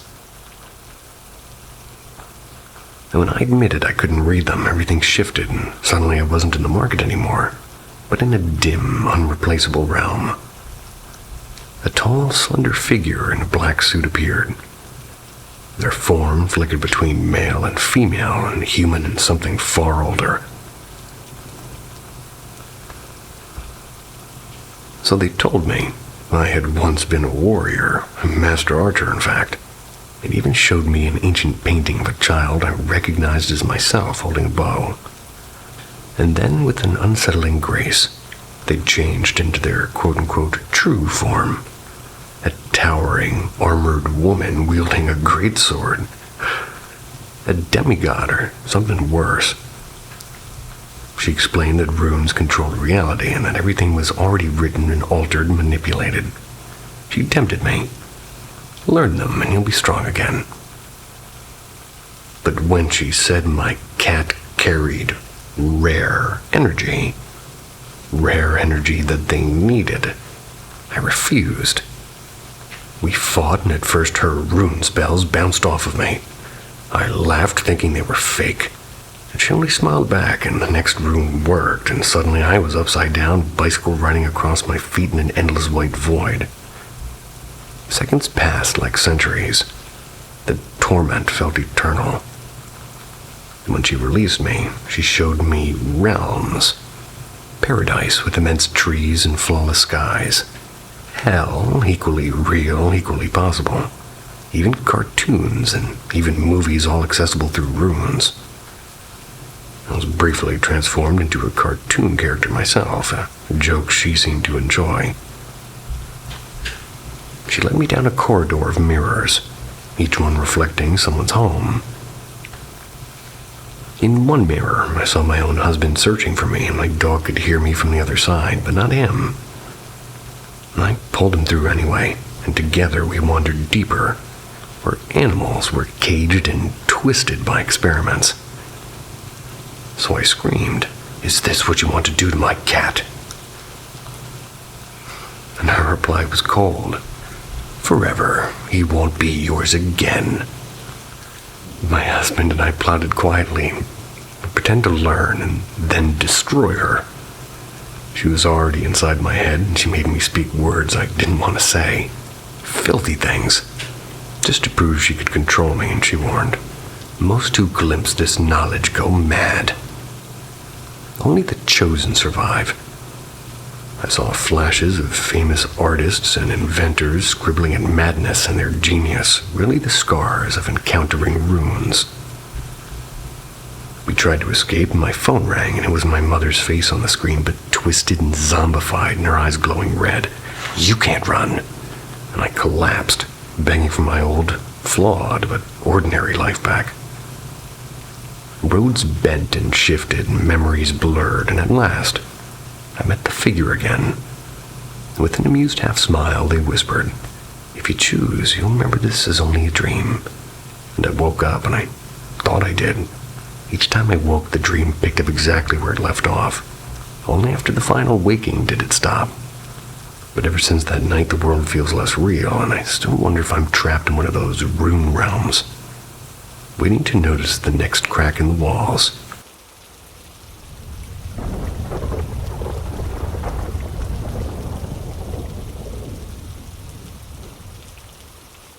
The piggy bank that wouldn't stay silent. When my son was born, his great-grandmother gave him a vintage piggy bank. Not the normal kind. It plays Twinkle Twinkle Little Star, after all. That's when you drop in a little coin. The first 5 months of his life, it sat harmlessly on our kitchen counter, quiet as could be. Recently, though, I moved into his nursery, and that's when things started changing. I began going off at random, singing that tiny little lullaby when no one was near it. It wasn't being touched or jostled or even looked at, but the song would play anyway. Nearly half a year it behaved perfectly, and why now? Then came the sleep paralysis. At first, I thought it was stress, but it kept happening. I'd wake up frozen with my heart pounding. Not only that, but with the overwhelming certainty that something was hovering near my son. It felt like invincible hands, or rather, invisible hands, were trying to take him. Well, I clawed my way back into my own body, it seemed. Each time, I woke up more terrified than the last. And then, stranger still, his belongings, they started to change. A few toys weren't where I left them. Harmless, maybe. But one day after a nap, I carried him to his favorite little swing, and the seat was destroyed and snapped in half as though someone had twisted it with force. It wasn't broken before, and I know because I buckle him into that swing every single day. It felt personal and almost cruel. The final straw was this morning. My son, who keeps a strict rhythm, down to 9 p.m., up at 7:30 sharp. He screamed awake at 5:30. When I rushed over, he was twisted sideways in his pack-and-play in his stomach, frantically searching the room. And in that hazy moment, as my eyes adjusted, I swear I saw a shape, a hunched shadow leaning over him. I lunged toward him and vanished, and he clung to me, trembling, refusing to calm for nearly an hour, as if he'd seen what I had, or worse. The piggy bank hasn't stopped its random singing, and I can't shake the thought that maybe it brought something with it.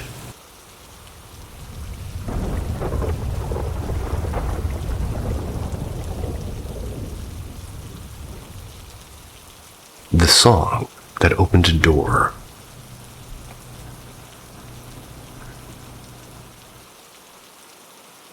For about a week now, I've been haunted by a sensation I can't name, and it first emerged when I was listening to the aquatic mind track from Sonic Adventure 2.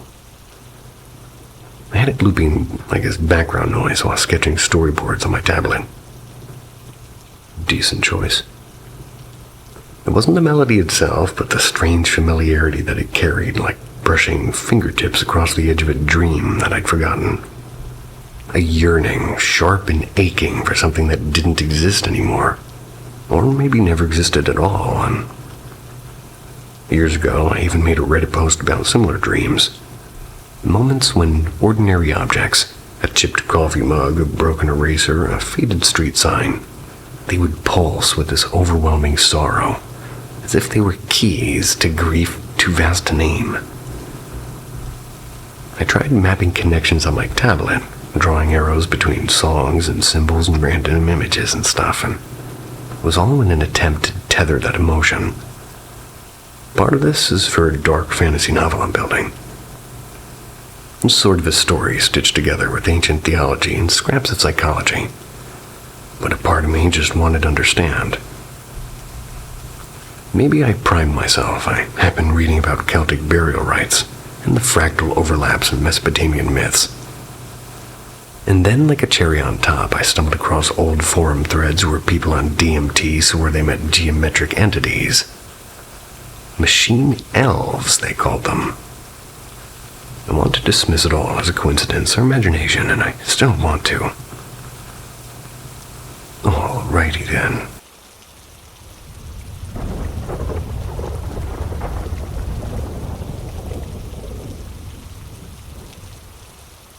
The Moonlit Dancers of Maggie Purnima. This tale has traveled through her family for decades, whispered and retold until it became almost legendary. It was said to have happened to my maternal grandmother's uncle, a man of stature, respected and feared, spent much of his leisure chasing deer through the forests of Assam. One January evening, as was their habit, he and his companions clambered up into a wooden machan, a high hunting platform tied between stout trees. The cold was biting, the kind that turned to breath into mist, and the moon was already swelling silver in the sky. The men settled down with rifles and stories, but as the hours crept past, most dozed off under wooden shawls. Only the uncle remained vigilant. That night was not ordinary. It was Maggie Purnima, a full moon revered in the Assamese calendar. And then the forest stirred, a sound delicate yet unearthly. It was rippling through the silence. The steady beat of a cool and ancient Assamese drum. He scanned the shadows until, under a towering salt tree, he saw them. Two figures, children, or perhaps not children at all. The boy wore a snow-white dhoti and a gamusa, his fingers kind of coaxing rhythm from the cool, while the girl, draped in a luminous chodor mekila, moved with grace that no human could quite match. They glowed, not merely reflecting moonlight, but burning with their own radiance, as if the moon itself bowed before them. Entranced, the uncle forgot even the rifle in his hand. He might have watched till dawn, had fate not intervened. One of his friends, who was snoring quite heavily, he let out a loud cough, and in an instant, the dancers were gone, dissolved into the night like smoke. Awakened, the others listened wide-eyed as he recounted the vision. One friend whispered, "Tonight is auspicious. You're blessed. You should have asked with a clean heart. It might have granted your wish." But the forest had more to say. A rumbling grew around them like the thunder of invisible elephants circling their perch. Panic set in, until they remembered. Earlier, they had eaten their supper and scattered the leaf blades carelessly across the ground. And to add insult to sacrilege, the uncle had witnessed beings not meant for mortal eyes. Terrified, they scrambled down, gathered every plate, and burned them. Cleansing the space with ash, the elephant roar ceased, as if silenced by unseen command. Still, the hunt was ruined. Not a single prey crossed their path. And with heavy hearts, they returned home at dawn, carrying only the memory of what might have been. And I need to know where and what Assam is. I'm decent with a globe, but I don't know what they're talking about, and I'm going to find out right now. Okay, it's a place in India. Place in India. Got it.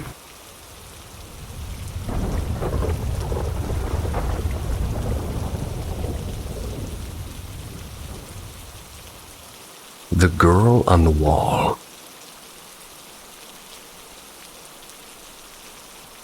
After I was finally brought back from my grandmother's village, my father enrolled me in the school where he worked. And at that time, we lived in a small hut. It was patched together with bamboo walls and a tin roof. But eventually, my father saved enough to build a proper concrete house. He painted it pale blue. We moved in with a sense of pride. One night, while laying awake in that new house, I felt something strange. A sudden, icy touch pressed against my shoulder. It was as if somebody had placed a frozen palm on me. I was startled because I hadn't even dozed off yet. The night was unbearably hot. Summer power cuts had silenced the ceiling fan, and the air outside was dead still. The next morning, I told my mother, and she said nothing. But later, an elderly neighbor whispered to her, "Keep a close eye on that boy. Make sure no dark spirits brushes against him." The incident faded from memory, but months later, my younger uncle, my mother's brother, they came to stay. He often stumbled home late, drunk, and I usually avoided sharing his bed. But one evening he insisted, so I gave in. That night, I awoke to the eerie sensation of long nails dragging lightly across my face. Then something invisible seemed to crawl over me and settle on the far side of the bed. My cheeks burned and tingled as if scratched raw. Yet when I touched them, there were no marks. My uncle, lost in liquor-heavy sleep, didn't stir. The following day, I told my mother again. She only muttered that perhaps something had followed my uncle back through the dark streets. For years after, nothing happened. Life seemed normal. But then, without warning, the dreams began. A girl, young and beautiful, started appearing. She perched silently on the upper ledge of my room where I usually stored blankets. Her dark eyes were fixed on me. At first, she only watched, but sooner or later her face would twist and become monstrous. And at that very moment, I would wake in shame, drenched from a nightfall. It happened again and again, nearly every night, and with each dream I grew thinner and weaker and more hollow. One day a local Oja, an old healer who had long known my family, came to our home. He was there to seal the house spiritually, so no spirit or thief could enter. Yet before I confessed anything, he looked at me closely and said to my mother, "Your boy is being trained." And I finally told him everything. I listened and gave me a small tabiz, an amulet tied with black thread, and I wore it around my neck. And from that day on, the girl on the wall never returned.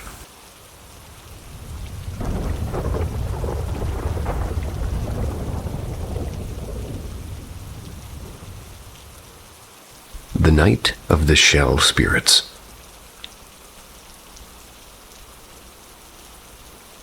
This story was passed down to me by my father, though it belonged originally to one of his uncles. It took place sometime in the late 1950s, around 1957 or so. At that time, his uncle often ventured into the forest of Oh boy. Just so you know, I'm not good with Indian words, so I'm just gonna march on through here. He ventured into the forests of Mangal Dui, Assam, for solitary hunts. My father's ancestral home stood not far from those woods, and as usual, one evening his uncle set out alone. He climbed into a tree along a narrow forest path where deer and wild boar often wandered. That night the moon was full, flooding the jungle with a pale silver glow so bright it almost felt like daylight. But beyond the usual dangers of the forest, Assam was then in a grip of a cholera outbreak. Whole villages had suffered losses, though my father's uncle didn't know that the hamlet nearest to where he was currently waiting had been particularly devastated.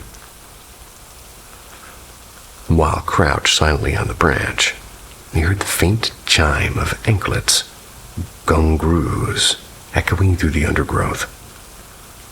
At first he thought it might be a porcupine shuffling through the brush, the kind the locals called katelapahu, and he readied his rifle. As the sound grew nearer, he realized it was not the scuttling of any animal. Two figures slowly emerged into the clearing, and they were of medium height, draped in ragged cloth. But what struck him most was their decorations. Necklaces and anklets and even staffs studded with small white snail shells that glimmered in the moonlight. They walked with eerie slowness. With each step came the unmistakable tinkling of shells and anklets together. The uncle's breath caught, and these shapes did not look fully human. Their movements were deliberate, and their faces, half-shadowed, seemed stretched in unnatural ways. He tightened his grip on the gun. If they pass beneath me, he thought, I'm going to shoot. When the figures finally reached the tree, he fired. The shot hit one directly, and in an instant, the form collapsed into a black crow, dropped lifeless to the earth. And the other figure let out a shriek so piercing it echoed through the forest and then fled, vanishing among the trees. At dawn, when his uncle dared to climb down, the dead crow still lay on the ground, stiff and black against the pale leaves. He didn't touch it. He simply turned and went home in silence. And from that night onward, he never again hunted alone in those forests of Mangal Doi.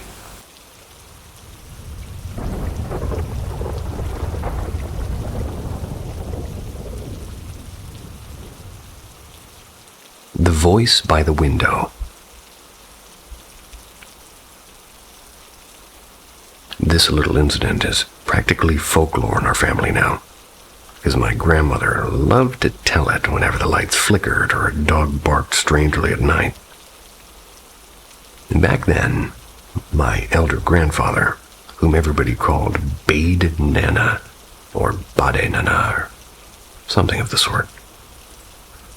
They worked long night shifts at a railway station instead of a water pump. Like clockwork, he would leave before sunset and return at dawn, his lunch tin clinking with every step. That night was no different. He left for duty and the family ate their meal, and the whole house, an old creaky bungalow with wide verandas, settled into silence. But some time past midnight, my elder grandmother, Badi Nani, stirred awake. Her bed stood right by the window, and from the darkness outside came a familiar voice. "O Aiti, come out. I need to relieve myself." It was unmistakably Bada Nana's voice, still half asleep, and she rose and began to walk toward the door. Luckily, my maternal grandmother, my Nani, she saw her, and she had heard it too. Alarmed, she stopped her at once. "Where are you going?" she whispered. "Don't you hear? It's Poulin calling me." Badi Nani replied, naming her husband. Nani's tone sharpened. "Are you mad? How could Poulin be here? He's at work miles away. Whatever you heard, it isn't him. Go back to bed." And so she did. The next morning, gossip flowed like tea. Neighbors claimed the spirit of a woman who had just died in the nearby village was roaming that night. In fact, Rana, a boy from across the bamboo thicket, had lost his mother that very evening. people swore they heard the cracking of bamboo stalks. Katulua, an omen no Assamese villager takes lightly. And here's the unsettling part. My father once told me this wasn't the only time. Some months earlier, something similar had happened to my uncle Jintu. One night, he heard a call from beyond the door. "Oh, Jintu, step outside for a moment." But this voice this time sounded strangled, like somebody speaking through a rope tied too tightly around the throat. Uncle Jintu did not go out either. And perhaps that is why he is still alive to tell the tale.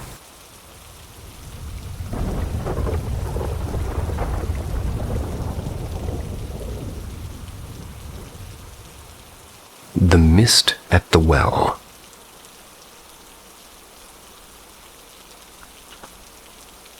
This tale comes from my grandmother.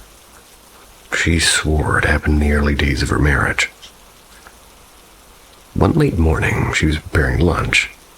That day, instead of the usual vegetables, somebody had brought home a basket of fresh fish. So with her sleeves rolled up, she carried the fish toward the stone well at the edge of the yard to wash them. The air was still, and cicadas were buzzing in the trees. But just as she reached the well, she noticed something moving from the direction of the bamboo grove behind the house. At first, she thought it was just smoke drifting from a neighbor's cooking fire. She paid little attention. And then it stopped right in front of her. And only when she looked carefully did she realize it was not smoke. It was something else. A pale figure, whitish and formless, swaying as though it were caught in a breeze that wasn't there. She described it as half mist, half shadow, with no clear face and no voice. Just a silent, hovering presence. And then it leaned closer. She could hardly believe it, but it seemed to be sniffing at the fish in her hands, like some unseen creature drawn by the smell. Terrified, she dropped the fish where she stood. They scattered across the ground with a thud. Without a second thought, she sprinted back to the house, shouting for my grandfather and the neighbors.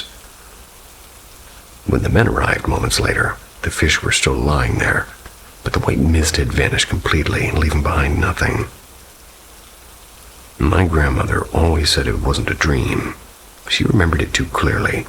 The stillness and the hovering form, the way it bent toward the fish like it hungered for them. But to this day, nobody knows what she encountered at that well.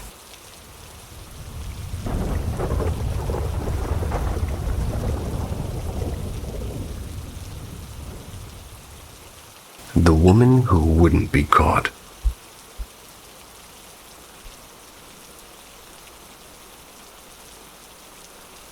This story came from my mother's younger brother.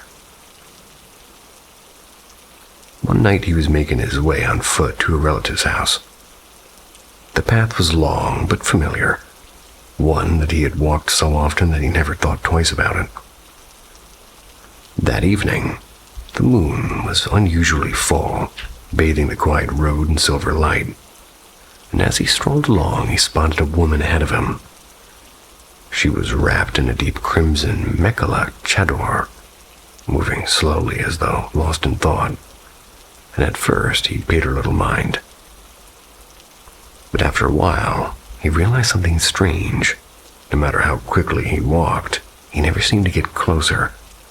She remained just far enough ahead, gliding at the same unhurried pace. Curious, he called out softly, "Baidio, Baidio," an Assamese way of addressing an elder sister. But she didn't turn, didn't even flinch. And that's when his stomach tightened. For the first time, he noticed her feet, or rather the absence of them, touching the earth. She was floating, hovering just above the ground, her shadow gliding unnaturally smooth across the moonlit road. Cold fear struck him. My uncle bolted, his heart pounding, until he reached the safety of a house belonging to an acquaintance. Bursting inside, he asked one of the women there if she had just been outside. She looked at him puzzled and shook her head. Shaken, he poured out everything he had seen, and from that night onward, he refused to walk that road after dark. And in our traditions, such a spirit is often called a chudayo. In Assamese, we have another word for her, a butuni.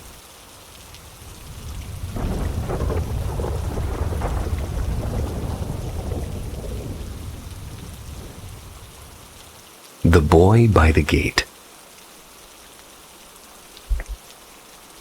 What I'm about to tell you, it might sound absurd, maybe even laughable, but honestly, I don't blame you if you think I imagined it all.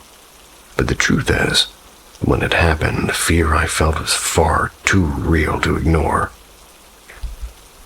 This was back when I was in 2nd grade. Every morning, our school gathered for assembly on the field. And that day, just like always, I stood among the students, chanting the prayer. My hands were folded, but my eyes, well, they were half open. And I was sneaking glances at my classmates and the teachers and the line of bicycles parked near the fence. And then I saw it, right by the iron gate at the far corner of the field, where a crooked banyan tree grew. There was a boy standing.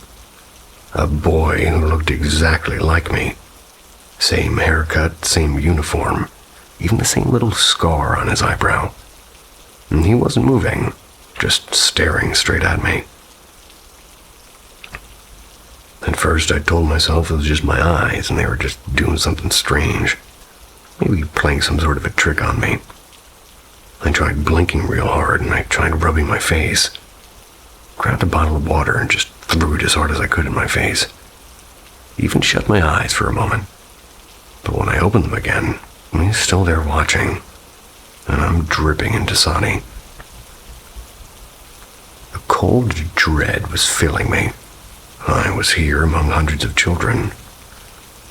So who was standing at that gate, wearing my face, watching me do something strange with a water bottle? It was like looking at a mirror that had stepped out into the world. I wanted to scream, but my throat froze, and instead I just shut my eyes tight, whispering the last lines of the prayer with a trembling voice. My heart was pounding so loudly I could barely hear myself. And then the bell rang. The prayer ended. I opened my eyes again. The corner by the gate was empty. No boy, just the tree swaying gently in the breeze. I never saw him again. Not once, not ever. Was it a trick of the mind or a dream I had while half awake? Or was it something else? Something I wasn't meant to understand? I'll let you decide.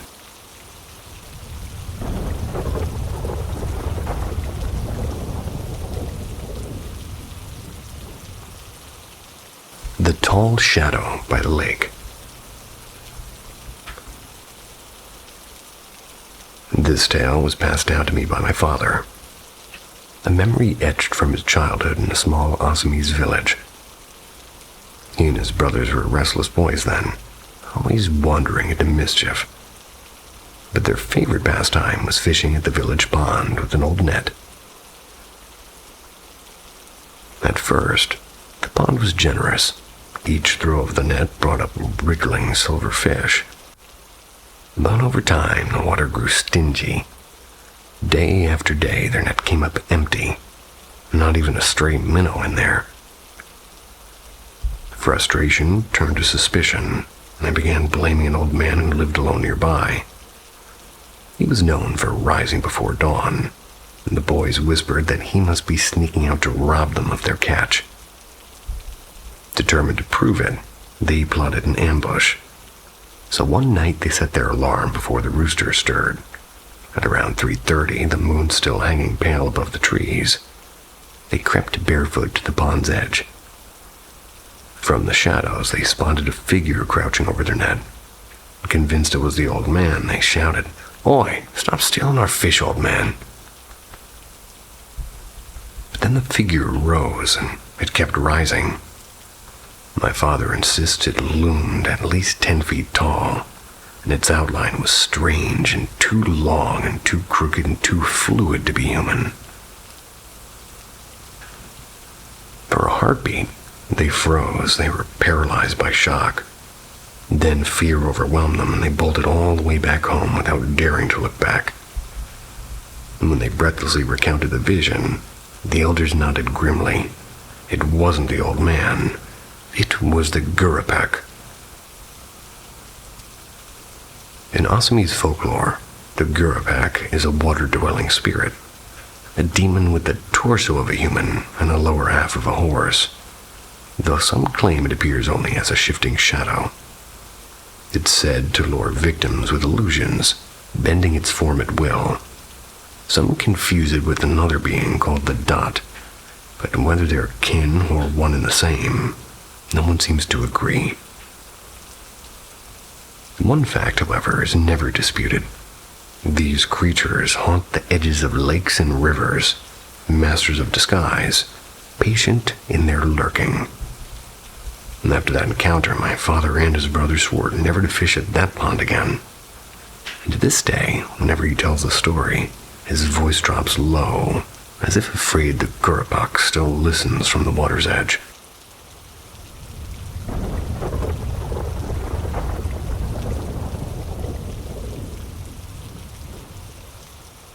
The hair-clad shadow.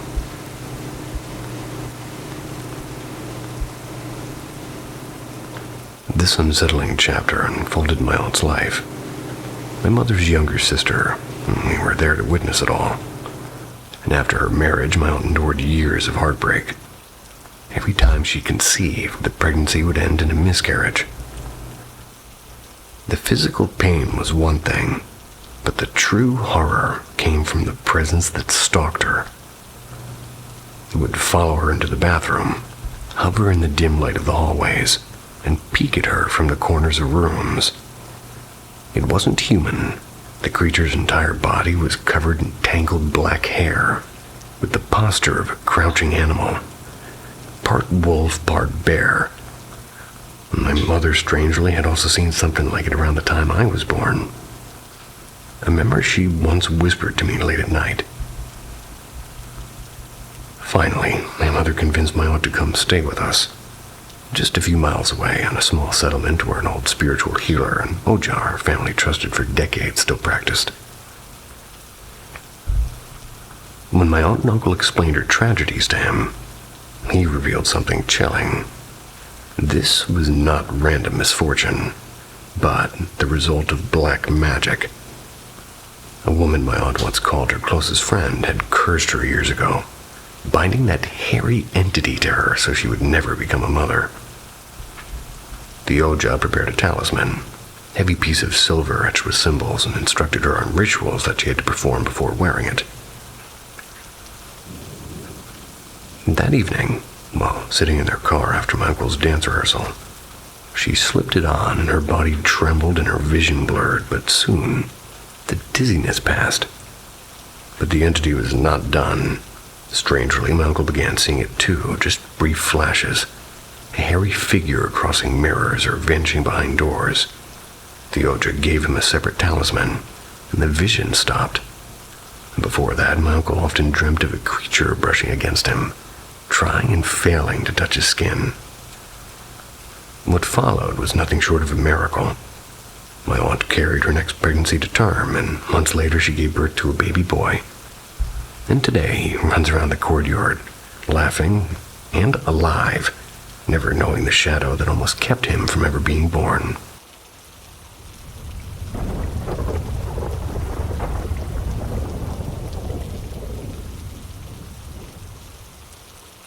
The man who sleeps with aliens.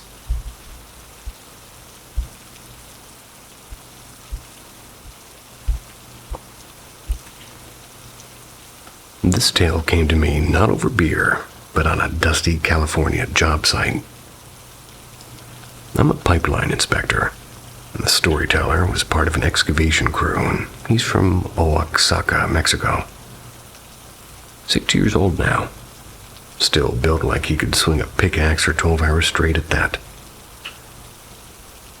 One morning, we're just staring up at circling clouds and swapping thoughts about satellites.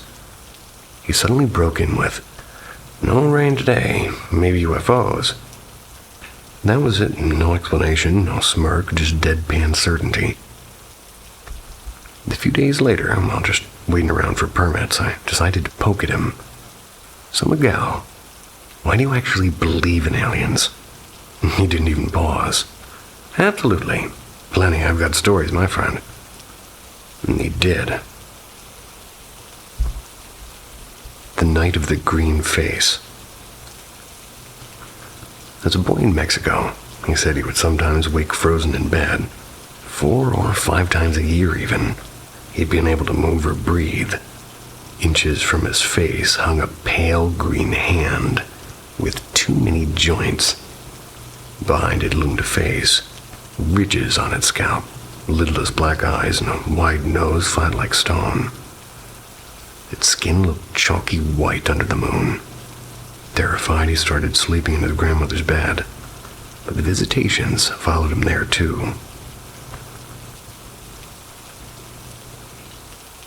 The creature by the well. One evening at dusk, in their garden, he saw the same figure crouched behind the family stone well. He swore he yelled, and his grandmother came running.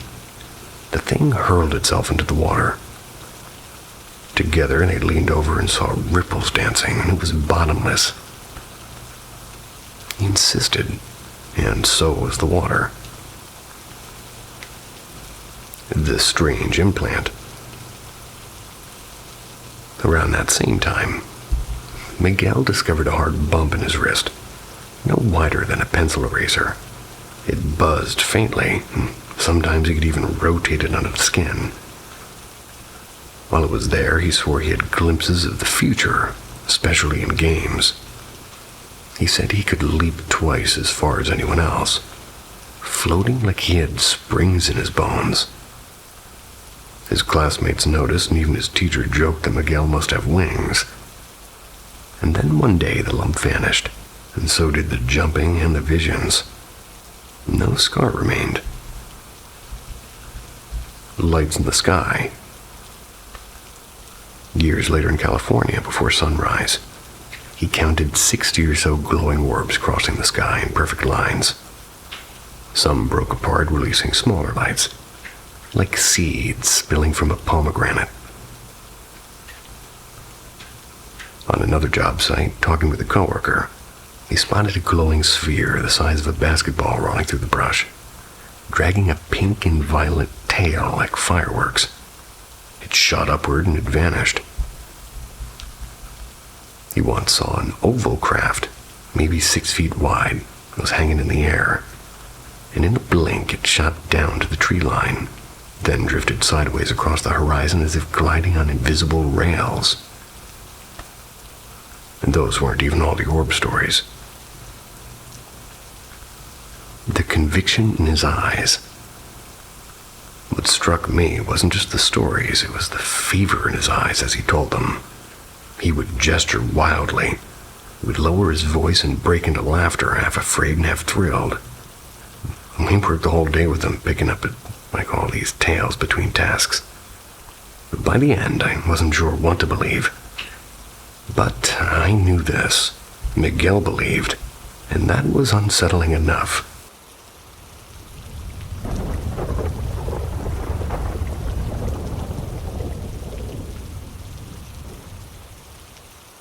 The alarms in the in-law wing.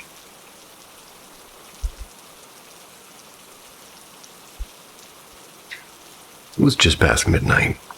That's when every single smoke alarm in the house, they all erupted at once. That by itself isn't unusual. I mean, systems can glitch. But after about 2 minutes, they all went quiet, leaving me wandering the halls trying to figure out which one had started the chain reaction. Nothing.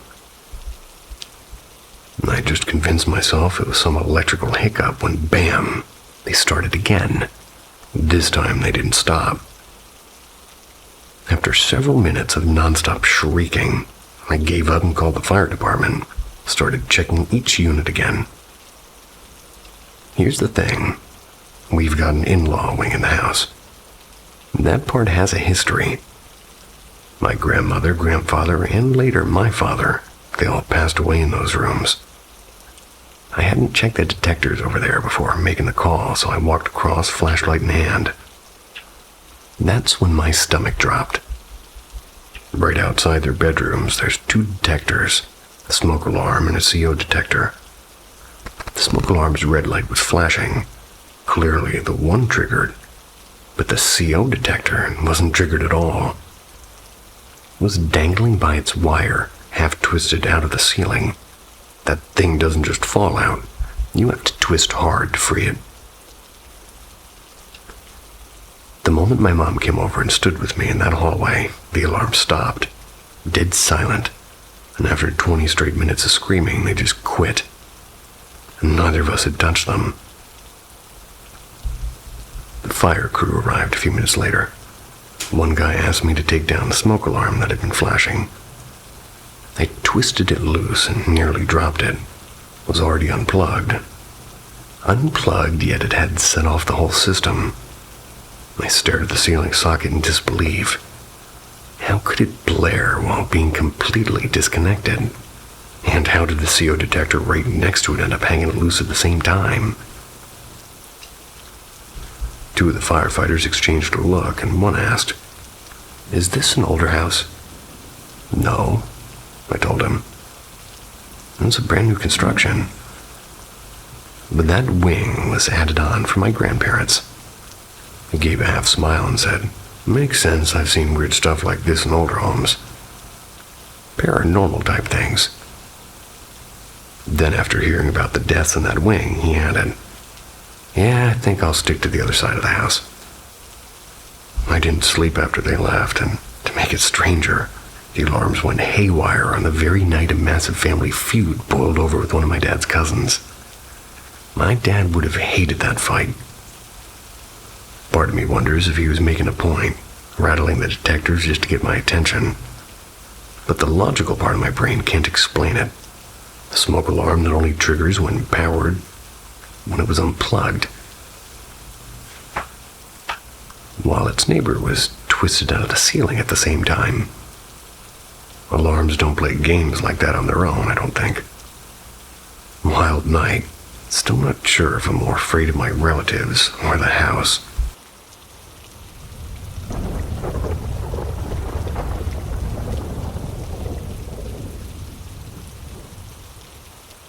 The girl in the violet raincoat.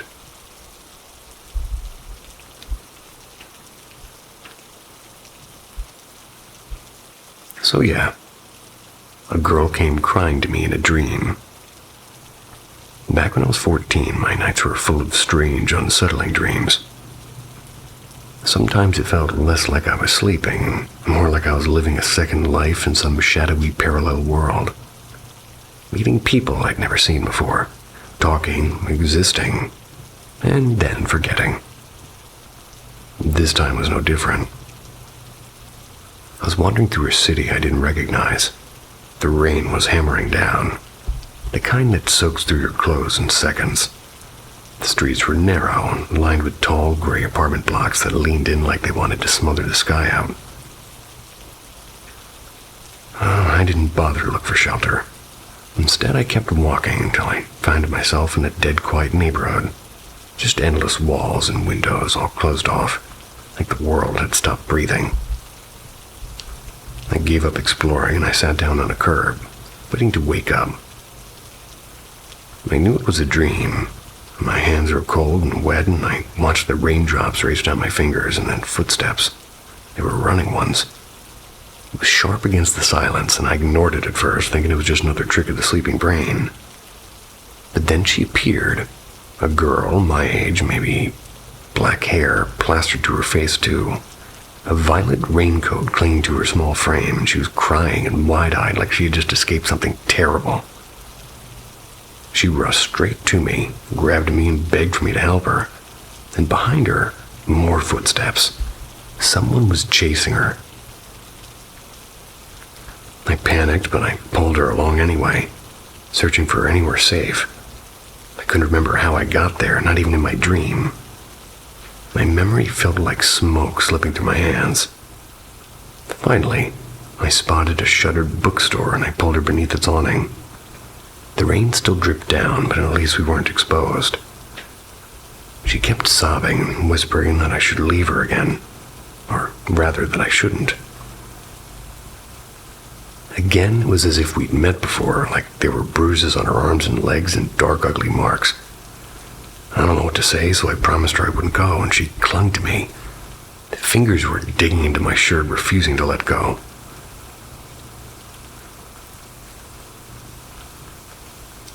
At some point, I must have dozed off inside the dream. When I opened my eyes, she was asleep too, still trying to clutch me, and for a moment I thought we were safe. The footsteps had vanished, but then that familiar tug waking me up. My body knew it was time to leave, and I stood and the moment started her awake too. She looked at me with terror, already knowing what was happening.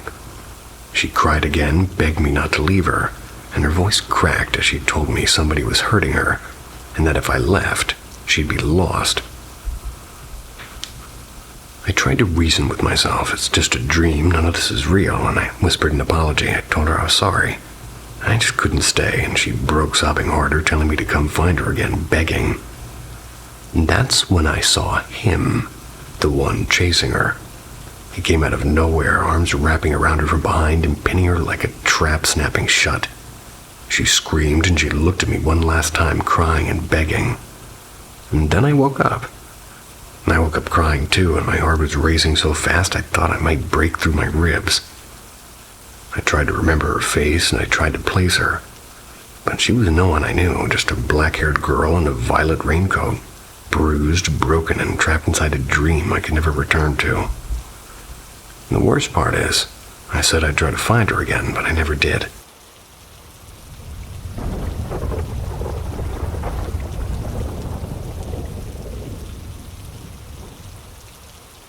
The Porch Lullaby. So I'm home alone. It's like 12:45 in the afternoon. The sun's blazing. I'm just vibing. I step outside and I sit on the porch leaning back like I've got nothing better to do. The air feels heavy but calm and birds are flapping around somewhere. Neighbors' dogs barking and cars are rolling down the street. To my right, there's this old wooden fence, and behind it, wild weeds and crooked trees that look like they've been abandoned since forever. So I'm half zoning out, half scanning the shadows. Like maybe I'll catch something strange if I stare long enough. And then out of nowhere it happens. I hear this whisper. At first it's faint, like wind sneaking through leaves. And then it starts to grow clearer. Not loud, not sharp. It's right in my ear, like somebody's leaning close and humming. A lullaby, a slow, haunting little tune. My first thought is, well, maybe my phone's on. Maybe some random playlist started. But nah, the screen's black and TV inside's dead silent. The hum keeps going, sweet and soft, and I can't shake the idea that it's coming from the trees. And the weirdest part is it doesn't feel evil. Not in a horror movie way. It's gentle, almost like it wants me to come closer. And that's what makes it worse. Like it's bait. So I do the only thing that makes sense. I started humming my own song, my favorite one. Louder than her and steady and stubborn. And she keeps at it for a minute, but slowly, like mist burning off under the sun, her voice thins out and fades away. Next thing I know, the world snaps back. Cars are swishing by and birds are chattering nonsense. A dog barking again with itchy ears. It's like she was never there at all.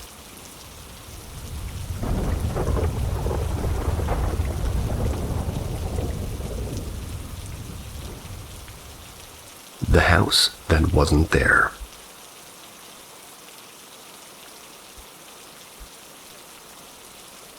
So here's the deal. My neighbor, we're going to call him Mark, he lives downstairs. Our families often eat together, and a couple of weeks ago over dinner, Mark told us this story. I swear he looked genuinely rattled while talking about it. He wasn't joking, and the way he described it gave me chills. The story goes back to 2006, when Mark was in his late 20s. His son had just been born, and money was tight. He worked unloading trucks at a warehouse, sometimes pulling double shifts too. It was barely enough to cover rent. His wife stayed home with the baby, so every bill felt like a mountain. Mark admitted he was in a dark place back then. One evening after a particularly rough day, he stopped at a quiet bar before heading home. He sat alone with a cheap beer and he stared at the table. And that's when a stranger slid into the stool beside him. The man was middle-aged and wearing a worn leather jacket, and he just had this presence. He asked Mark why he looked so crushed. Mark, tired and hopeless, spilled everything. The baby, the money troubles, the fear he wouldn't make it. The stranger chuckled softly and said, "You'll be all right, my friend. I see good things for you. Here, take this number.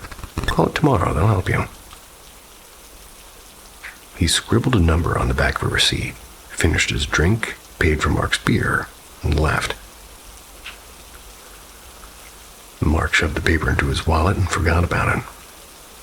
But after a few days, when things felt unbearable, he decided to dial the number. And a voice answered immediately. "Hello, Mark, I've been expecting your call." And that freaked him out, because how did they know his name? Still, she calmly gave him an address in town called Varna. It's about an hour's drive away. She told him to visit soon. Against his better judgment, Mark drove there the following Saturday. The address led to a small house with faded blue shutters like something out of another decade. A rather older woman greeted him at the door, scarf tied neatly over her hair. "Welcome, Mark. I'm glad you came." The house inside was unsettling. One large, whitewashed room, no furniture except for a desk, 2 chairs, and a clock that ticked far too loud. She offered him coffee and spoke gently. "I know about your son, and I know you feel lost, but this won't last. You'll find steady work soon, and your family will be secure. You'll even have another child, a daughter, and she'll bring joy into your life." She didn't handpick him any applications, no phone numbers, no promise of a contact, just words. Mark, uncomfortable, even tried to give her money, assuming she was some kind of a fortune teller. She refused, almost offended, and told him to leave. Weeks passed by with no change, and then one day by chance, Mark bumped into an old friend from school. The friend worked for a shipping company and told him they were hiring for positions on international cargo vessels. Mark applied, got in, and suddenly had a stable, well-paid career. And over the years, he moved up the ranks. Fast forward a year later, grateful and curious, Mark decided to return to Varna to thank the mysterious woman. He brought flowers and wine. When he reached the town, something horrifying happened. The street she had given him did not exist. He asked locals and showed them the slip of paper. Every single person said the same thing. "There's no house like that here. Never has been." Mark insists he wasn't drunk and wasn't hallucinating. He remembers the ticking clock and the bitter coffee in her exact words. But the house gone? As if it had never even existed. So to this day, nearly 20 years later, he still can't explain it.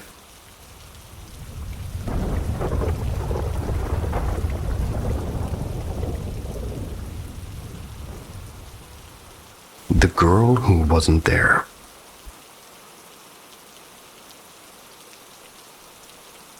Let me begin by saying this took place, if it really did, when I was no more than 5. Around the time of kindergarten. Still, the memory, or illusion of one, it followed me through every stage of childhood like a loose thread I could never stop tugging at.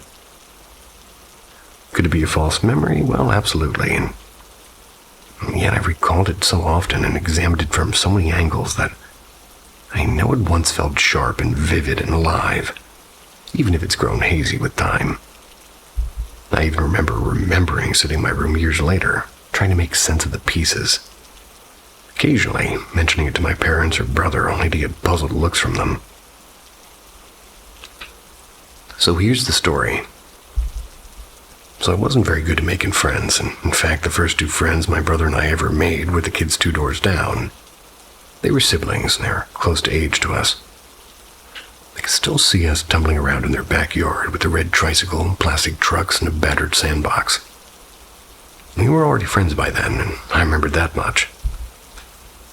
The boy, let's call him N, with my brother's age. His sister M was my age. What struck me about M was her hair was pale and golden, almost silvery. Not impossible in my part of the world, but rare enough to stick in my mind. She had a button nose and sun-warmed skin and a laugh that made me feel, for the first time, like I belonged somewhere. Then came the day that doesn't fit. One afternoon, N marched up our patio with his sister beside him and announced proudly, "This is M." Only the girl at his side wasn't the girl I knew. This M had chestnut dark hair, a longer nose, and a face shaped differently. Her skin was cooler in tone, more like the people around us usually looked. She carried the same name and the same place in his family, but not the same identity I remembered. I felt a jolt of recognition mixed with refusal. I remember thinking, whether at this very moment or later, but I already knew M and she isn't this girl. And from that day onward, M was always the dark-haired sister. We moved away a few years later and lost touch. When I met her again as an adult, she was still that same woman N had introduced, not the golden-haired child I first befriended. And the oddest part is, this hair color was unusual where I grew up. I didn't have many friends at that age, so the chance that I'm confusing her with someone else is feeling kinda slim. My mother herself had been fair-haired as a child, so I know it wasn't impossible, but still, can't point to anyone else that she might have been. I even remember once asking their parents, "When can we see the old M again?" and receiving only a puzzled response by saying, "This is M." So what was it, like a glitch in my memory or a dream so real it fused with reality, or something stranger, like the kind of secret children sometimes stumble upon without understanding? I made my peace with not knowing, but the image of that first M, the girl who wasn't there, stayed with me all my life.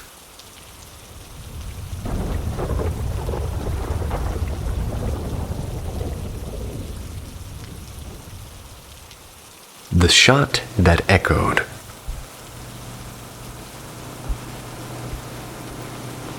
This all unfolded about 4 months ago. It's been replaying in my head so often that I'm hoping writing it down will help me let it go. I've never put much faith into things like heaven, hell, or reincarnation. The only constant I do know is that I carry a memory that doesn't feel like mine, but it's lived inside me for as long as I can remember now. And I'm nearly 30 now, and I can recall turning it over in my mind even when I was 6. In the memory, I'm not myself, I'm not a woman, I'm a young man. I'm sitting on a cracked concrete bench near an old outdoor basketball court.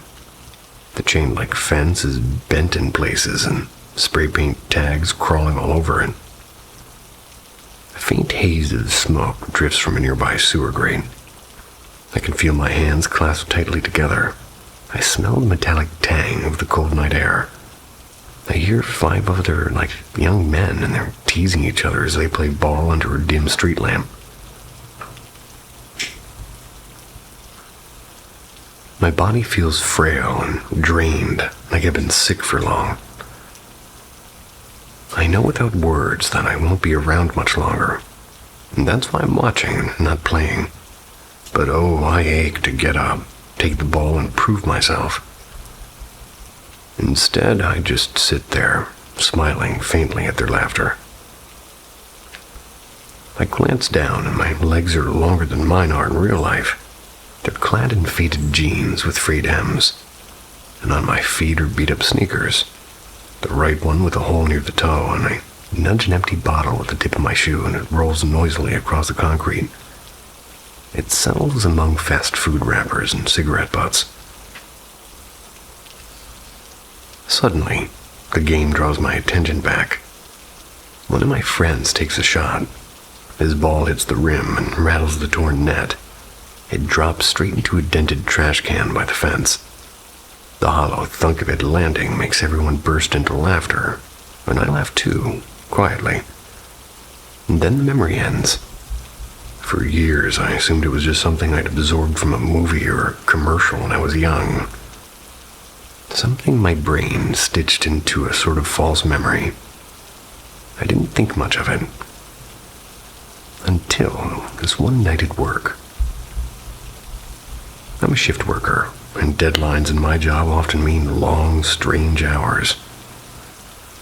One morning around 5:30, a handful of us were waiting on a final decision before we could clock out. A woman from another department, someone I only knew in passing, was sitting with us. We were all running on fumes. And, as often happens on night shifts, the conversation turned philosophical. Life and death and what might come after that.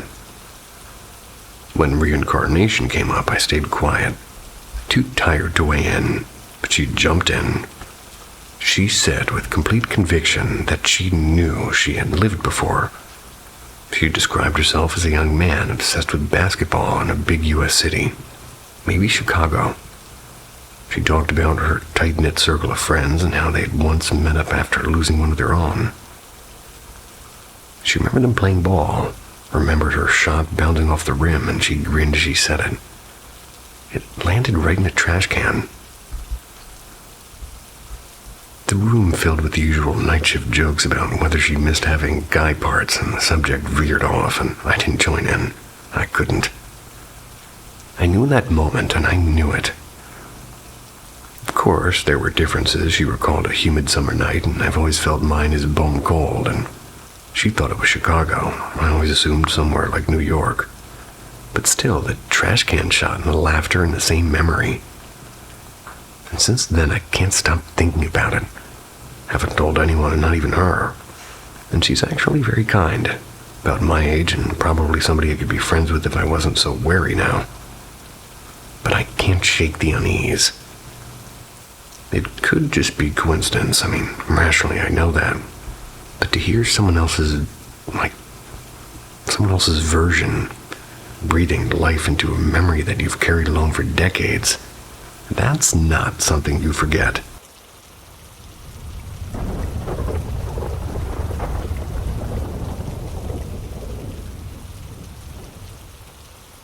The Whisper in the Wardrobe.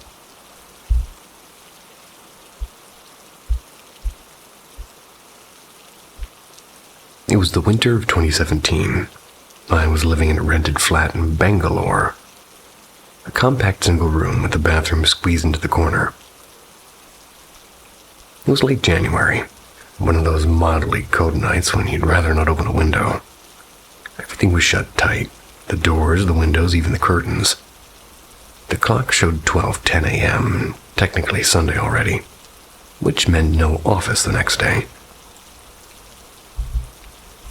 I've always been curious about paranormal stuff, and that night I was scrolling through ghost stories on Reddit. I was on my phone and I had this silly app called Spirit Radar.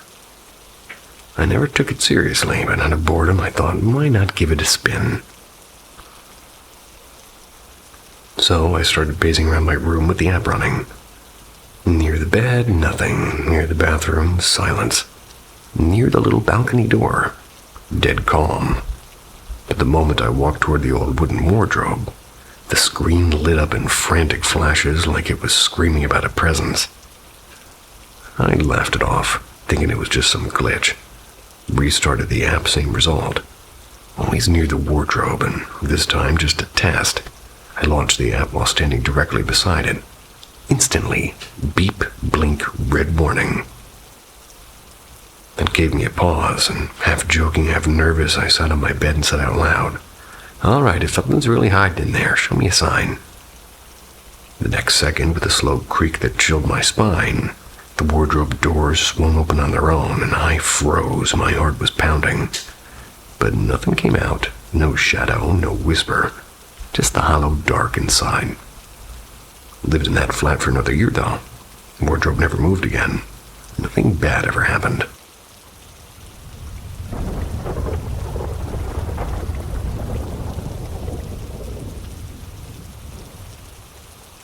The Shadows of Windsor.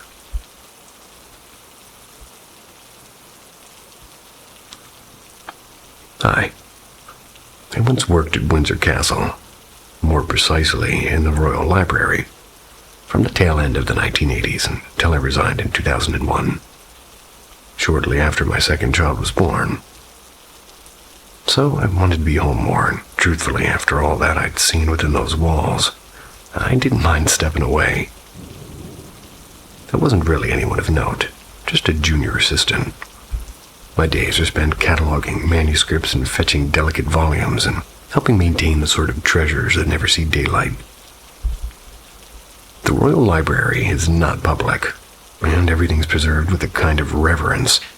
Controlled lights, regulated air, and rules upon other rules. But Windsor did have another collection. Not of books, but of ghosts. I didn't believe any of it when I first started, but that changed pretty quickly. The first spirit I encountered was none other than Henry VIII. Yep, him. It was 1991. I was shelving in one of the quieter annexes late at night. I looked up to find a massive figure of Tudor garb standing just inside the door, arms behind his back, face thunderous. He said nothing, only stared as though weighing my soul. And then, without a step, he seemed to dissolve backward into the stone wall. I stood frozen, clutching a 17th century atlas like a shield. And that wasn't the only presence. There's a black spaniel who sort of roams the western side of the library. Everybody knew about it, though nobody admitted it outright. I saw it twice. Once it padded right through my desk.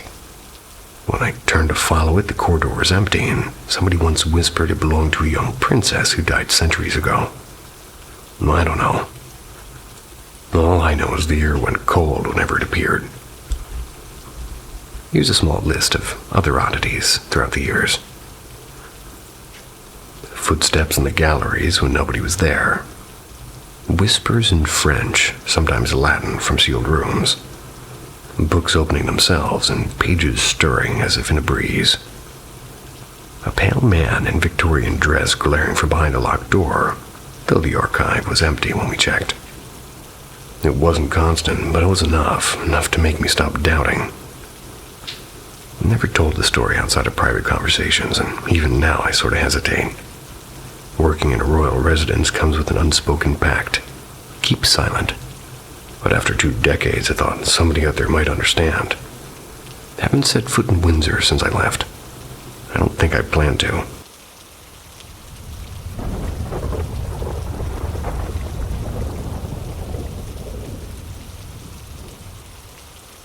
This is more than just ghost stories. These are experiences people live with every day. At Paranormal M, we believe them.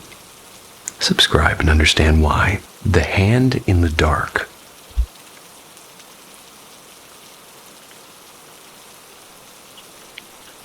I was never afraid of the dark until that night. Back when I was a teenager, I used to spend my summers at my aunt's place. Her household was deeply ritualistic. Incense every morning and evening chants, the works. There was always something heavy in the air, like the house was holding its breath, and I couldn't explain it. But I felt it every time I visited there. My little cousin, only 6 years old back then, used to insist that there was a ghost hiding inside the wardrobe of the upstairs guest room. Naturally, the adults laughed it off, and kids do say things, right? One evening, the ground floor bathroom was occupied, and I had reached the point of no return. Against the unspoken rules of guests staying downstairs, I bolted upstairs to find the other washroom. The moment my foot hit the top step, everything was swallowed by darkness. Not the hum of the ceiling fan, not a dog with itchy ears, no flicker of light, just silence that pressed against my ears. I groped for the light switch. I was tapping every button on the panel, but none seemed to work. My stomach twisted with urgency. So I forced myself to cross the hallway in the pitch black. That's when it started. First, the prickle on the back of my neck like a spider had crawled across my skin. Then my hair began to rise strand by strand, as though the air itself was charged with static. I tried to laugh it off as my imagination. I reached the bathroom door, fumbling for the switch outside. My heart pounded as I pressed random buttons, praying one would bring me even a shred of light. But instead I felt it, the undeniable presence of someone or something standing directly behind me. It wasn't just a feeling, it was a weight, like a shadow pressing down, and then it happened. A hand, a solid heavy hand, clamped onto my shoulder. I spun around and there was nothing, just this suffocating blackness. I didn't wait for a second chance. I tore down the hallway, stumbled down those stairs, nearly crashing into the banister in my panic. When I burst into the living room, gasping, I tried to explain. They all stared at me, like I was telling ghost stories at a campfire. But I knew from that night onward, I never doubted my cousin's warnings about the wardrobe ghost. Some things aren't just childhood imaginations. The woman at the stairs.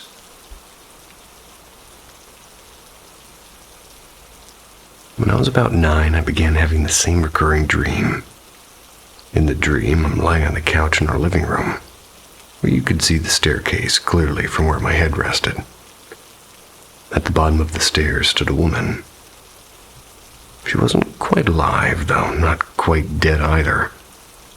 Her skin was pale like candle wax, long black hair hanging stiff, and eyes so dark they almost swallowed the light. Her mouth was slightly open, as though she was about to speak but never found the words. In the dream, I could never move. My body was heavy, locked in place. My only freedom being sort of to glance around in dread. She never walked closer in any way I could see. But each night, she was nearer than before. First, only peering through the banisters, then standing at the foot of the stairs, and finally, looming inches from my face. The night she reached me, so close I could see the cracks in her lips, the dreams ended.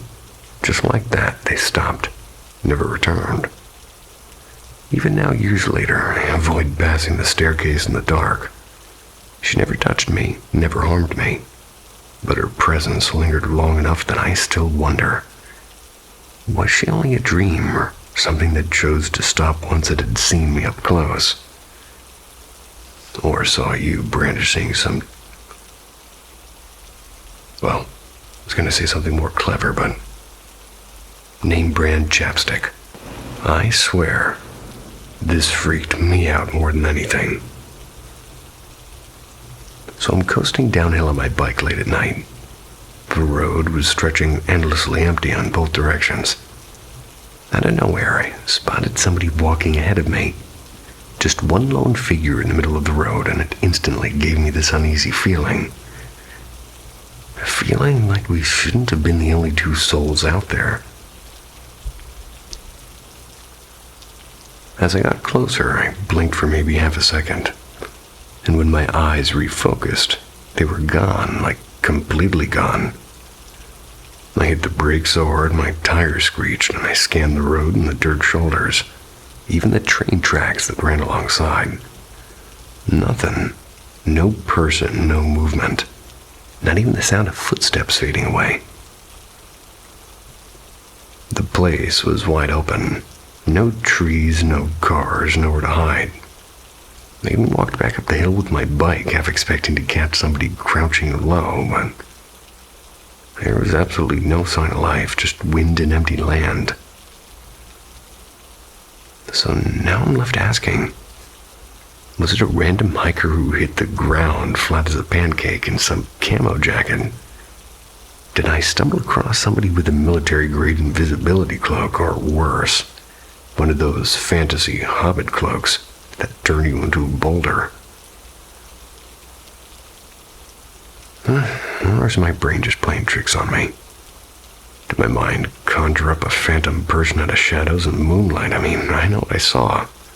I put money on it being a human figure. I don't even believe in ghosts is kind of the weird thing. Not at all, actually. I keep telling myself it must have been some kind of hallucination or maybe a mirage caused by exhaustion. Still, I can't shake how bone-chilling it was because I'm 100% convinced I wasn't just imagining it. Has anybody else had something like this happen? Cookies in the hallway.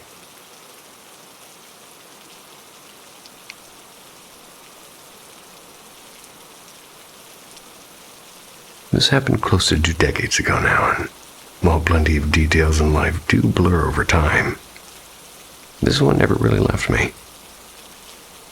I've always been sensitive and able to hear and smell and feel things beyond the ordinary. But this encounter stood out because somebody else had confirmed it, at least in a way. I had just moved into a shared rental with a couple and 2 other housemates. It was a ramshackle old place with 1 room upstairs and 3 below. The upstairs room had a hallway outside it that frequently smelled like somebody was baking sugar cookies. And not faintly either. Rich and warm, straight out of the oven cookies. The weird part is, no one was ever baking anything. And the tenant in that upstairs room was a notoriously messy guy whose room smelled like dirty laundry and wet socks. Not pastries. I lived downstairs, but my computer was kind of set up in the tiny office upstairs, and I worked evenings. I was usually on the computer late into the night, actually. Almost every night, I'd feel a presence behind me moving from the doorway to right up close, like somebody leaning over my shoulder to see what I was doing on the screen. It wasn't hostile, just insistent, and oddly, whenever I opened something personal, like online banking or emails, or late-night browsing, you could call it. Of the less wholesome kind. I already got it before. The presence would instantly back off like it respected boundaries. One night, I mentioned it to a long-term tenant. We were having a cigarette outside, and as I described the feeling, she went pale and said, "That sounds exactly like Sam." Well, I asked who Sam was. She explained that he'd been a close friend and a former housemate. They passed away in that upstairs bedroom after a diabetic coma a couple of years before I moved in. And apparently, Sam had this habit of standing over people's shoulders while they were on their computers. Unless they were looking at something private, then he'd politely wander off. After that, whenever I felt the presence, I'd just say, "Hey, Sam." Sometimes even joke about him snooping, and if I was reading horror stories and getting too jittery, I'd ask him to give me some space. Feeling would just vanish instantly. The strangest night came when I headed downstairs to my room. At the foot of the stairs, I suddenly felt something rushing at me, like a violent wall of wind and pressure and thick with malice. My chest clenched in panic, and then just as quickly, I felt Sam barrel down the stairs and chase it off. The crushing pressure disappeared in an instant, and I whispered, "Thanks, Sam," and went to bed. Whatever that darker thing was never came back.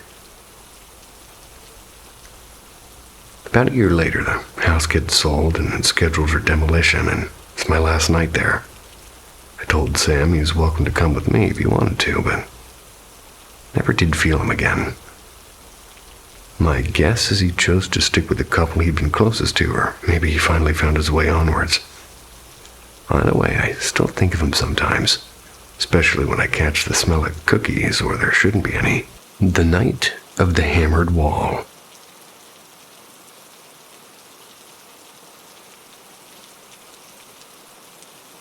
When I was still living back in my home country, strange things, I always seemed to stir around our old house in the woods. At first, it was nothing unusual, just scratches and rustling and the occasional grunt of a wild boar slipping past the fences. But one particular night, it changed everything. It was near midnight.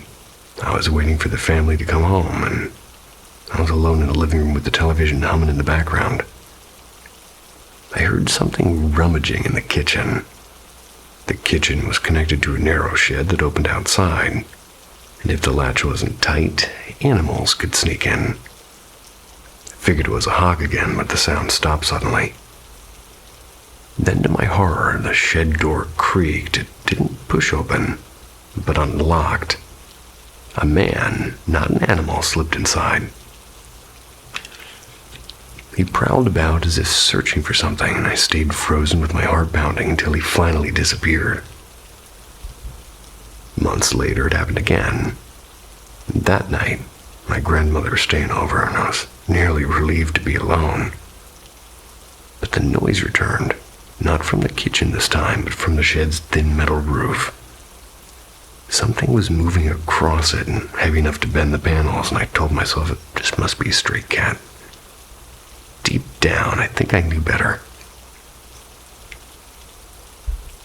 Later, when my family came back, the house settled into silence and everybody drifted to sleep except me. Then a sudden bang, so loud it rattled the whole house, and for a moment I thought it was maybe an earthquake. But it didn't fade. The pounding went on, and I braced myself, waiting for my parents to rush out, but no one seemed to stir.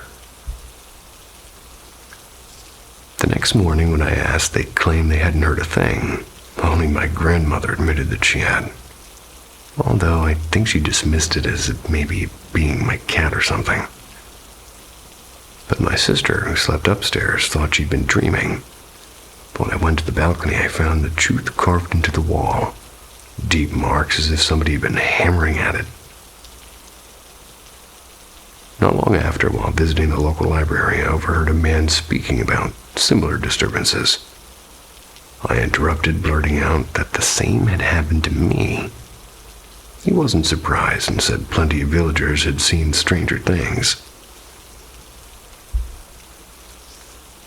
People whispered that in 2008, a group of so-called black magic monks had been arrested for grave robbing. Some believed that they had cursed the village, unleashing wandering spirits. And considering there is a neglected cemetery just across from my house, it really wasn't that hard to believe. Neighbors swore they'd seen smoke-like figures drifting between the trees. I never saw them myself, but my cousin once told me he'd spotted a man in black trying to slip into her shed late one night. Assumed it was me. To this day, no one has explained the hammering or the prowlers. My grandmother still lives there with my aunt, carrying on as though the house is perfectly ordinary. But for me, the memory of that balcony wall, scarred in the night, remains sharp and unshakable. The things that walk the border woods. I'm 18 now. I've lived all my life in a small rural town, right on the edge of Ohio and the Kentucky border.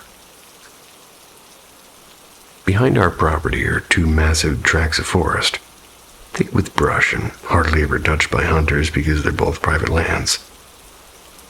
Other than being the family that owns it, no one goes out there. Just to be clear, I'm not trespassing. They've told me they don't mind people walking the land.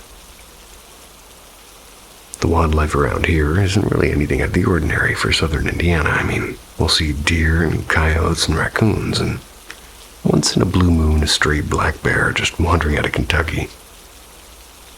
Every so often, a red fox darts through the brush, but I've also seen things here that don't fit with the usual, you could say. I've been trying for years to make sense of it.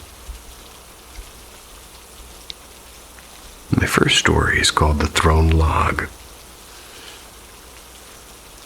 The first time something truly strange happened, I was about 9. My dad and I had just finished clearing a stretch of brush and moved this heavy log, maybe 50 or 60 pounds, into a pile by the tree line. It had taken both of us to haul it. The next morning, waiting for the bus, I heard rustling and a low growl from that same area. At first, I figured it was just a coyote after a rabbit, maybe. But when I finally turned to look, I froze. That same log we'd carried the day before came shooting straight up out of the brush, spinning in the air before crashing halfway across the yard, closer to me than it had any business being. I didn't see what or who threw it. I only remember staring at the log and nearly missing my bus. My second story is The Giant in the Yard. A couple of years later, I was maybe 11. I had 2 friends staying the night. My bedroom window on the second floor looks out over most of the yard and parts of the woods. It was late. We were just about to crash for the night. That's when I noticed movement outside. A person was walking along the edge of the property, and they were huge. I'd guess anywhere from 6 to 8 feet tall, but bulky and broad-shouldered and unnervingly quiet. We were all alone. Nobody was supposed to be out there. My friend saw it too. We ducked away from the window and didn't look back until morning. My third story is The Clearing. The last encounter happened just a few years ago. I was jogging through the woods about a mile past where most people would bother going. To get there, you have to kind of fight through thick thorn bushes and toppled trees. I broke through into a small clearing. I noticed the silence first. No birds, no wind, and then came the sound of heavy branches snapping somewhere to my left. I crouched down with the knife I always carried for brush. That's when it stepped out, a towering figure covered in mottled fur, mostly black but streaked with brown and patchy tan, like the coat of a stray dog or some kind of wild hybrid. It sprinted upright across the clearing, moving faster than anything that size should be able to. I stayed hidden until the sounds faded. But hours later, I heard gunshots from the direction it had run to, and an old neighbor lived that way. A man known to shoot at anything. And what's happening now? Well, I thought that'd be the end of it, but the weirdness hasn't stopped, because in winter I found massive footprints in the snow. I hear tree knocks at night, and sometimes in patterns, and sometimes closer than they should be. Twice something slammed into the side of our house hard enough to rattle the windows. And the stray cats that used to roam this place, they've almost all disappeared. I actually just made this count just to post this, and I don't know what I've been seeing, and I don't know if it's just one creature or several or something I can't even name. But whatever it is, it's still out there. Beaver nuggets. The House on Maple Lane.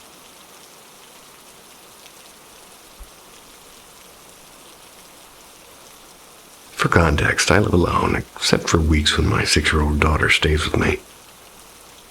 I bought my house back in 2018, and odd things began in early 2020, like lights flickering on and off and doors unlatching themselves, and my daughter's baby toys chirping without batteries. My ex and I were separated late 2020, named the presence Linda, and, well, she seemed harmless. I asked her politely to cut it out with the doors and the toys, and for a while it seemed that she did. In 2021, my friend moved in for a few months, and she swore that she heard footsteps pacing in the hallway at night and didn't bother me, and I just let Linda wander.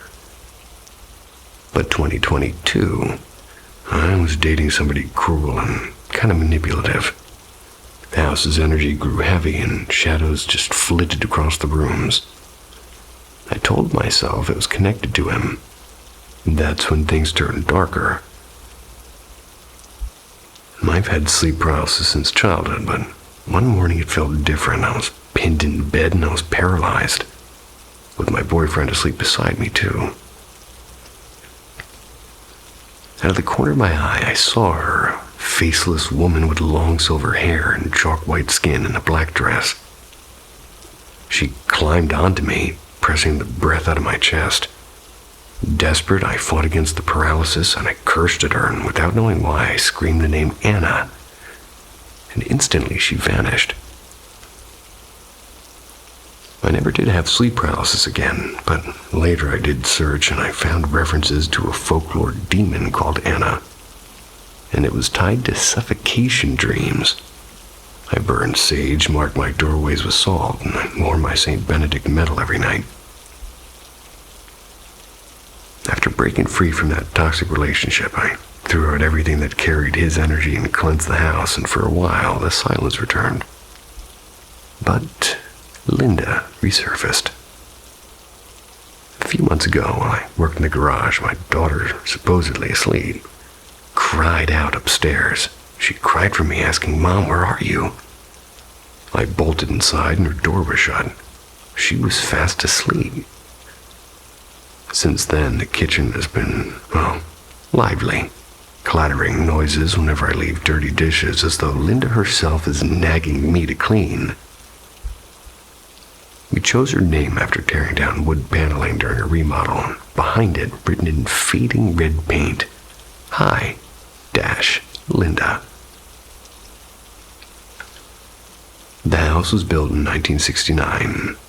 The original owners lived across the street, but no Linda was ever connected to it. The mimicry, though, that's the worst part. Just last week, lying in bed, I heard a soft little mom and, a voice saying, "Mom." And it was drifting from my daughter's room, and she was asleep, and sometimes she even asked me why I was talking to her from the hallway when I hadn't spoken a word. For the past 2 weeks, both of us have been drained and exhausted and nauseous and restless. Last night I dug out a St. Christopher medallion my father once gave me. Almost immediately I felt lighter, maybe a placebo, maybe protection, and this isn't the first haunted place I've lived. My childhood home was thick with spirits. One boy who died in the house, his father who, ended his own life in the basement, and our dog never set paw downstairs. He would growl at the shadows, and I even used a Ouija board once, which only made the air heavier. Tisk, tisk. Since then, I've lived in apartments and other houses. Some peaceful, some kinda not, and this one is different. Something here feels old and waiting, like it chose me. Next week I'll see a medium, and until then I sage and I pray and I surround myself in imagined light.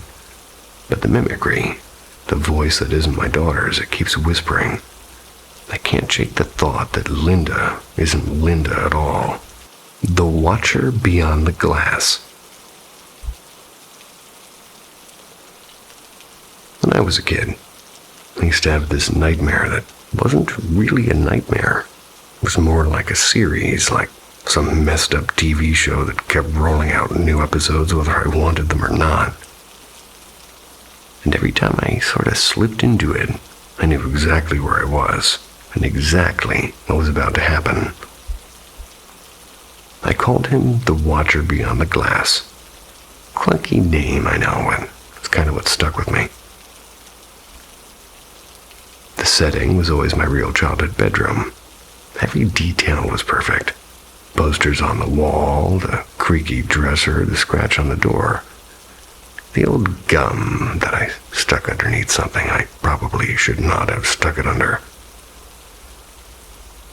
Except there was one thing. The wall at the foot of my bed wasn't a wall anymore, it was glass. One massive pane, ceiling to floor, looking straight out into the front yard. My room was ground level, so I had a perfect view of the crooked sidewalk and the yard's patchy grass and the dim orange glow of the street lamp at the corner. The second I realized I was back there, the dread hit me like a weight on my chest. I'd tried to shut my eyes and will myself awake, but it never seemed to work. I was always forced to stare through the glass, waiting for the inevitable. And then, like clockwork, he appeared. The figure would drift up the sidewalk, cut across the lawn, and just stop right in front of the window. Always smiling, always the same rotten grin.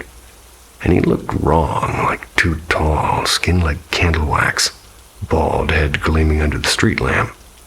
Never moved his lips, but his voice would slide into my head as clear as he was whispering into my ear. And he told me he could see me anywhere. That distance, walls and time, well, none of it seemed to matter to him. He was always there watching. He loved reminding me that my parents couldn't see him. Wouldn't believe me even if they could. Gave him this twisted glee, like he and I shared a secret pact I had no choice in. But there was one night, still makes me shiver when I think about it. He stood at the glass and his grin was wider than usual. Began talking about the other kids he visits, describing them in detail. The way you'd talk about friends you saw yesterday. And then when I finally snapped and shouted my dream that I'd scream, that my parents would hear, he leaned closer and said, "Your parents are leaving soon. I know where they'll be staying. I know the room number. And I know you'll be left all alone." He named the hotel and the city and the exact date. Don't remember how the dream ended, only the terror of it. And I absolutely am certain about this, that he was not lying. That he wasn't just a dream. I carried that fear with me for years, and even now, part of me still wonders if he was really visiting. The smiling silence.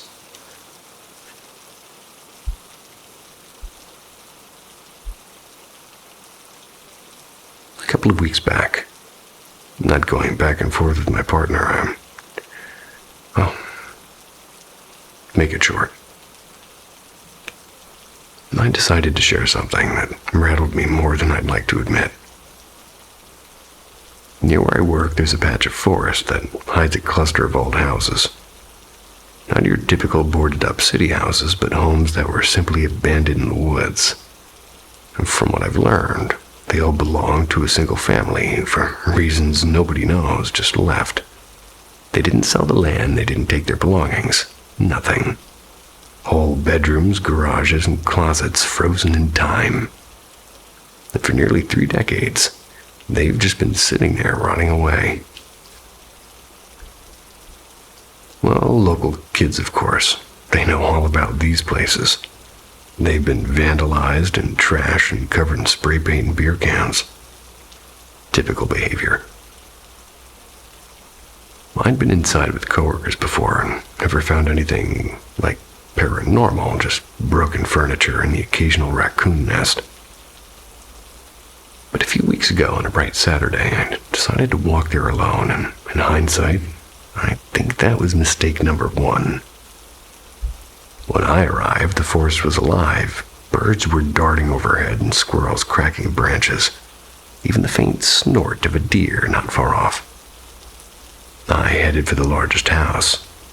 The one I've always assumed belonged to the grandparents, judging by the outdated furniture and old coats and all that stuff hanging in the hall closet. I slipped into the garage, careful to avoid the sagging hole in the roof, and last time I was there, I'd seen raccoon scat scattered below it. Inside, the hallway stretched ahead, familiar to me from the past visits. But as I passed a small bedroom, something new caught my eye. A red smiley face sprayed across the wall. Not cheerful, but kind of twisted and wrong, the kind of grin that makes your stomach tighten. Probably the work of teenagers, but it stuck with me. I carried on to the kitchen, the heart of the house, you could say. From there, I could head to the living room, to the basement, or up the creaking stairs, and I paused, deciding which path to take. Then it hit me like an oppressive wave of dread. Not fear like when you watch a horror movie. No. This was primal and raw.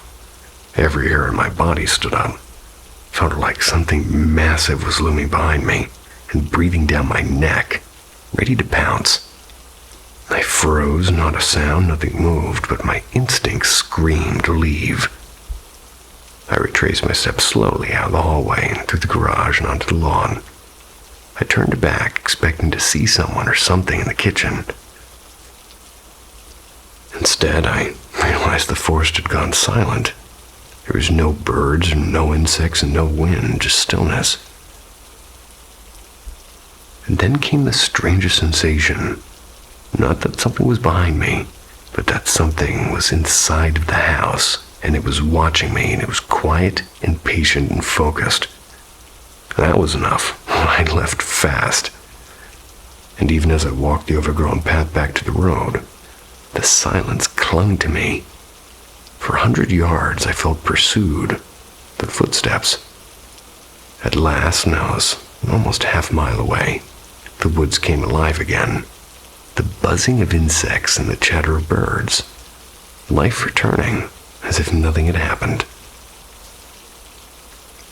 I called my partner as soon as I reached the truck, whispering the whole story. She told me never to set foot in those houses again, and I didn't argue. I've never felt anything like that before. Didn't see a figure, didn't hear a voice, but what I felt was deliberate and malicious, and something letting me know that it was there.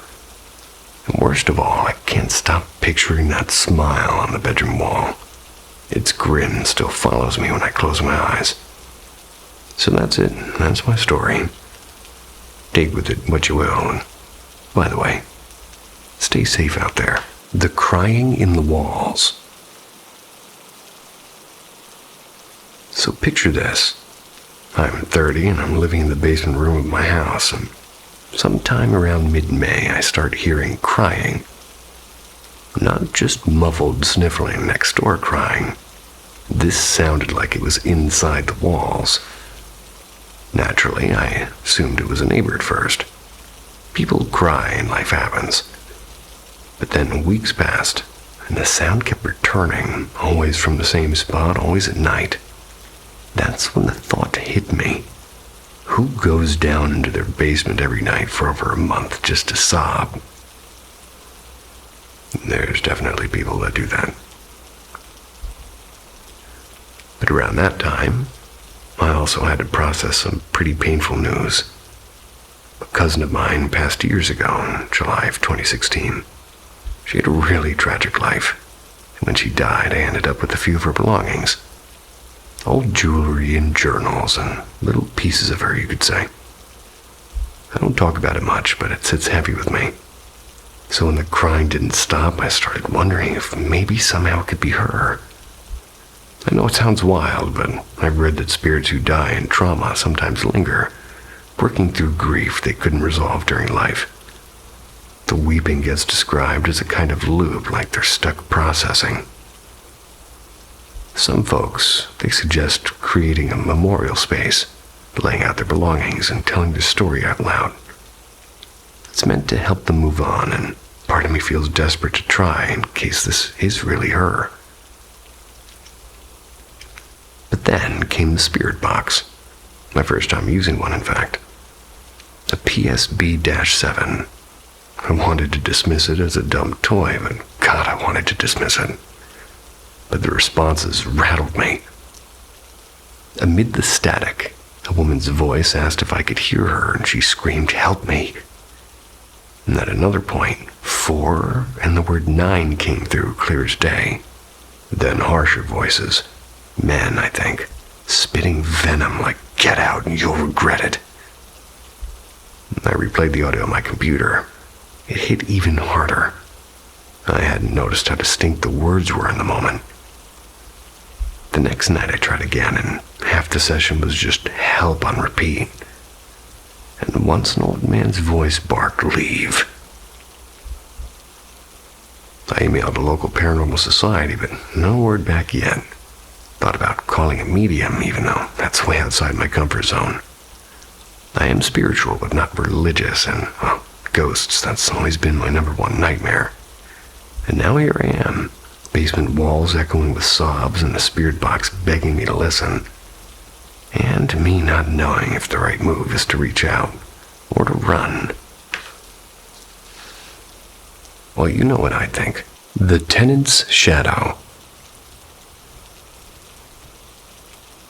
When I moved into my new loft, the landlord casually mentioned that the previous tenant had been, quote, end quote, troubled. Apparently an addict who'd left the place in ruins. My partner and I laughed it off at first, patched up when we could, and we made it our little refuge. But 2 months in, the laughter had worn thin, and something was wrong here. It started during a shared slump. Both of us sank into heavy moods, and I couldn't sleep without nightmares. And almost every nap ended in sleep paralysis. One afternoon, I woke up to see a twisted version of my partner looming over me, grinning too wide. And the worst part was, she was at her office across town. Later that day, the apartment felt hollow. The kind of silence that hums in your chest while cleaning. Well, my partner stepped out to throw away a bag of trash. She left the main door open but latched the screen door, and a minute later I turned around. The main door was shut and the screen door swung wide. That latch does not move on its own. We panicked and we burned sage and chanted affirmations. We did this for about a week and everything was quiet. No paralysis, no nightmares, no sense of being watched. But then we hosted a get-together of friends and drinks and beer bottles scattered around, and nothing unusual, till the next morning. The first time I used the bathroom was normal. An hour later I walked back in, the walls were crawling with flies. Dozens of them. I swatted them all down and I cleaned and sanitized, but they returned in waves. There's no cracks, no food, nothing rotting. They simply appeared. Gotta check that drain. Both of us felt it. Something was brushing past our backs like a tug on her shirt while she washed her hands. A cold breath on me at the sink. We cleansed again, scrubbing the mess and blessing the rooms, and just like that the flies were gone. So was the tapping and the breath and the presence. We pieced together our theory. Whatever lingers here feeds on chaos, on bottles and filth and disarray. And the night we let the apartment slip into disorder, it grew stronger, and once we restored order, it lost its grip. Some call the Lord of Flies Beelzebub. Well, my partner thinks it's something smaller and sadder. A thought form, maybe left behind by the tenant, fattened by every moment of neglect. Either way, the shadow in this loft doesn't belong to us, and we plan to keep it that way. The heavy house across the street.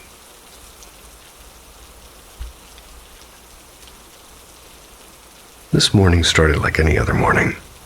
I'm sipping coffee on my back porch, watching my dogs wrestle over a squeaky toy. That's when I heard the doorbell ring. They heard it too, and they went ballistic, which meant I had no choice but to investigate. Front door empty and side door empty. Weird third door we inherited from the previous owner is also empty. At that point, I figured it was either a ghost or maybe Amazon playing mind games with me again. But then across the street, I noticed a handwritten sign. Estate sale. Somebody stepped out of a car with that "I'm about to dig through a stranger's life" look. I thought, why not? You can find treasures in old houses. Plus, it beat folding laundry. The second I stepped inside, though, it hit me. This wave of sadness, so thick it was almost physical. And I've been to plenty of estate sales before, and usually my only emotion is, should I really spend $5 on this broken lamp? But this was different. I wandered through the rooms, my chest was heavy, like I was carrying somebody else's grief. The pull brought me back again and again to a bookshelf crammed with dusty novels and vinyl records. I spotted something.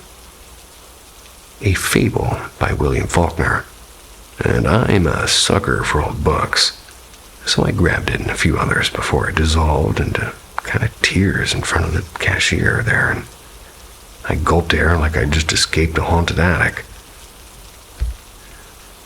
My mom was still inside, and, well, she loves to inspect everything, including broken blunders. So I waited in the curb with my stack of books like some tragic character in a sad indie film. Later I learned the truth. The couple who lived there, they weren't dead at all. They were alive. 94 and 97. Simply moved into an assisted living facility, which was somehow comforting and unsettling at the same time. Still, the house didn't feel empty, and when I went back, the heaviness seemed to cling to me, especially near a room I'd avoided the first time. My mom insisted I step inside, and the moment I did, it hit harder than before. Migraine, tears, the whole package. I left quickly. Therapy appointment. Lucky timing. Now the book sits in my office, humming with quiet weight. Can't shake that feeling that the house is holding on to something. Not death exactly, but memories so thick they've congealed into air. And maybe when I heard that doorbell this morning, it wasn't a ghost at all. Maybe it was the house calling me. The 3 knocks at the Ludlow house.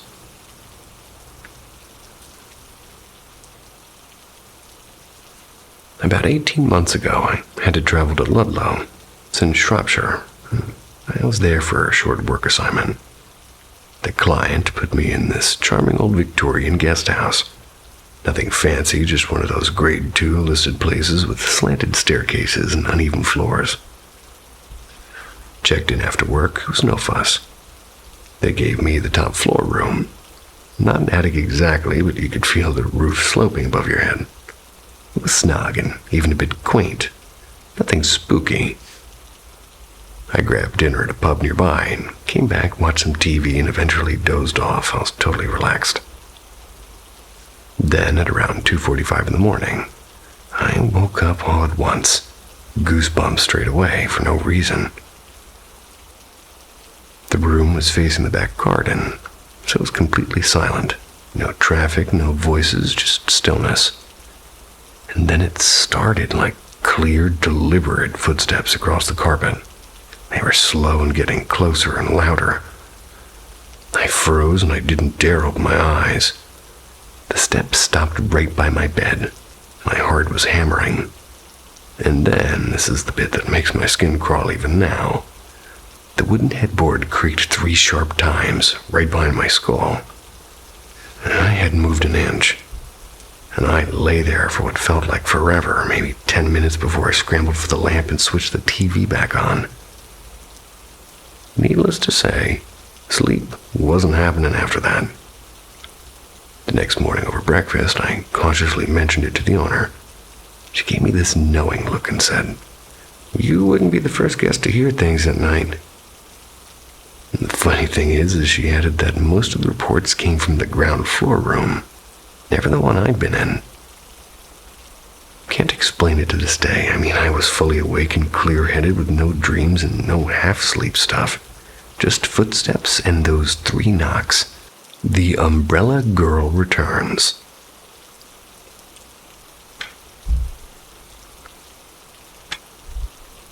When she was about 6, my niece had an imaginary friend, or at least that's what we thought. She called her the girl with the umbrella. Strange name for a strange companion. Sometimes she'd whisper that the girl was standing right behind us and watching. And creepier still, she'd repeat things that this quote-unquote friend told her, things that disturbingly often turned out to be true. But when she turned 8, the girl with the umbrella simply vanished. My niece sketched her from memory. She did it again and again, and yet never ever would draw a face on this thing. Not because the girl had none, but because every time she tried, it made my sister, her mom, cry. So years pass. My niece and I are bonded over ghost stories and paranormal shows, and we'd laugh about how her dad, this towering stoic man, would practically curl up in terror at the mention of spirits. Then came her 12th birthday. She announced she wanted to start a ghost podcast, just her and me telling stories to the world.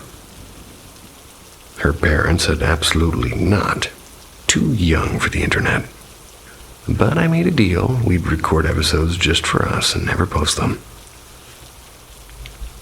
And it became a ritual. She'd come over and have dinner with me and my partner, and the three of us would laugh and tell stories and record them. It was simple and joyful, and most importantly, it was ours. And then April came. A car accident. My niece, Lila, and her father gone in an instant. My sister's heart shattered, and my boyfriend and I took in our other 2 daughters, those Hannah and Rose. That was while my sister tried to survive her grief, and as for me, I broke quietly. I tried to stay strong in front of the girls, but every night ended the same. Tears in my partner's arms, mourning the loss of the girl who had been my little ghost hunting sidekick. Months later, Hannah and Rose began to whisper that Lila was still with us, that she trailed behind their mother or me, and it was sweet and comforting, but I didn't let myself believe it.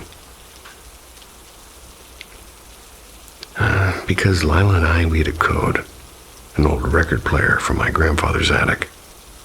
We'd promised, if one of us ever crossed over, we'd make it spin, and it never did, so I knew she wasn't there. Or so I told myself. Then last week, my boyfriend finished a drawing. He'd sketched me waiting at a bus stop. But above me stood a figure, the girl with the umbrella. And this time she had a face, and it was Lila's. My boyfriend confessed that years ago, Lila had sworn him to secrecy. She told him the girl with the umbrella looked exactly like her. Never wanted to scare me, so he kept the promise. But when Hannah and Rose described seeing their sister with the umbrella, couldn't ignore it anymore. He drew what they described, and they confirmed that it was her. Now I don't know what to believe. I've always been a believer in the strange and the unseen, but this has shaken me. If the girl with the umbrella was Lila all along, then she's not gone. She's still here.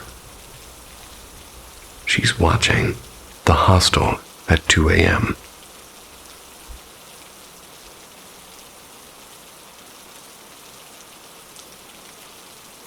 I'm a medical student from India, and this happened back in my hostel days. And our hostel was a huge rectangular building with my room tucked away at the farthest wing. It was a long hall shared by the 4 of us, and just outside was a shared bathroom that echoed with every sound. Like all college kids with poor judgment, we had a habit of watching horror films until way past midnight. One evening, after a greasy dinner out, we dragged ourselves back late, and my bed was the first one near the entrance, and the others kind of stretched deeper into the room. Around 2:15, I woke up to a furious banging on the door. Half asleep, I checked my phone, hoping it was just a dream. The noise grew sharper and insistent, almost angry. And oddly, my 3 roommates slept through it. Terrified, I shook the girl next to me awake, and she heard it too. Wanted to open the door. I stopped her. I was reasoning that if it was truly urgent, somebody from another room would have called us. We waited and the knocking eventually ceased. So the next morning, I asked the girls in the adjacent room if they'd heard anything. They looked at me blankly. There's no noise, no prank, nothing. 2 nights later, things got stronger. Blah, blah, blah, blah, blah, tripping on my own tongue. Get in line, face. Okay, me. 2 nights later, things got stranger. One roommate rose in the dark. Her eyes were unfocused. I whispered her name, but she ignored me. She walked straight to the door and opened it and peered both ways down the corridor, then closed it gently, went back to bed. When I asked her about it the next morning, she said she had clearly heard someone knocking. That weekend, everybody kind of left for their hometowns, except for me and one other girl. We decided to sleep early. Around midnight, she stirred, turned toward me with a smile that was far too wide and far too eerie, and went back to sleep without a word. That was the breaking point. The very next morning, I went to a temple and brought back a framed picture of Lord Hanuman. We placed it by the door, and after that, the nights were silent. No knocking, no wandering, no strange smiles. That was the first and last truly unsettling brush with the unknown in my life. Hanuman, the window at Gaines Tavern.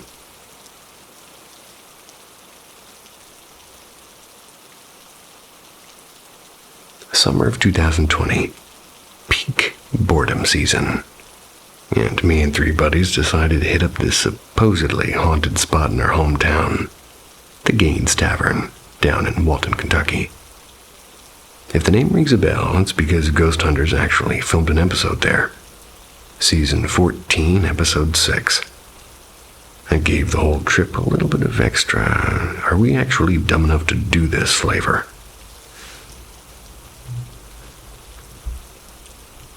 Ghost peppery. By the time we rolled up, it was around 11. The place was pitch black except for 2 sickly yellow lights in the parking lot that made everything feel creepier instead of safer. Our whole plan was just to mess around, maybe film some orbs on camera because we're all those kids who love spooky nonsense. Never really expect anything to happen.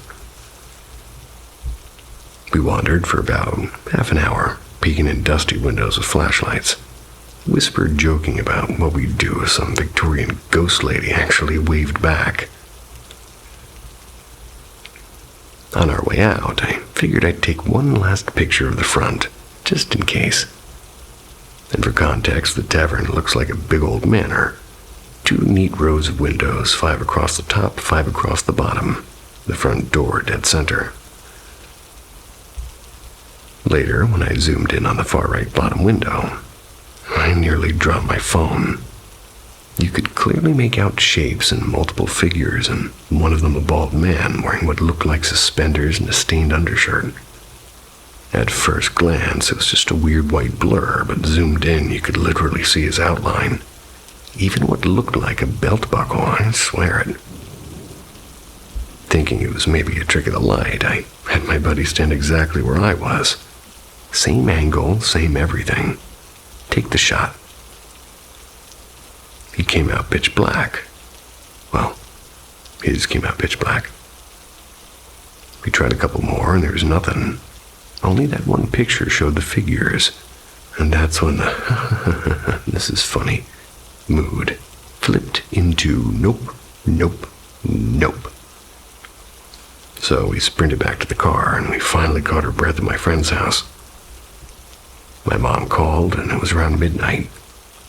She told me my grandma had just passed, and she'd been fighting spinal cancer for months now, but the timing stacked against what happened earlier had hit me like a truck. And the night didn't end there, though.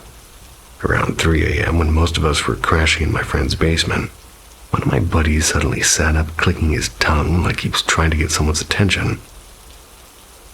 What is he, a lizard? He started mumbling about needing a new spine, saying his back was broken and just this rambling and half-coherent stuff. And we were talking to him at full volume, and he wouldn't respond, and out of nowhere he slumped back down and passed out again. Eek. And when I shook him awake a few minutes later and asked him what the hell that was about, he blinked and said he had no idea. He even repeated the same nonsense about his back once or twice before snapping out of it. Then swore up and down he didn't remember a thing. We never did figure it out, just chalked it up to another piece of dad lore for the night. But even now, whenever I scroll back to that photo, I can't unsee the man in that window. The swing that wouldn't stop. I was 11 when it happened. It's one of those summers where my family made the pilgrimage back to my mom's side of the family on the East Coast. I was used to traveling. I was used to airports and used to cars and you just name it. So when I heard we were leaving our calm little Virginia town for the noise and neon of Brooklyn, New York, I didn't think much of it. That is, until the 3-hour car ride loomed over me like a prison sentence. My mom grew up in Brooklyn. She hadn't been back in years, not since I was about 5. And this trip was her idea. Apparently, it was time to see Aunt Renee again. The air outside felt heavy and it felt wet, like stepping into a warm towel. I liked it though. Humidity was weirdly comforting, like the world was giving me a hug. But then the buzzing started. Mosquitoes, the eternal nemesis of every East Coast summer. I bolted into the car before they could claim me as their buffet. The ride itself was rough, and my cousin Kayla, who was 7, hummed herself and made random noises in the back seat. I knew she couldn't help it. She was on the spectrum, but my 11-year-old brain wasn't exactly patient. Her little sister Mia, 5 years old and endlessly repetitive, decided I was her favorite audience. Do you miss me? Do you miss me? Do you miss me? Till I finally said yes. And I've never really been good with little kids. I can't say no to their requests, no matter how ridiculous. After an hour, my phone died, and it was tragic. I tried to nap, and my mom and my aunt blasted music so loud the car practically shook, and I trained myself to sleep anywhere. Planes, trains, even through turbulence. So eventually, I drifted off. I woke up outside of a brick apartment building in Brooklyn, Aunt Rainey's place. Stumbled inside and collapsed on the couch without a word, and the next morning, I met my cousins again. Jalen, tall and confident at 12, and Marcus, younger at 9 but bursting with energy. Jalen towering over me by a good half a foot at that, which was kind of unfair since he was only a year older. That afternoon, somebody suggested we take the subway into the city. I'd never been on one before, and the chaos of it and the screeching brakes and packed cars and vendors shouting was overwhelming. We wandered Manhattan, eating pretzels and hot dogs from stands that smelled both amazing and slightly suspicious. Later that night, 10 o'clock, pitch black, we ended up at the playground near the apartment. I tried to argue against it since playgrounds at night are objectively creepier than haunted houses, but nobody seemed to listen to me. The place felt off and quiet in a way that wasn't normal for a city block. We shrugged it off, climbed the monkey bars, started talking. That's when I noticed it. There's a little baby swing over there, and it's moving on its own. And it wasn't just a gentle sway, it was like swinging like a kid was still in it. The problem was the last mother and child had left like half an hour ago. Jalen, look. He squints. Well, that's weird. He hopped down and he approached the swing. And the second he got it, slowed to a dead stop. Like it had been caught, and he reached out, touched the seat, and yanked his hand back like it burned. It's warm. Just like somebody's just been here. I climbed down, my heart thudding, and then Jalen froze again. He touched a bar in the jungle gym and said, "This one's warm too." But neither of us had been near it. We stood there, two kids with no good explanation, until we both came to the sudden unspoken conclusion. The park was not empty. We decided the place must have been haunted by kids and made sense in sort of a grim way.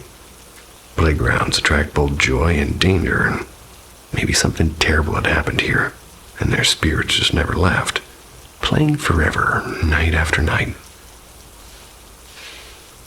And when we finally left, I couldn't shake the feeling of a small invisible hand wrapping around mine. It was my first ghost encounter, and it taught me something chilling. Maybe the afterlife isn't pain or peace, it's boredom. Eternal, restless boredom. But hey, that's all behind me now, right? The Fog Man of Hollow Pines. So first off, I swear to you, we weren't trying to summon anything creepy. Ghost hunting wasn't the plan, and honestly, me and my friend, who we're just going to call Ivy for now, just wanted to do some witty nonsense for fun. We came prepared with crystals, incense, dried herbs, seashells, and even a random jar of cinnamon. We thought it might be magical. The idea was silly, but what happened was not. We started by sprinkling salt in a circle around us and laying down a blanket that doubled as our quote-unquote altar. On it, we placed our shiny little quartz collection and a couple of seashells to keep the good vibes. Ivy was hoping to get clarity on her situationship. She wouldn't call it a boyfriend. Situationship. Earlier at a cafe, we'd already done some DIY tarot readings with a homemade deck, and shockingly, they gave us answers that hit a little bit too close. Still, I thought it was all play pretend. Once the salt circle was set and the incense smoke curled in the air, we decided to go further. I suggested contacting the spirits of the forest, since, well, it was already in the quote-unquote plan. We shuffled the deck, set it down at the altar. From the start, we said out loud, "No negative energies, only protection, only safety." I wasn't buying into it at all until the air shifted. It was like something massive just standing there watching. I turned to Ivy to ask if she felt it too. She said it first. "There's something behind me." Strange thing is, we both described it the same way. A towering, man-shaped figure, made of black fog, limbs stretched too long to be natural. And that detail still makes my stomach twist around. We asked the cards if it was real. Answer, yes. We asked if it was right behind Ivy. Yes. We asked if it had bad intentions. Absolutely. And at this point, the wind picked up like the forest itself was whispering at us. We tried to push the thing away with salt and rosemary. The cards told us it was definitely masculine, which matched the heavy, dark presence pressing in. Ivy reminded me of how earlier we'd been ranting about women's rights and toxic masculinity. Maybe this thing had been lurking since then. The idea gave me chills. We tried asking other spirits instead, but the vibe got kind of worse. The cards spoke in half threats, and it felt like the fog man was circling our salt barrier. That's when leaves behind Ivy rustled like something had stomped down hard. Except nothing was there. No rock, no squirrel, nothing, just movement. The forest, it didn't like us. That much was clear. When we asked straight up if we were welcome, the cards went from maybe to leave. Nice pun, Forrest. Did we listen? Of course not. We stuck around to take pictures like idiots.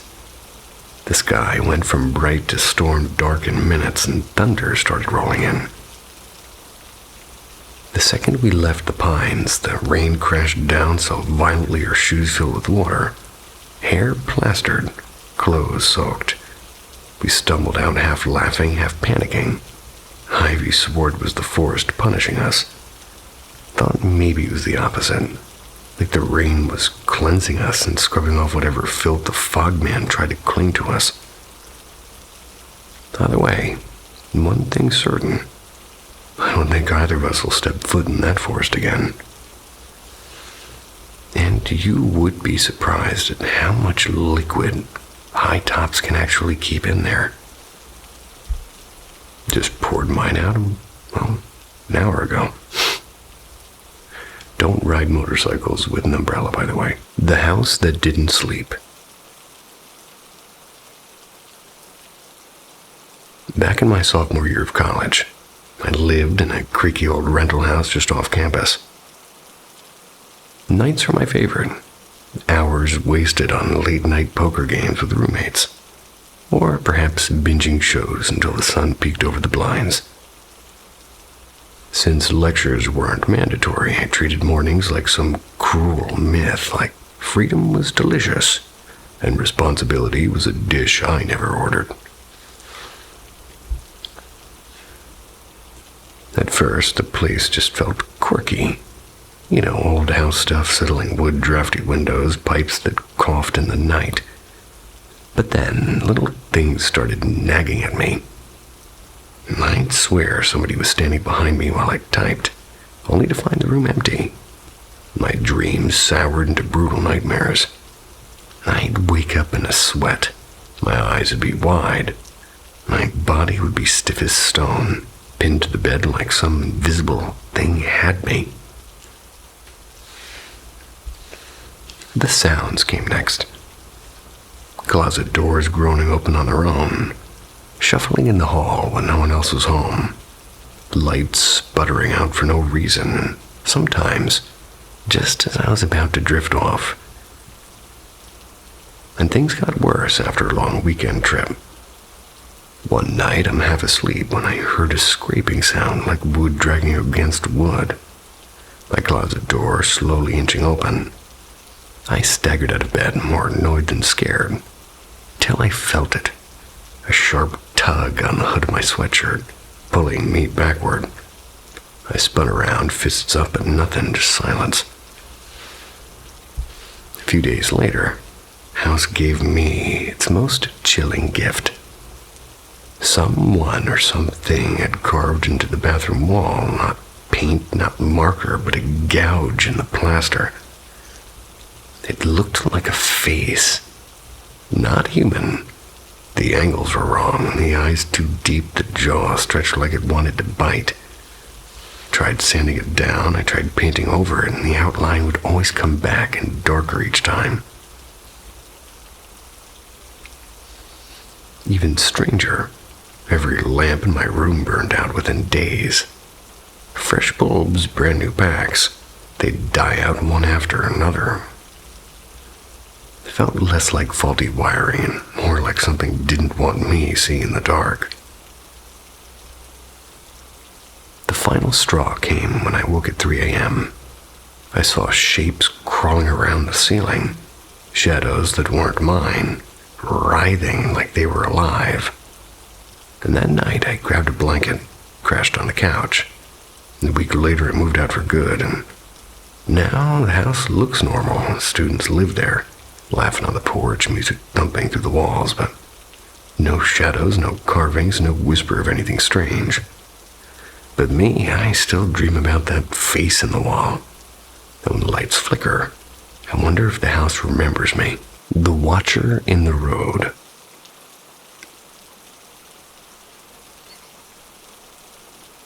Late autumn, 2023. I'm dispatched to a serious RTC during a night shift. I'll keep the details vague for the sake of privacy, but it was close to catastrophic. A delivery lorry, massive and unforgiving. It had plowed into a crowd of 8, driving them against the side of a shop before reversing, leaving a trail of broken bodies scattered in the tarmac. I arrived first on scene, greeted by chaos. The kind of scene you never truly prepare for. Torn limbs, blood pooling across the pavement, and air thick with panic. Triage has to be fast, seconds, not minutes. I zeroed in on a young man whose injuries were beyond grim. Catastrophic bleeding from both a leg and an arm, and one femur snapped clean and the other shattered through the skin. A punctured lung, a crushed chest wall that was quickly dragging him into cardiac arrest. And on top of that, an open fracture to the ankle and drifting consciousness. If I listed everything, we'd be here all night. I started treatment, doing what training and instinct demanded. But every few moments, my eyes were pulled almost against my will to the right. There something stood. It was black and hazy, almost translucent, like smoke shaped into the outline of a person of some kind. It didn't seem to move, it didn't sway, it just stood watching. I tried to dismiss it as a trick of the light, but the street was well lit. I could see my colleagues clearly just a few meters past it. The figure remained solid and separate. I looked away, forced myself back to my patient. But my gaze kept being dragged back. 5, 6 times at least, each time still there. Then the strangest part, his injuries seemed to multiply. One crisis solved only to find another one flaring. It was as if something or someone was working against me, undoing every move. My mind, usually razor sharp under pressure, felt fogged, almost as if I was wading through a treacle. That figure didn't budge. Its stare burned into me. For context, this wasn't a night where I was running on fumes. I'd slept well. I'd eaten properly. I was not stressed, and if anything, I was in a good mood. It was my last night shift before a holiday. I'd seen worse in my career, far worse. I had no reason to break mentally here. So I've since tried to rationalize it. Bad lighting? No. Everything else was crystal clear. Eye floaters, impossible. Stayed fixed no matter where I looked. Imagination, well, doubtful. Not somebody who feeds their brain horror films or ghost stories. And stress, well, not likely, given my state of mind. Still, I couldn't shake the feeling that it was there for him. That maybe it was his time and I'm standing in the way. Reaper or angel, I don't know. But if it was an angel, it wore the wrong clothes because its presence chilled me to the core. The part that still rattles me is despite all those injuries, nobody died that night. Not a single soul. Which is staggering given what we saw. I'm proud of what we did, of course, but that shadow, the Watcher, it haunts me.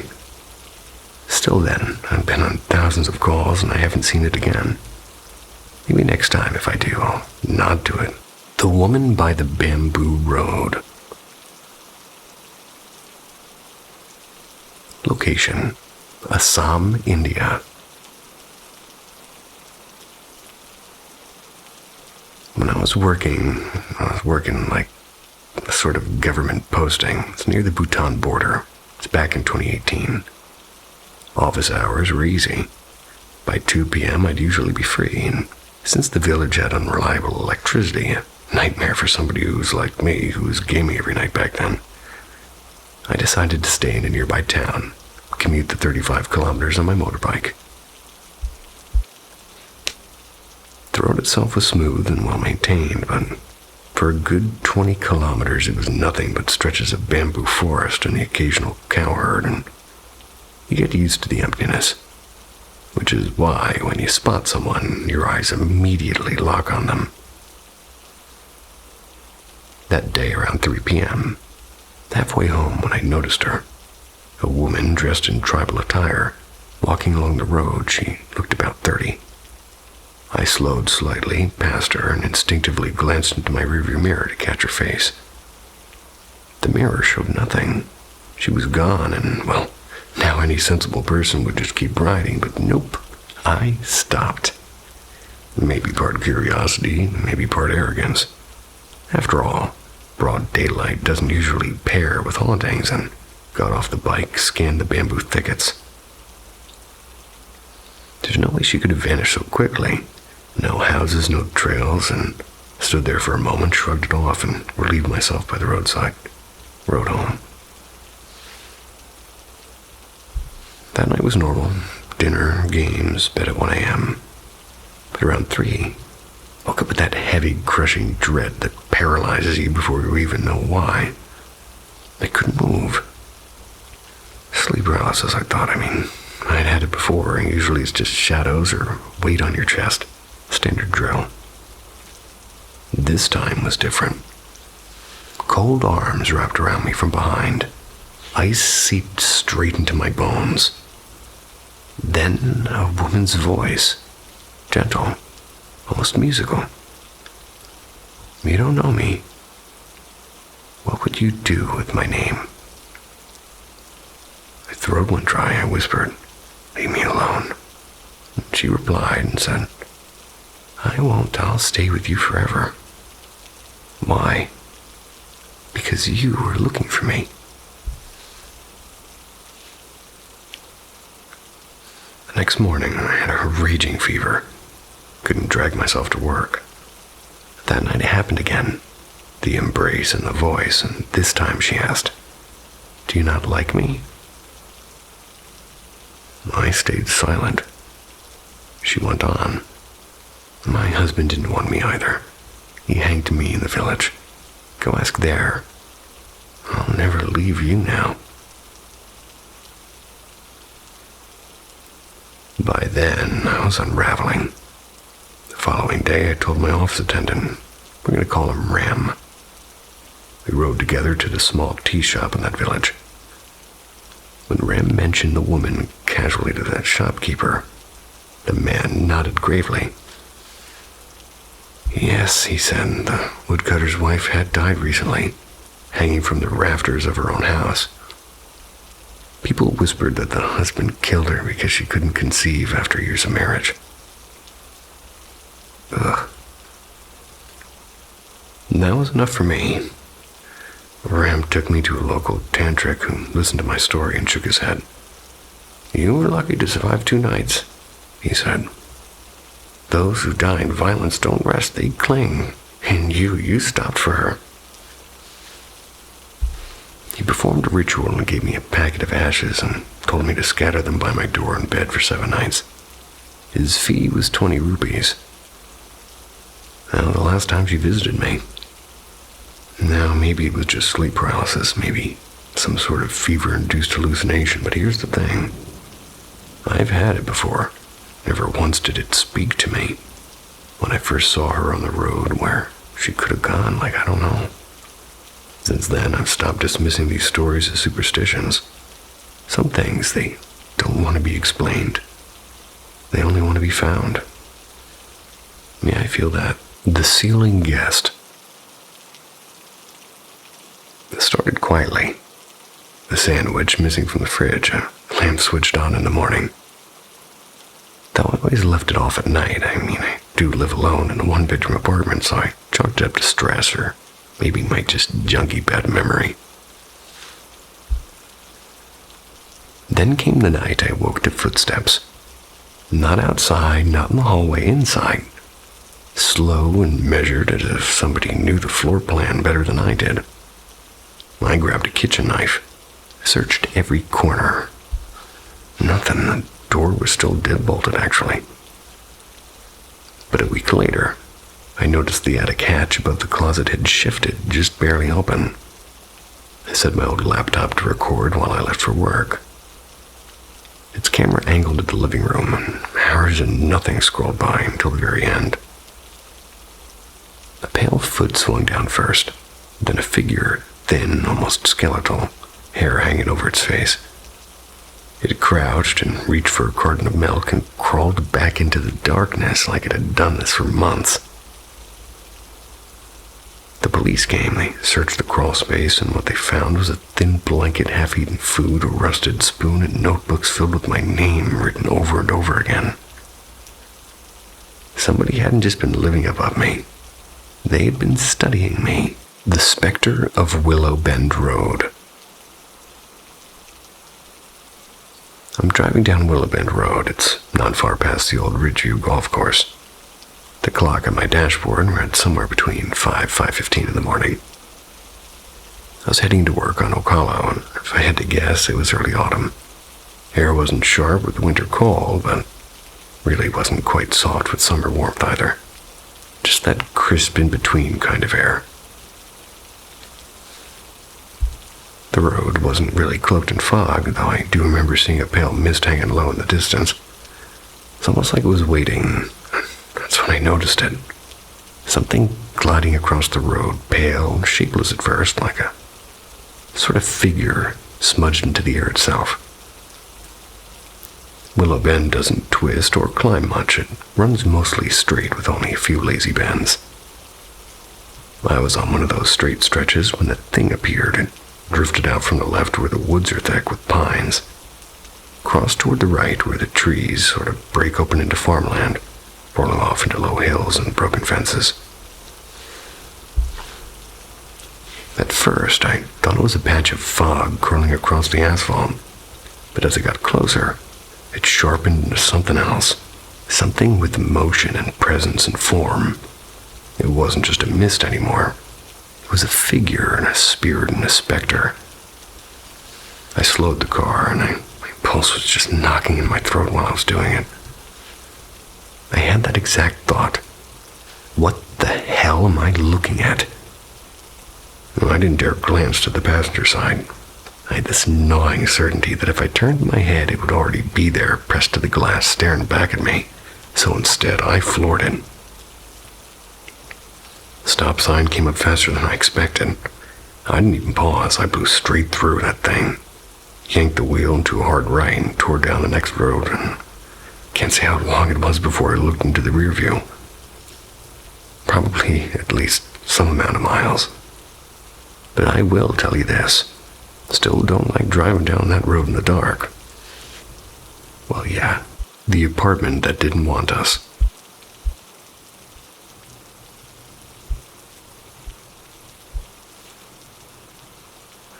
In April, my husband and I packed up our camping rental and we moved into our very first house.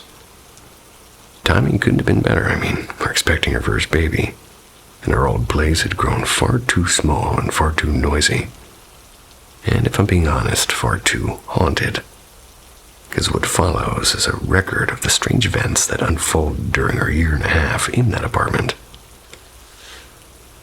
The first oddity was subtle. I came home one evening and felt an undeniable sense that someone was waiting inside. Called out my husband's name near the guest room where he keeps his clothes. The bedroom door slowly swung open. It was as if it was a reply. But the room was empty. The whole apartment was empty. Not long after, we're hanging an old wooden mask that my husband bought during college. I joked and asked the mask's permission to hang it. He stepped out of the room and I sort of muttered to myself, this is the kind of thing that gets people cursed. And right then, 3 sharp knocks echoed through the wall, perfectly spaced like the kind you only hear in horror movies. It wasn't your door, and it wasn't the neighbors. So one night, my husband startled awake in the corner of our bedroom. There was a sort of tall figure with a hat brimmed low and eyes glowing a sort of sickly orange. The figure didn't move, it stared at us. And my husband insists now that it was a dream, but that same week he came home with sage and a lighter. I'll let you decide how much of a dream it was.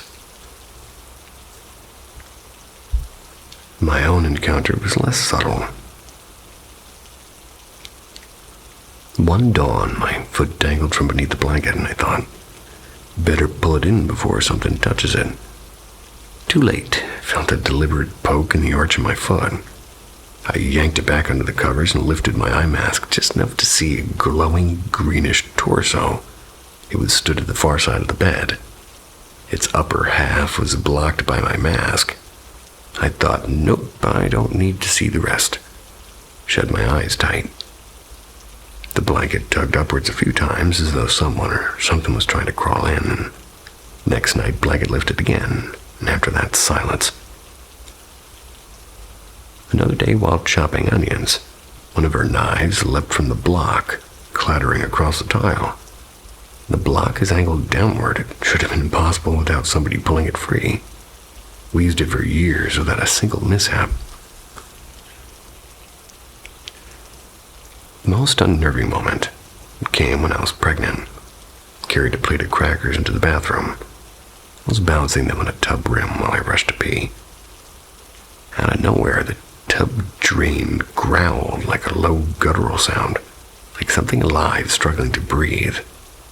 It didn't stop until I fled, and the drain was silent forever after. And a few details worth noting. The final instance happened only after I became pregnant. And our apartment building, built in 1933, was run down and cheap and noisy and full of turnover and evictions and odd smells. Never feared the neighbors, but I never felt at ease either. Now, in our 1901 house just down the street, the unease is lifted completely.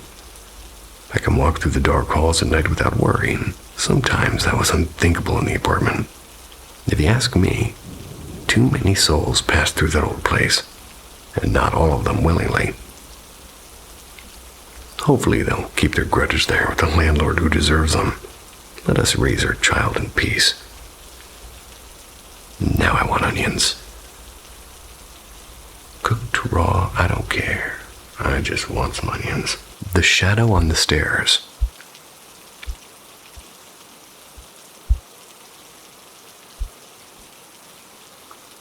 I swear my house is haunted, which is kind of ridiculous. It was built barely 15 years ago by a sweet old couple who sold it to us. It has no tragic history, no record of gruesome murders, no abandoned cemeteries beneath the foundation. And yet every night, the walls whisper. See, I live in a region where people have existed, since forever. Different languages, different burial customs, and different gods.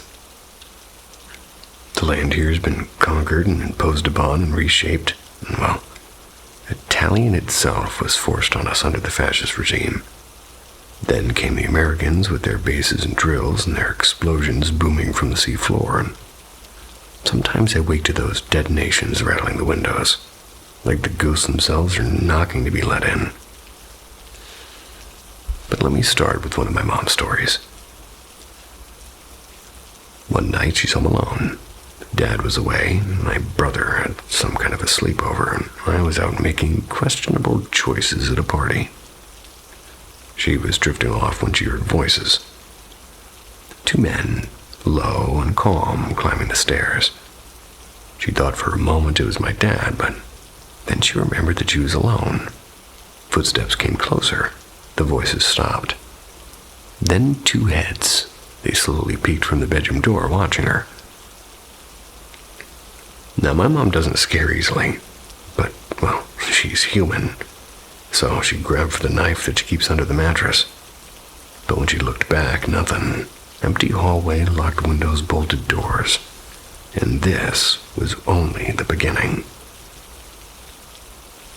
Another night, I'm watching a film on my dad's laptop. I'm sitting at the desk in pitch blackness. Behind me, the bed, to my left, the door. Downstairs, I could hear my family laughing in the kitchen. At some point, the stairwell light clicked on, and I heard my brother's footsteps climbing. I waited for him to walk in. I was ready to ask if he wanted to join. He stepped into the doorway, and it was silent. Just staring. Then, without a word, he walked past me toward the bed. I followed him with my eyes, turning my neck as far as I could, and finally I spun the other way to get a better look. There was no one. Utterly confused, I sat frozen until footsteps echoed again, this time faster. My real brother appeared, haloed by the bright white light above him. And that's when I realized the first figure hadn't had a face, just a silhouette. A shadow soaked in strange greenish light, like those cursed back rooms videos. It isn't just me, because when my brother was little, he used to ask about the quote-unquote soldiers. Two blonde men, tall, dressed in white t-shirts and green cargo pants, marching up and down the stairs. He said they sometimes followed my mom to the kitchen. Soldiers of what exactly, I have no idea, and, well, those stairs. God, those stairs. Even as a kid, I'd lie awake staring at them, convinced something would crawl out there. And the acoustics, they don't make sense either. You can hear everything shouted downstairs from upstairs, but scream from the top of your lungs upstairs and there's nothing. Except once, when I sliced my hand open on a tape dispenser. They heard that perfectly fine. Friends have witnessed things too, actually. My best friend swore I whispered, "Don't be afraid," into her ear the moment I left the room. She turned, expecting me. The room was empty. And once we hosted an exchange student, a shy girl. She was pale and she never slept. At first she blamed homesickness, but eventually she cracked and she told me, "Every night there's a man in the doorway. When the light goes out, he stands there. If I close the door, he's still there." She thought it was my dad, I guess, but it couldn't have been. That man worships his sleep like it's a religion, and besides, scaring young girls at night is very not in his character. So I sleep into her room until she left, and during those nights, figure didn't return. Afterward, she never spoke to me again. Maybe she believed me, maybe she thought I was covering for a monster in the house. I guess I'll never know. But the stairs remain, and sometimes when the bombs boom deep under the sea, I wonder if the echoes carry something else with them. Something older than us. Something waiting in those shadows. The visitors in the doorway. They're pale and thin and faintly blue. No bruises, no pressure marks. Scratches. I've found them on my shoulders, across my ribs, and even one on my neck once. I don't have nails. I've bitten them down for years. Nervous habit. Nothing left to leave marks like this. I do have a dog, but his scratches are shallow and wild little zigzags when he jumps on me. These are deliberate. Long strokes like something dragging a single sharp finger. And if it were him, I'd notice. I'm not that oblivious. So I'm stuck. I'm in this strange loop of wondering who or what is touching me while I sleep. And I should also mention, for about a decade I had recurring shadow figure dreams. 4 times in total. I haven't had one in years, but the scratches, weekly almost. The dreams always start the same. I'm lying in bed staring at my bedroom doorway. Frozen but awake, and there's something there, a silhouetted, tall, featureless, darker than dark rounded one. They never enter. The moment I truly see them, they seem to vanish. Except once, after my son was born, I saw the figure at my door, and from my bed I could see into his nursery. Shadow slid across the hall, pulled his door shut, and left. And when I woke for real, the door was still closed. Very first dream came while I was pregnant, though. I woke to a shadow in my doorway. It turned not into my room, but down the hall toward the front of the house, disappearing near the door, like it had business elsewhere. And so here I am years later, still scratching my head. No pun intended. No shadow people anymore, but the scratches keep coming. The question lingers like a hum in the walls. More importantly, why are they still here? The night the house shook,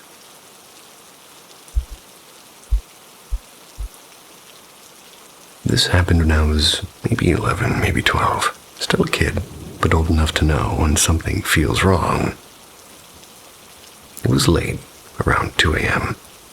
I was in my room at the front corner of my dad's house, back when all of us siblings' parents still lived under one roof. Good times.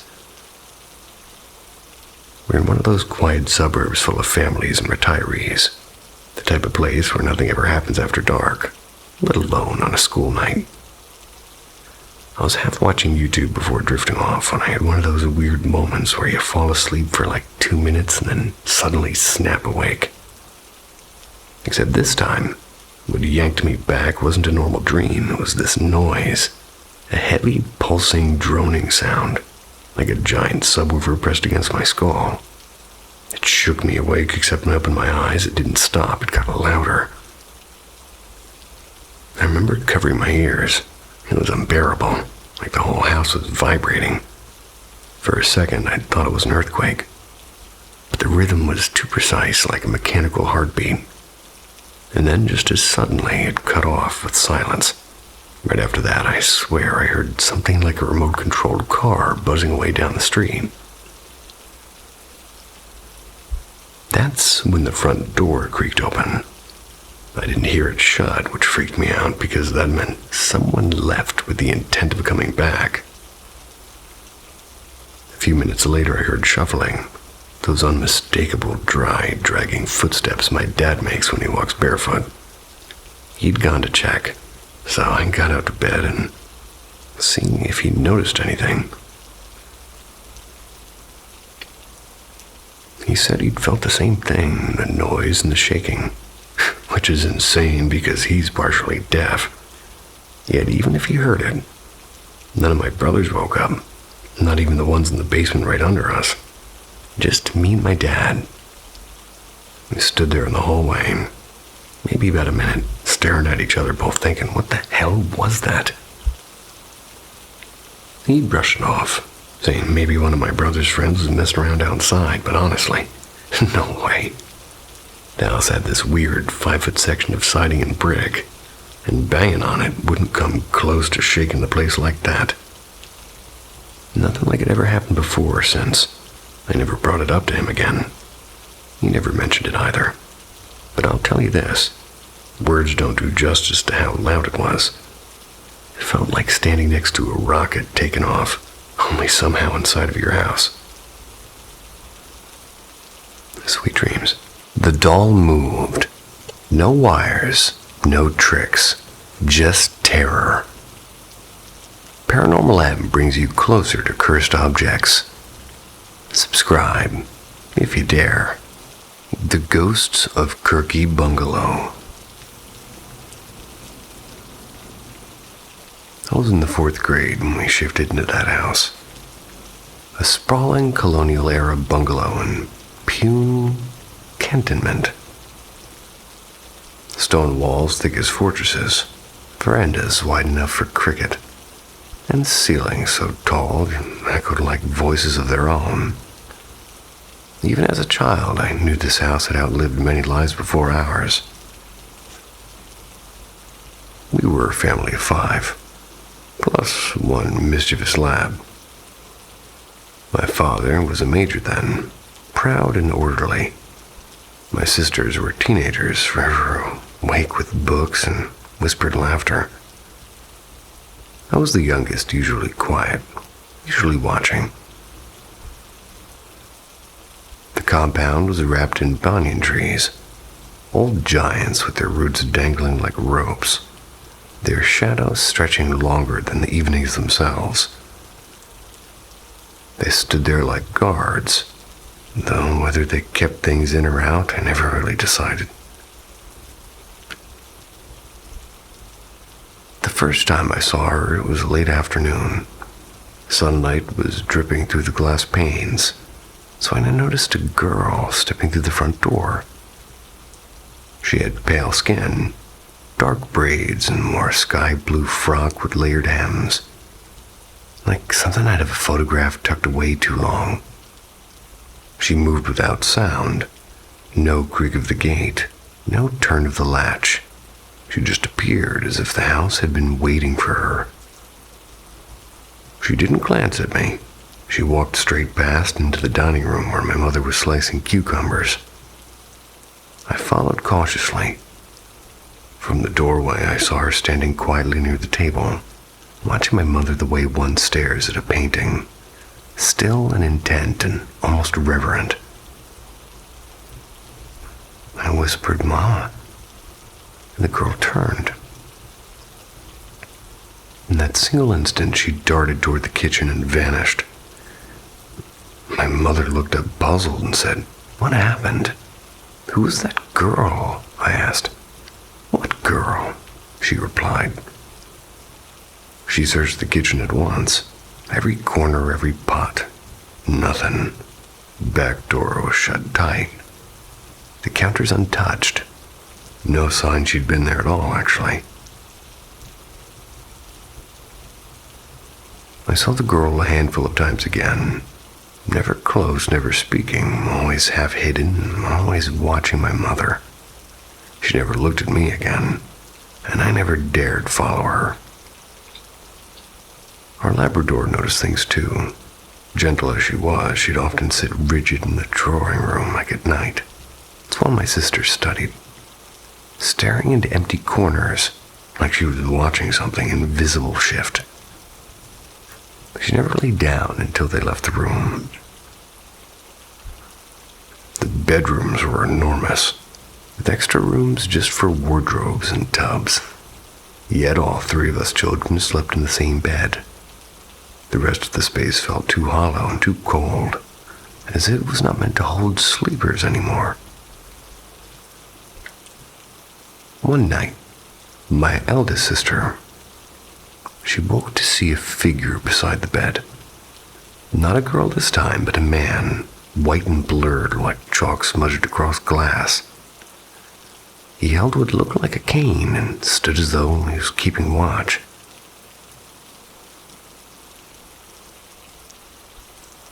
My other sister turned to look. She saw him too, and by then he was fading, like smoke dissolving into the dark. My sister whispered prayers, her hands trembling until the room felt lighter. And I, the fortunate one, slept through it all. Even my mother wasn't spared, because once when filling a jug at midnight, she heard a man laugh outside the kitchen window. A low, deliberate laugh. She fled to wake my father, who searched the compound with a torch and a dog. And the earth outside was damp from dew. No footprints and nothing disturbed.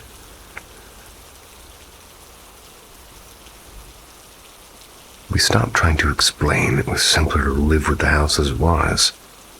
We told ourselves that we were not its first family and not its last. The Banyans had their roots around more than just soil. And yet I still think of that girl. She wasn't angry, she wasn't lost. She looked like someone remembering. Maybe she once stood in that dining room, watching her own mother, listening to the same hum of a knife against a chopping board. Maybe she was still waiting.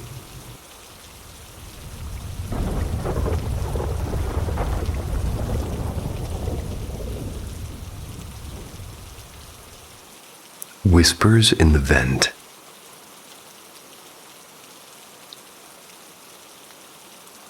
The first weird thing happened in late 2022. I just turned 15. I was in the shower. That's when I clearly heard my mom calling my name. It wasn't muffled, but it came from inside the bathroom right next to me. I said, "Yeah?" But no one answered. They just kind of realized the door was still locked, and my mom and brother, even my cousin, I asked all of them if it was them, and they all swore up and down that it wasn't. A few months later, I had a nightmare. I ran to just sort of crash in my brother's bed, and he's kind of younger than me. He'd already gone to sleep in Mom's room. Too tired to care, I stayed anyway. Just as I was drifting off, I felt fingers, like actual fingernails, brush my hair back from my face, and I froze. When I finally opened my eyes, there was nothing. sprinted straight to my mom's bed after that. Then came October 29th, 2023, 3:45 a.m. I shifted my blanket neatly, and suddenly the huge mirror above my desk started swinging like somebody'd pushed it. My phone was in my hand, so of course I texted my friends, which was a big mistake. While they were busy scaring me more, I felt something press hard into my back, enough to hurt. My stepdad later admitted he'd heard strange knocking around that time too. Then we fast forward to February 15th, 2025. My cousin, who's 12, my sister 14, and me 16, decided to mess with a homemade Ouija board made from printer paper and a bottle cap. We half believed it, half laughed, and when the thing moved, we accused each other, then got bored, and we let go without saying goodbye.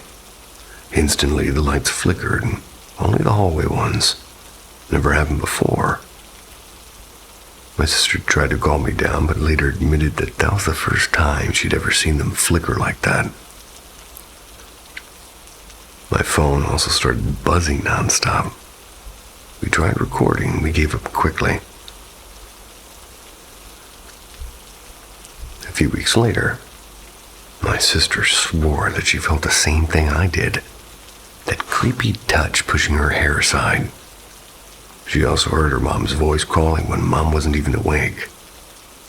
She used to laugh at me, but after that she looked genuinely shaken. Since then, we've all caught glimpses of strange things. Tall shadows and weird shapes in corners, and even a massive bat flapping around the ceiling once. Our cousin saw it too. And yeah, one relative who came back from jail believed a demon was following him.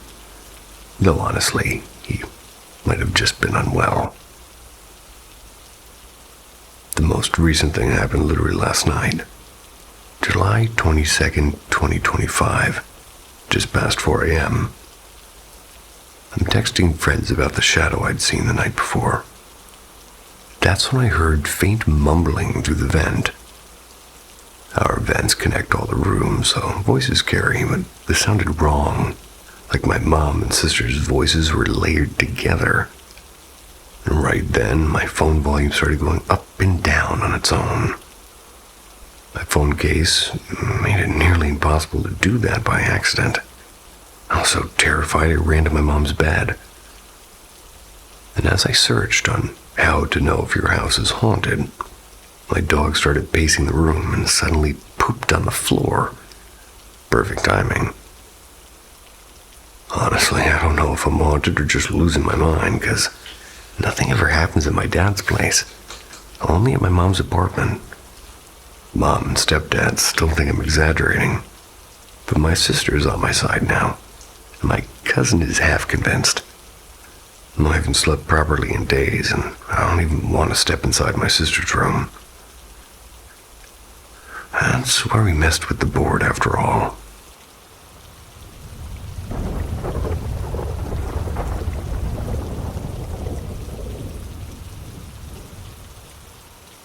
The Midnight Lesson. For as long as I can remember, my family and those of my closest friends, they've carried their own strange encounters with the unexplained. Maybe that's why none of us thought twice when curiosity led us somewhere we probably shouldn't have gone. It was a lazy Saturday night. It's when I was with my usual crew, Cameron and Riley. Cameron's dad is notorious for his weekend ghost hunting expeditions. He has a trunk full of paranormal gadgets, like some kind of supernatural toolbox. Riley, always the thrill seeker, had been pestering us for weeks to try it ourselves. Just 2 blocks from Cameron's house stood a long abandoned elementary school. The place had a reputation that made most neighbors cross the street rather than pass its gates. Stories whispered of a janitor who disappeared there one winter evening, never found except for his keys left hanging in the gym. The school shut down within the year. So naturally, we decided that that was the perfect place to test our bravery. And at midnight, of course.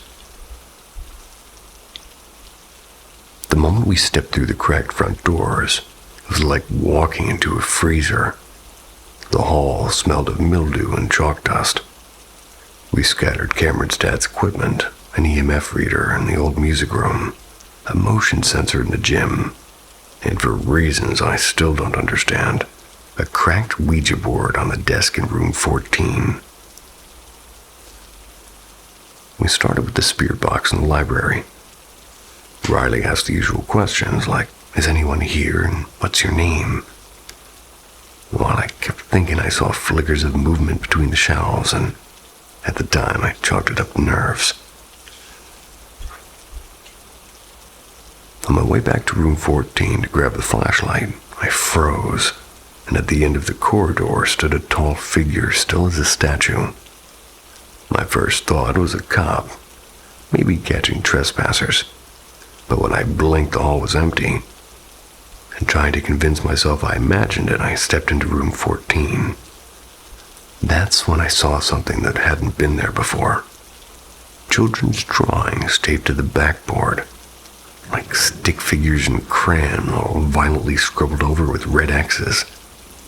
And the Ouija board, that was out of its box, planchette resting squarely on the word yes, and none of us had touched it. My stomach dropped. I ran back breathless to Riley and Cameron. They laughed it off, accusing me of trying to scare them, and honestly, for a second, I almost believed I'd gone crazy. But then, the spirit box crackled to life with a single word, deep and guttural, unmistakable, leave. We didn't need more encouragement. We started collecting the equipment, trying to act calm, but when we returned to room 14 for the Ouija board, the air felt colder. And we saw him. A man-shaped shadow stood against the far wall. Not solid, not smoke, but something in between, like static stretched into human form. His face was indistinguishable, but I swear his head toward us just slightly. None of us said a word, none of us moved. And then in a blink, he was gone. That night marked the first time we went ghost hunting. 3 months later, we still do at the school. Well, we haven't stepped foot inside that again. Not yet.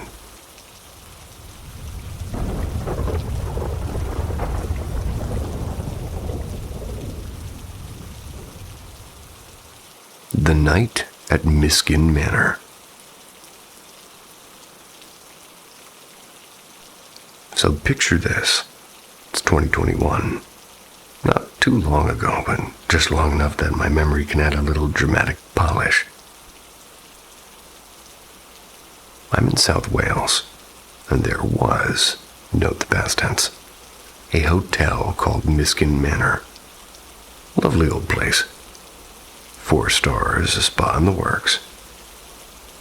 I once stayed there for a dull corporate training session, but only afterwards learned that apparently I'd been bunking with ghosts. Local tales whispered about a gray lady drifting through the old bar, plus the occasional child-sized specter scampering about. Naturally, I'd seen none of this, so I did what any sensible modern adult does. I hit YouTube, and sure enough, I found shaky videos of ghost hunters prowling the halls. With them, they had their night vision cameras, and they were narrating every creak and draft like it was the apocalypse. Fast forward to 2021, and word got around that the hotel had fallen into financial limbo.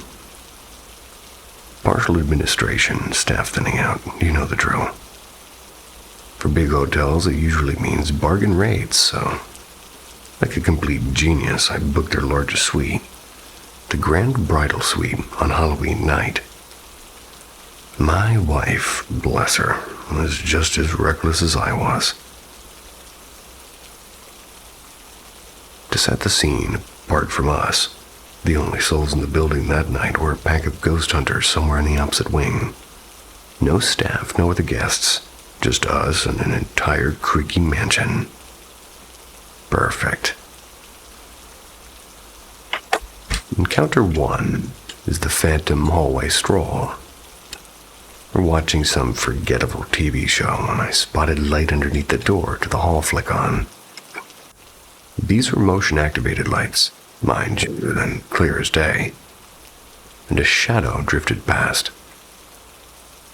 That corridor ended in an alarmed fire exit. No rooms. Nowhere for anyone to go. I sat staring at the light like a cat waiting for its prey. But no one came back, and when it finally flicked off, I yanked the door open and boom. The lights are on again, corridor empty. Not even a single draft. Encounter 2. The mischievous bed. Later we turned in for the night. Being cautious and clumsy, I shoved a chair and my suitcase against the glass double doors inside the suite. Rural Wales is dark, like pitch black, so I didn't fancy accidentally breaking my nose in the glass during a midnight bathroom run. We lay there chatting when the tapping began. Soft, scratchy taps on the four-poster bed. Cute. I accused my wife and she accused me. Both of us raised hands and feet above the quivers and just were trying to prove innocence. I said covers very strangely. The sound stopped, and 10 seconds later it started again, louder this time, and the bed actually shook. And I did the heroic thing, grabbed my phone torch, crawled under, and found nothing. No rodents, no dust, just a spotless underside, which in itself was a bit suspicious. The third encounter is the doors that shouldn't close.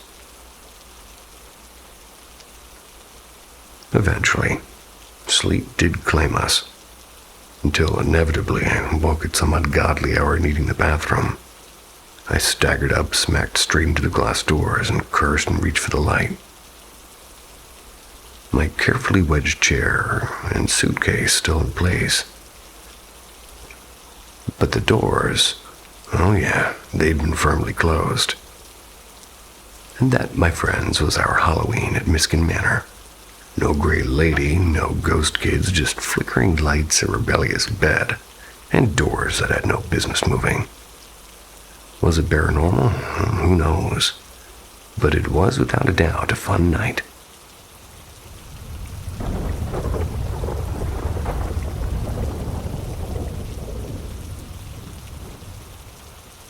The Corridor of False Awakenings.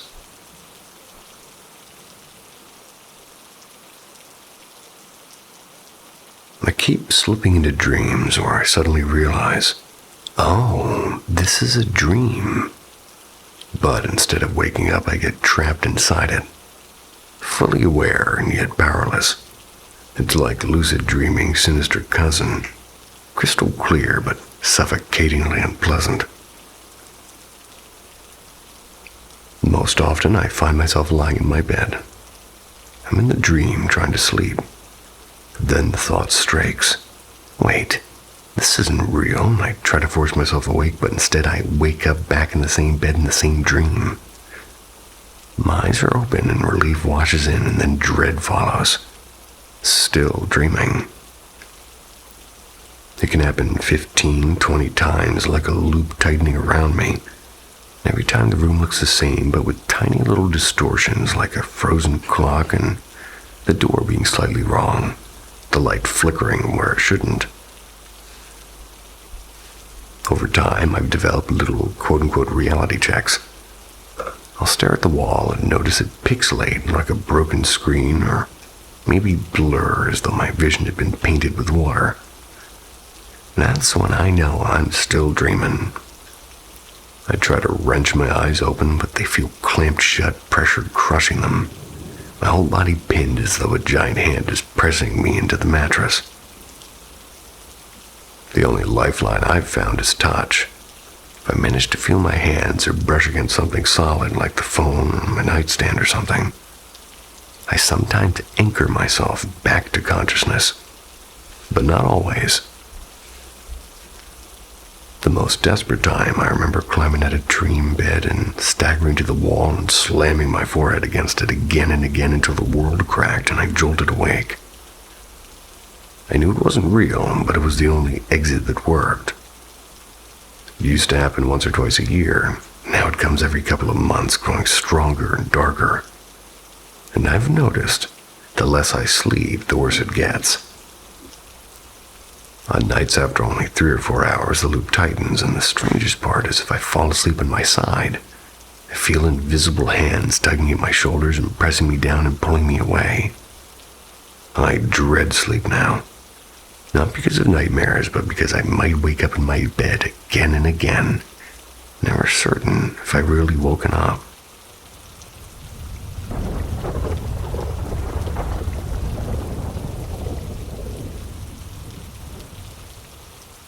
The house that breathed.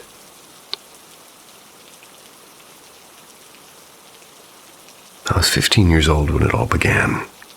I was in a quiet suburb in Quebec, and ours was a blended family.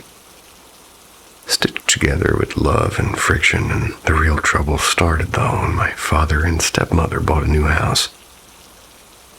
An old place with too much history in its walls. I'd never believed in ghosts and never cared for the idea that spirits are wandering around, but after what happened there, I couldn't shrug it off anymore. The first incident came just before New Year's. We had set up a little carousel decoration that spun slowly when plugged in, and one night, long after we'd gone to bed, the carousel started turning on its own, faster than I'd ever seen it spin. We pulled the plug, but it kept going for a full minute before stopping dead still. The second event was stranger. My bedroom was on the top floor, with the window looking out over the street. One night after returning from the bathroom, I heard 3 sharp knocks against the glass. My room was 3 stories up. No balcony, no tree branches. Nothing that could reach it. I held my breath, pulled the curtain back. I found only an empty street glowing under a single lamppost. The last time I was alone in the garage, I was digging through boxes. I just crouched down when I felt a warm breath brush against the back of my neck, slow and deliberately. I spun around so fast I knocked over a crate of tools, but of course there was nothing. Just me in the shadows. You could say it was my imagination, but the day after we left that house, the new owners called my father in a panic. Water pipes had burst inside the walls and flooded nearly every room. And this is really the first time I've, spoken or written about it. But I'll say this. Before that house, I didn't believe in ghosts, and now I believe the house believed in me.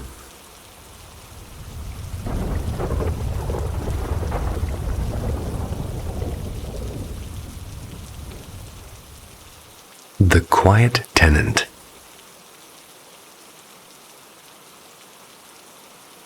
Two nights ago, I felt it again. Last night, too, though not nearly as strong. I've never been fully decided about God, the afterlife, or whether the two even belong in the same conversation. We moved into this house back in 2020, right before the world shut down. Not long after that, we had our first daughter, and she was around a year old when she sat in the living room one afternoon, waving cheerfully toward the staircase. Nobody was there, though. A close friend of mine, one of those people who's always half tuned into the unseen, they came by shortly after we'd settled in. At one point in the middle of some football game, he went pale and lost track of whatever he was saying. When asked if he was okay, he brushed it off, and I let it go, but it did stick with me. Time passed. My daughter grew and learned to talk, and age 3, she would sometimes call hello into an empty hallway. At 4, she told me about the shadow man in the house. Not bad, she insisted, just different. A quiet shadow that sometimes wanted to talk. I ignored it for a while. I tried to. But then the cold spots started, especially in the laundry room in the basement. If I stepped too far in, the hair on my arms bristled and my skin tightened. The air felt electric. Finally, one night, I stood there and I said out loud, "We bought this house. It's ours now. Leave us be." And for months afterward, the feeling was gone. But it comes back every so often. Whenever it does, I repeat the same thing firmly. House goes quiet again. For a while. Lately, though, it's even more active. And even now as I write, I can sense it nearby. I asked my neighbor once about the family who lived here before us. I assumed maybe somebody had died in the house.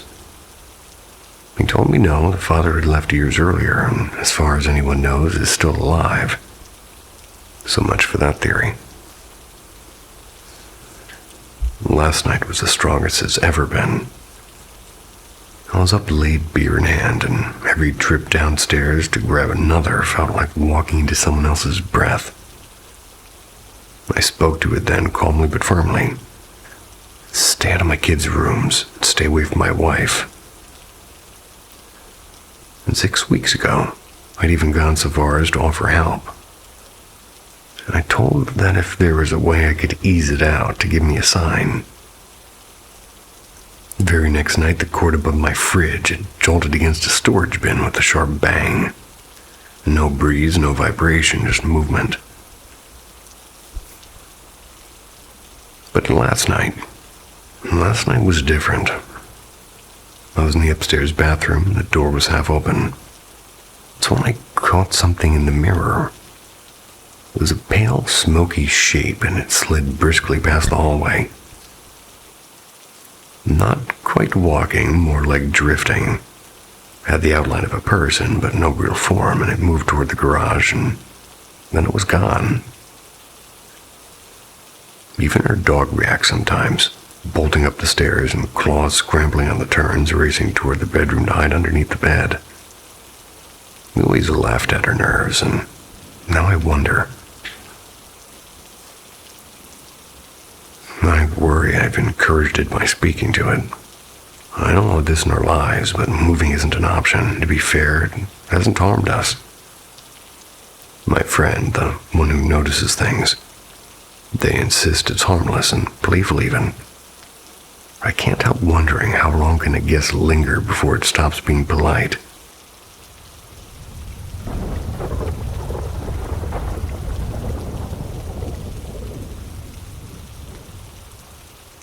The last visit.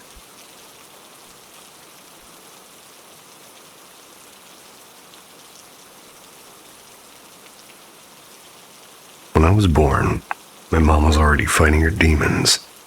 Drugs, bad choices, the kind of things kids only learn about later. By the time I was 5, I'm living with my grandparents full time. One sticky July night, I woke up suddenly. The air felt heavy, like the room was holding its breath. At the foot of my bed stood a woman I didn't recognize. She didn't speak, she didn't move, she just stood there, her outline soft in the moonlight. I froze and I was staring. After a moment that felt like forever, she faded into nothing. I lay awake till sunrise, too terrified to close my eyes again. That morning, Grandma called me and my sisters into the living room. I figured it was about chores or pulling weeds or folding laundry.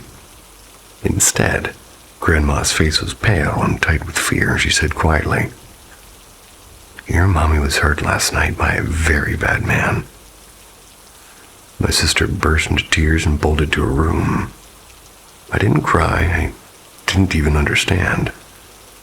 And at 6 years old, the words didn't fit together in my head right. A few days later, Grandpa sat me down and asked if I remembered my mom, and I told him no, Then he pulled out his old flip phone and showed me a picture. Him, Grandma, Dad, and a young woman with tired eyes and a crooked smile. My stomach dropped because it was her, the woman from my bedroom. I didn't say anything then, not until I was 17, talking to Grandpa about ghosts. Now, Grandpa's not a man who buys into the supernatural, but he said something I never forgot. When someone passes, sometimes they stop by before they move on. We both agreed Mom had come to see me one last time. I'm 20 now, turning 21 this November, and she's never really left my mind. The only other time I felt her was when I was 19. I'd been thinking about her, whispering to her in my head. And then 3 knocks on my bedroom door, sharp and deliberate. I opened it. The hall was empty. Neither Grandma nor my sister had heard a thing. I took it as her way of answering back, letting me know she was listening. I'd like to think she checks in on me, quietly, making sure I'm okay.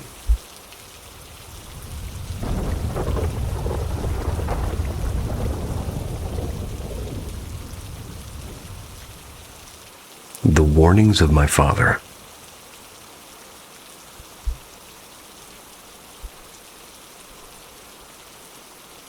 My dad passed away nearly 8 years ago. He and I were inseparable, like 2 puzzle pieces that happened to fit just right. We had the same humor, same stubborn streak, and same habit of putting hot sauce on literally everything.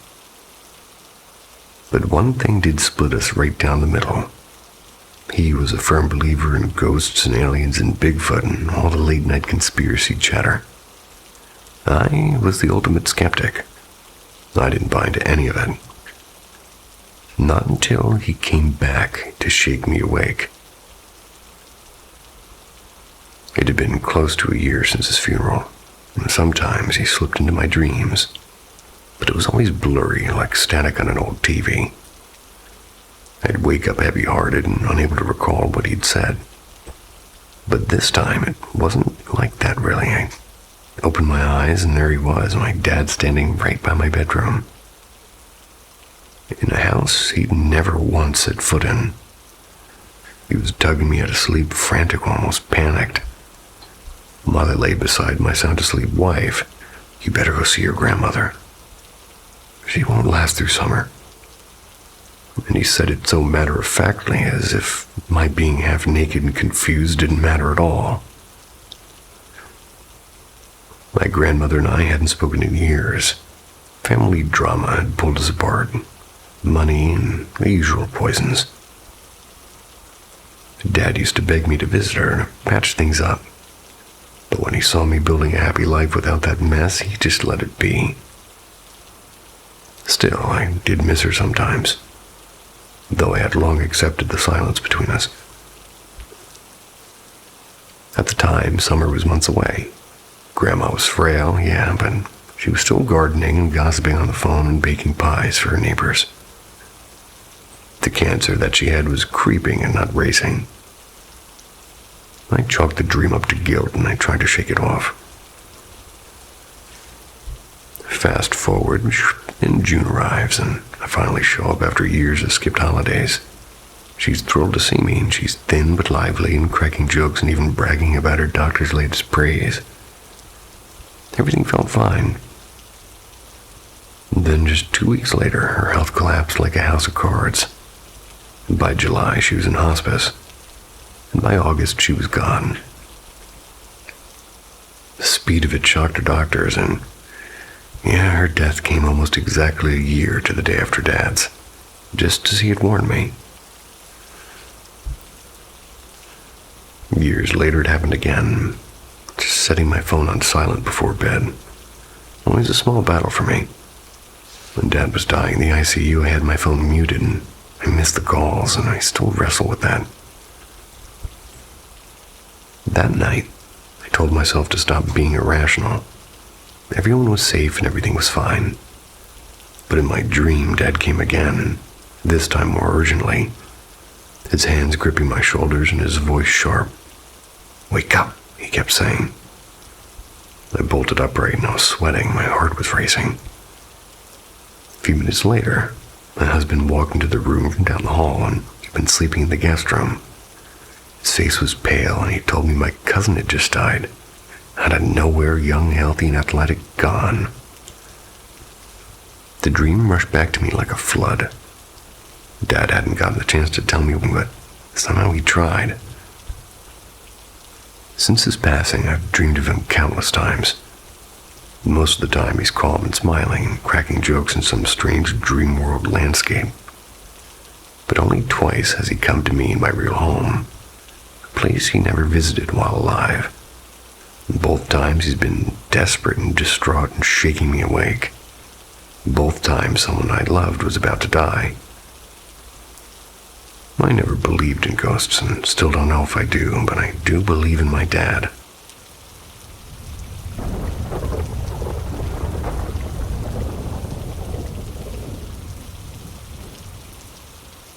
The door that kicked back.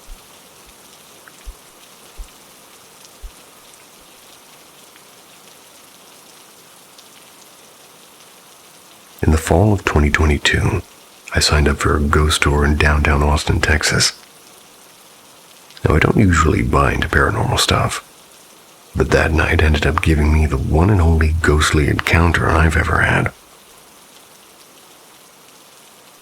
Our guide stopped us in front of this withered old structure, halfway between a boarding house and office building. It had a big bay window that leaned over the street like it was eavesdropping.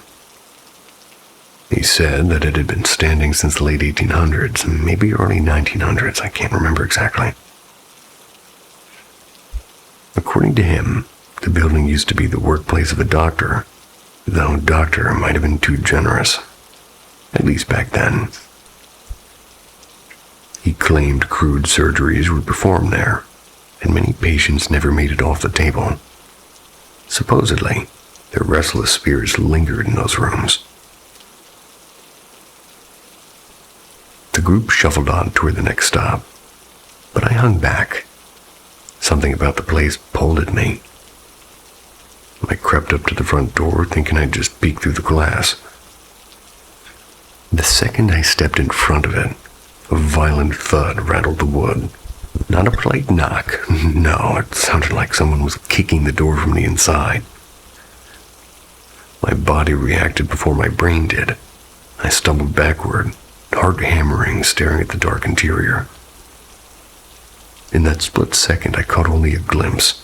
A table to the right stacked with loose papers. No lamps, no people. Nothing that could have made that noise.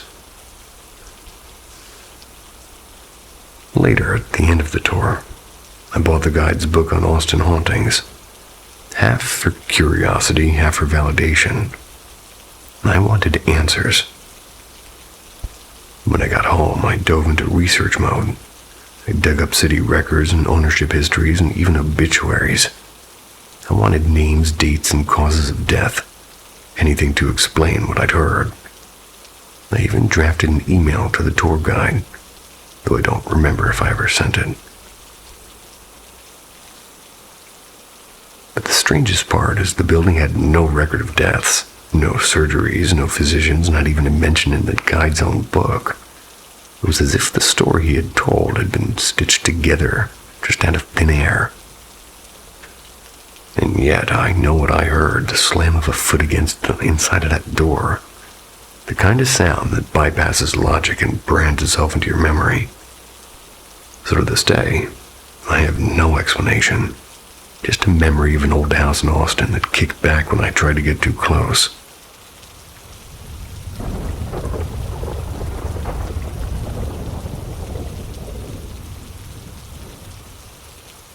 The gray shape behind the Wendy house. For context, I was about 7. My little brother was around 5. This took place at a family gathering in the countryside pub. Maybe 15 people there in total. It's been nearly a decade since, so my memory might have gaps, but what I'm about to tell you really did happen. As far as my terrified younger self can recall. It was late summer of 2015, just after one of my cousins had a small wedding. A few nights later, Mom's side of the family gathered for dinner at a pub not far from our village. Dad wasn't there, they'd split up by then, so it was just me, my brother, and Mom. We ended up seated near a back door that led to a quiet outdoor area. Naturally, being kids, we got restless. Mom let us slip out through that back door to play, while the adults carried on with drinks and chatter. The yard itself was modest, a worn slide, a squeaky swing set, and a crooked set of monkey bars. It was tucked away in a corner. Something far more enticing, though. There was a faded red Wendy house. And that's when it all went wrong. My brother dashed toward the little playhouse, laughing. But the moment he got close, maybe a meter or so away, something impossible appeared. A thick gray mist swirled into shape directly behind him. It towered over us, 7 feet tall at least, and vaguely human in outline. And his proportions were odd, almost like a heavy-set man with slumped shoulders. As I was freezing, in the blink of an eye, it dissolved, vanishing without a sound. I screamed for him to run, and he looked startled, but followed me as we bolted back into the pub with my heart hammering in me. Mom asked what on earth had happened. But when I shakily blurted out the story, no one seemed to believe me. My brother swore he hadn't seen anything. The adults laughed it off, saying I had an overactive imagination. Eventually, they just told me to stop carrying on. But the thing is I know what I saw. I was 7, yeah, but the memory's still sharp. The hulking gray figure that stood just long enough to scare me senseless, then disappeared into thin air. I'm 16 now, and though most of that night is a blur, the image of that misty apparition still lingers, etched in my mind as clearly as if it happened yesterday.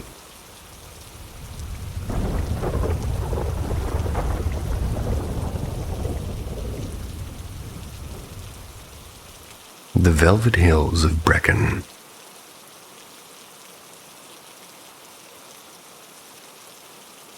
A week ago, I slipped away to Wales for a short holiday. Ghosts are rumored to wander those valleys in droves, though none cared to cross my path. Instead, I found myself lodged into a farmhouse older than memory, tucked at the edge of a wood with hills unfurling in every direction like green waves. Our host had just given us an entire wing, its thick stone walls and creaking staircases clearly accustomed to centuries of footsteps. The opposite side was still lived in by the owners, who greeted us warmly. We arrived late in the evening after a long, weary drive. The farmhouse radiated welcome, yeah, but also something else, like an indefinable fullness, as if time itself had never stopped living there. The old furniture seemed carved into place rather than arranged, heavy with performance. Our bedroom was upstairs and comfortable, almost too comfortable. Yet the sensation of not being alone thickened as we settled in. I drifted into sleep quickly, only to plunge into a dream so vivid that even now it clings like cobweb. In the dream, I was still in that same room. The chest of drawers stood before me, but instead of the lamp and postcards I remembered, it bore a strange construction, a diorama of rolling hills, sculpted not from paper or clay, but from something far darker. At first, it seemed to be velvet fabric shaped into ridges, but then I noticed wedges into these folds and bits of animals. Not cats, but foxes.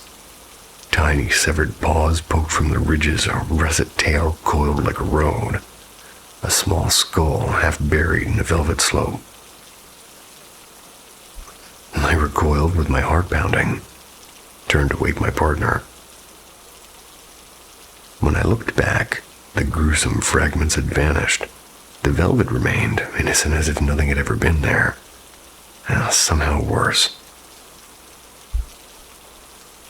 I felt an oppressive certainty that the house was aware of us, that we had to leave, but without letting it know our intent. So I spoke cheerfully to my partner, making secret gestures trying to signal urgency. I remember us slipping out and pushing the car silently down the lane so the engine wouldn't betray us. Then there was chaos. The owners appeared from nowhere, losing arrows at us with medieval bows, as if defending their land from intruders. That was when I jolted awake, clammy and shaking. My partner stirred too. He confessed to have his own unsettling visions. Footsteps on the hall carpet, and the silhouette of the owner pausing at her doorway, peering in as though checking on sleeping guests or inspecting captives.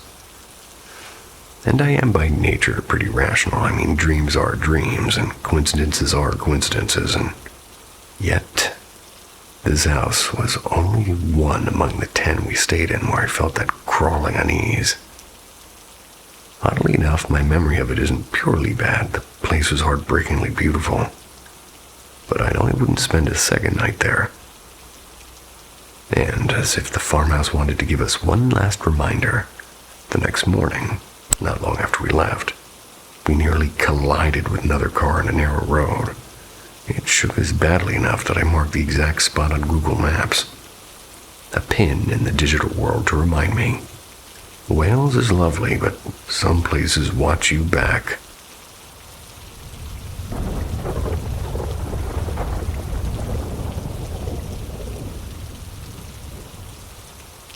The House of Shadows.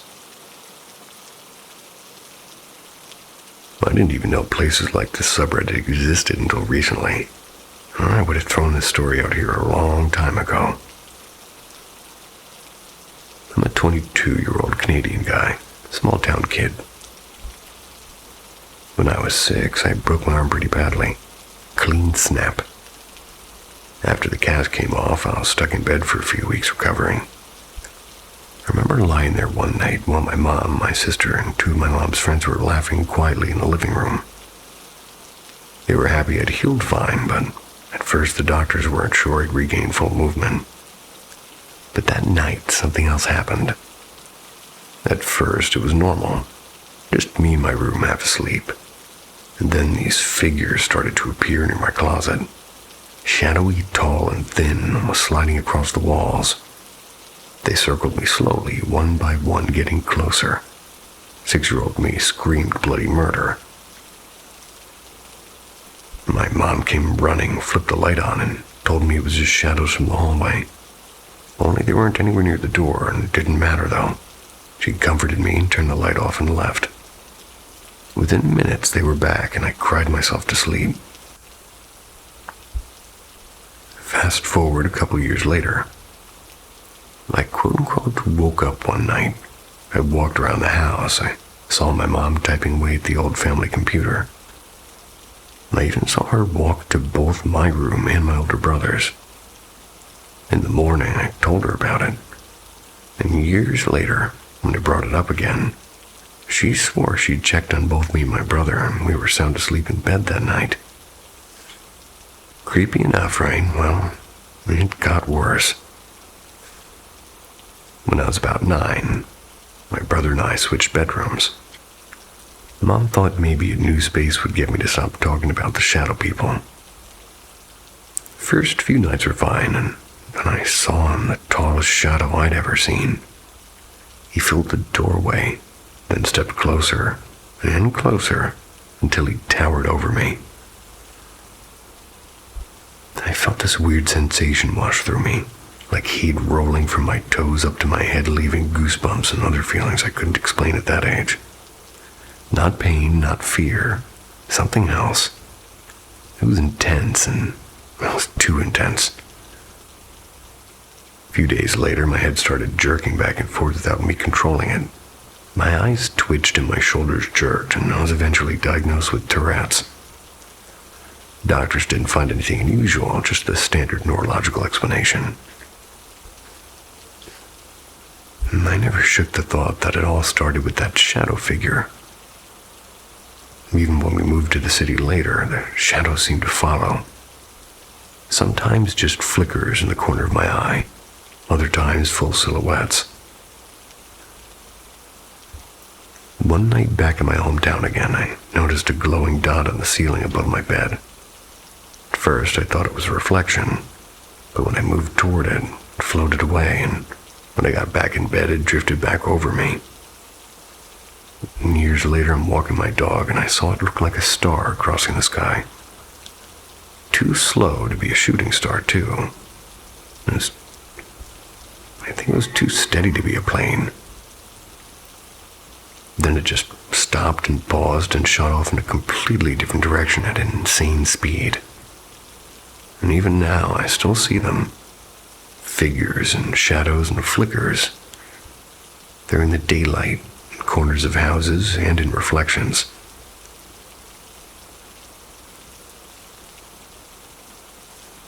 Hopefully you can't hear this cow screaming at me outside.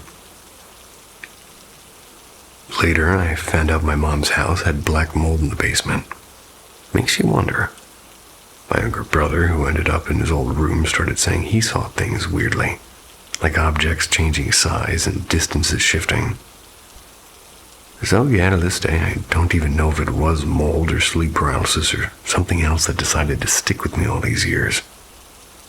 But I've never truly been alone in a room.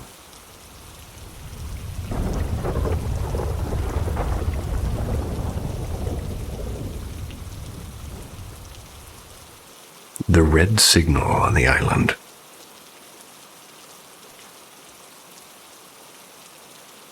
Picture this. I'm a working magician, kind who occasionally dabbles in summoning the less polite residents of the astral plane.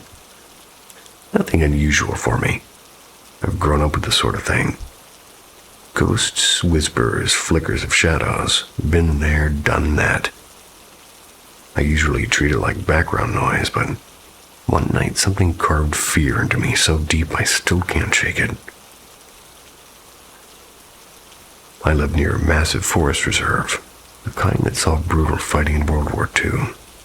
Beautiful shore, but also damp, swampy, and heavy with old echoes.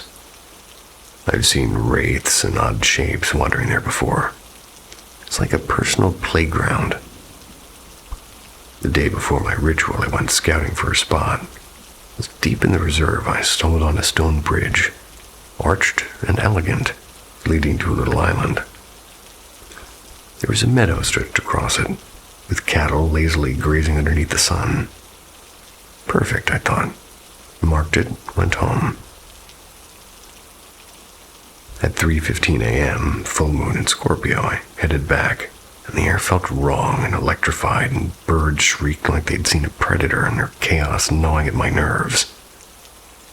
A gut voice whispered, turn back, turn back. But if you've done this sort of work, you know sometimes the veil pushes back, and I ignored it. The closer I got to the bridge, the quieter it became. Then total silence. No birds, nothing. And my eyesight is terrible, -4. So the world ahead was mostly a blur of blacks. There was a sharp, pulsing red dot, and it was dead ahead, exactly where I planned to stand.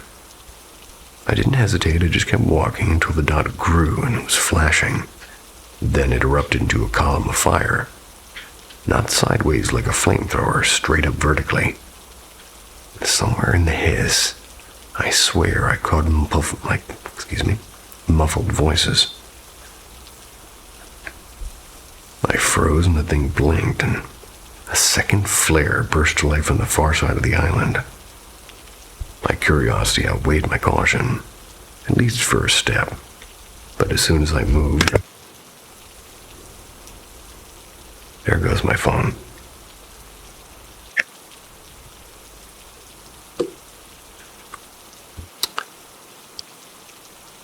Maybe I got a jump scare out of somebody. As soon as I moved, the flames died, and the red light quickened like a heartbeat racing. And that's when something ancient and primal hit me. It was like a program hardwired into my bones switched on, and I knew with absolute certainty that I was prey.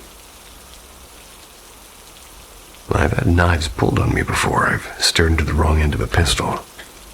But the terror I felt there made all of that feel like child's play. It was hopeless fear, a crushing certainty that if I took another step, I wouldn't come back. So I turned slow and deliberately, like a man trying not to startle a beast. I didn't run, I just couldn't, and I just walked and every nerve was screaming. Once I reached the road, I tried calling friends, desperate for a human voice. And every call went straight to voicemail. Even my insomniac friend who never turns off his ringer. Later, he swore his phone was on, and he only got the missed call notification 2 hours later at 5 a.m. when he called back instantly. And as if that wasn't enough, when I finally stepped out of the reserve, a sleek black car pulled across the bridge, then it idled by the roadside. I passed it, but minutes later, the same car crawled past me again at the T-crossing near my house, slowing as if to watch me before speeding away. The next morning, morbid curiosity dragged me back. The cows I'd seen were gone. Haven't spotted them since. In the field were like faint paths pressed into the grass. Not footprints, more like trails of something circling and weaving and converging. All of them led to an oval patch of ground where the grass grew shorter than the rest. But strangely, the flowers in it were untouched. So now I'm left with questions. Did I stumble into someone else's ritual like a military experiment? A UFO landing? Why was I lured there, and why did that fear feel programmed, not natural? Should I return at the next full moon, or would that be suicide? I want to know. God help me, I want to know.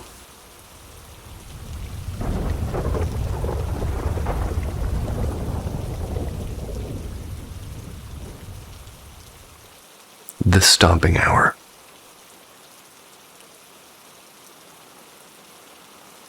Here's the thing. I think my friend who passed away last month at just 23 might be haunting our apartment.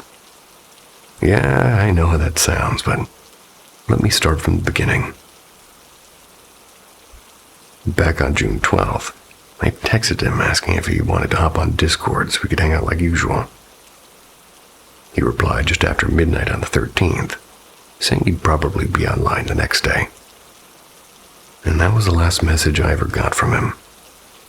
By the 15th, I had this horrible gut feeling, like a wave of panic out of nowhere. I knew something was wrong.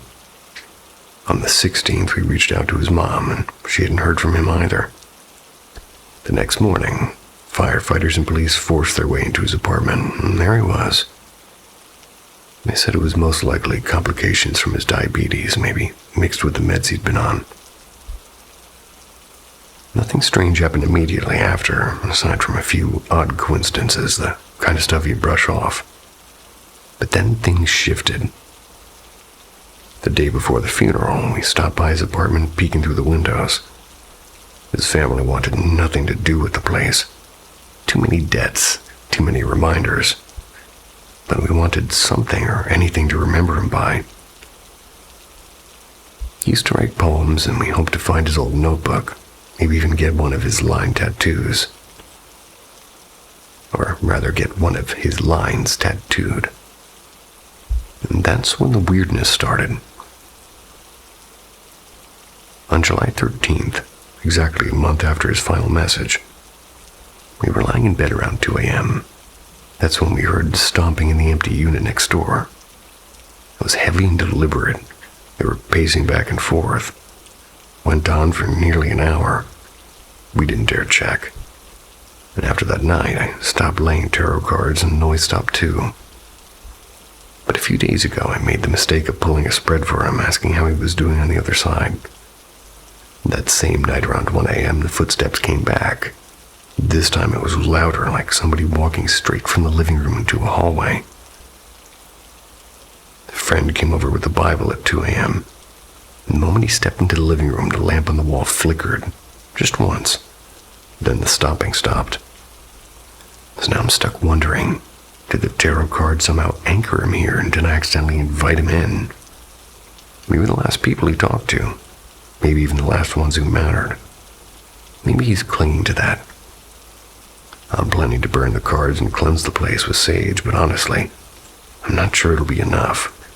All I know is that every time midnight creeps closer, I start bracing for that sound again.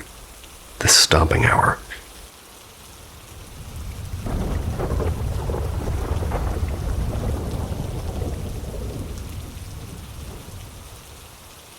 The thing by the stop sign.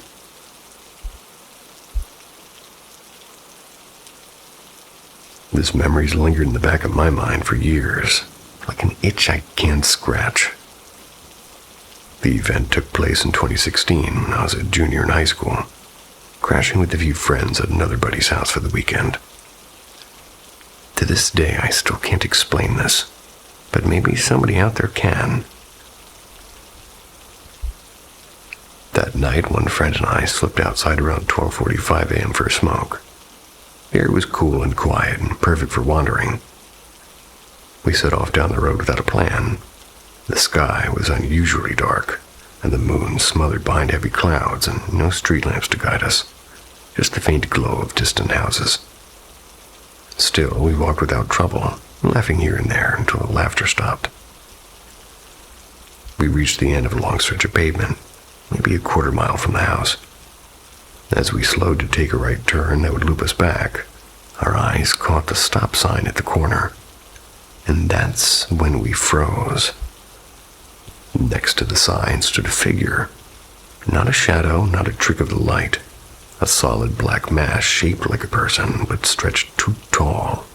At least 7.5 feet tall. And its outline was sharp and was dark. We both went silent and locked into place staring.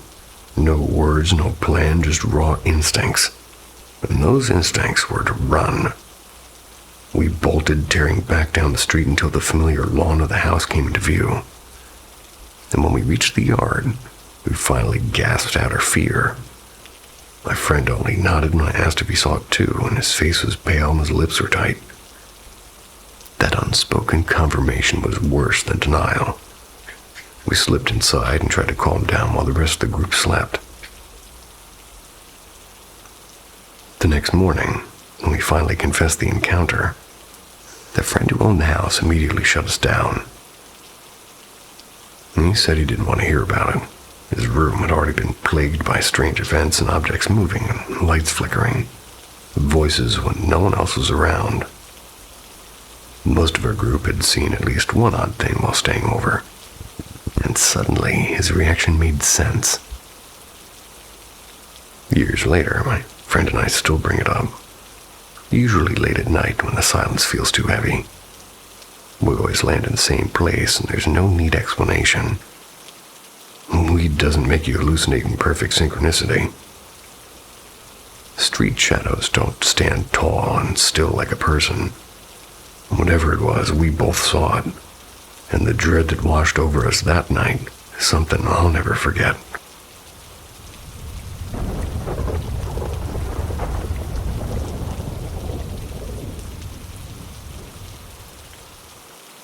The pale man in the trailer.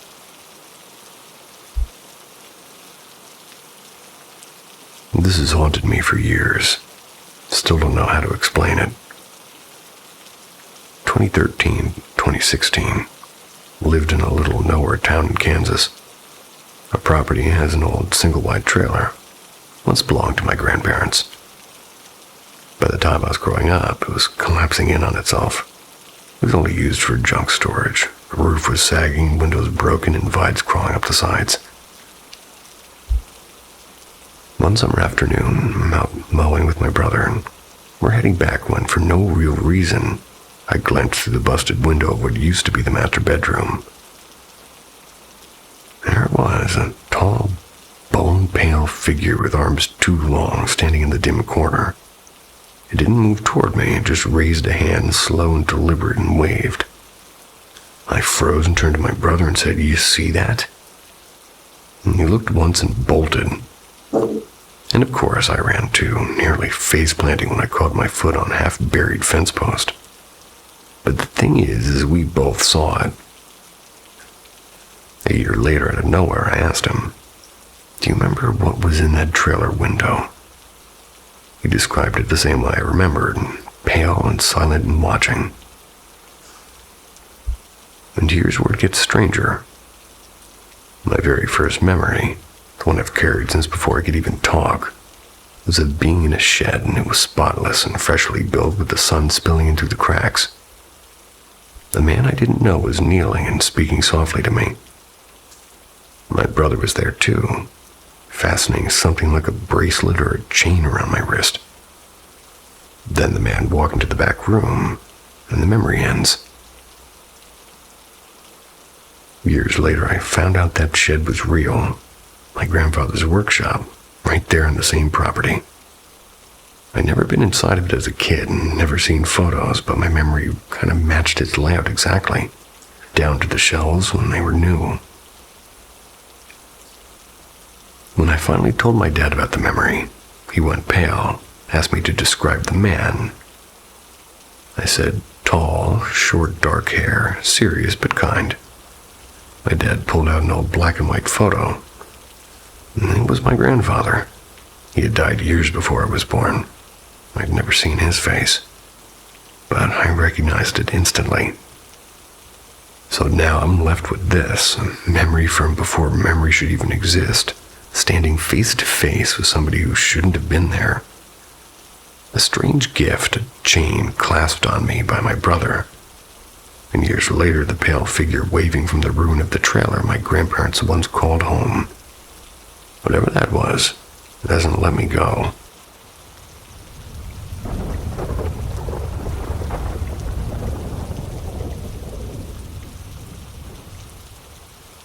The Black Mass of Mercy General.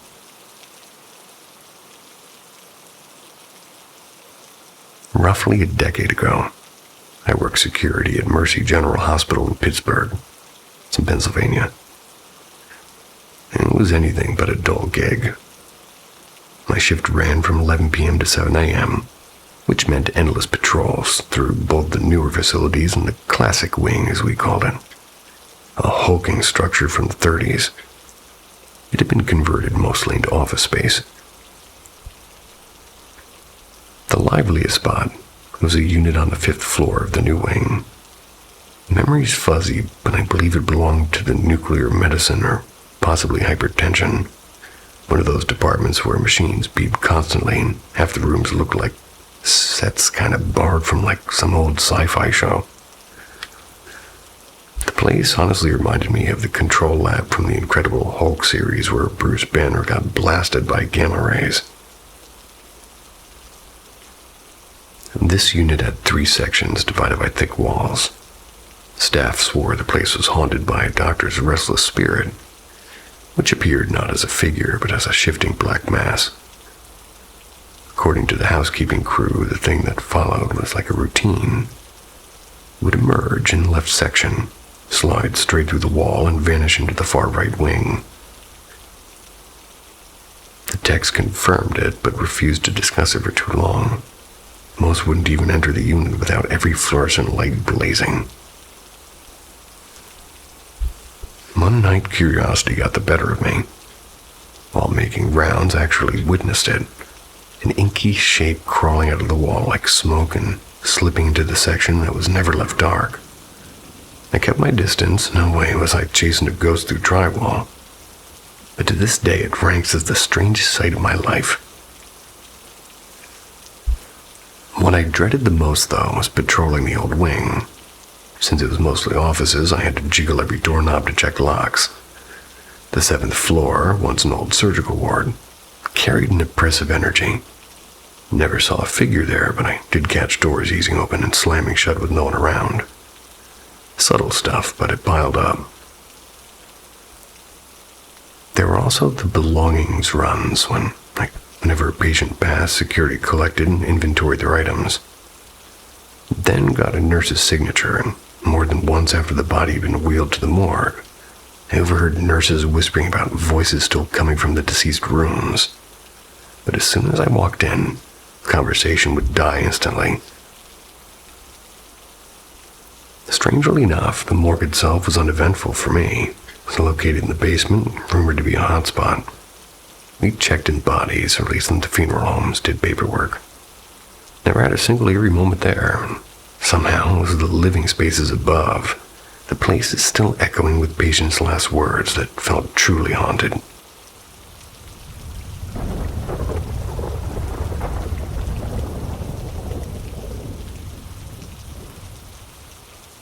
The cat that never left.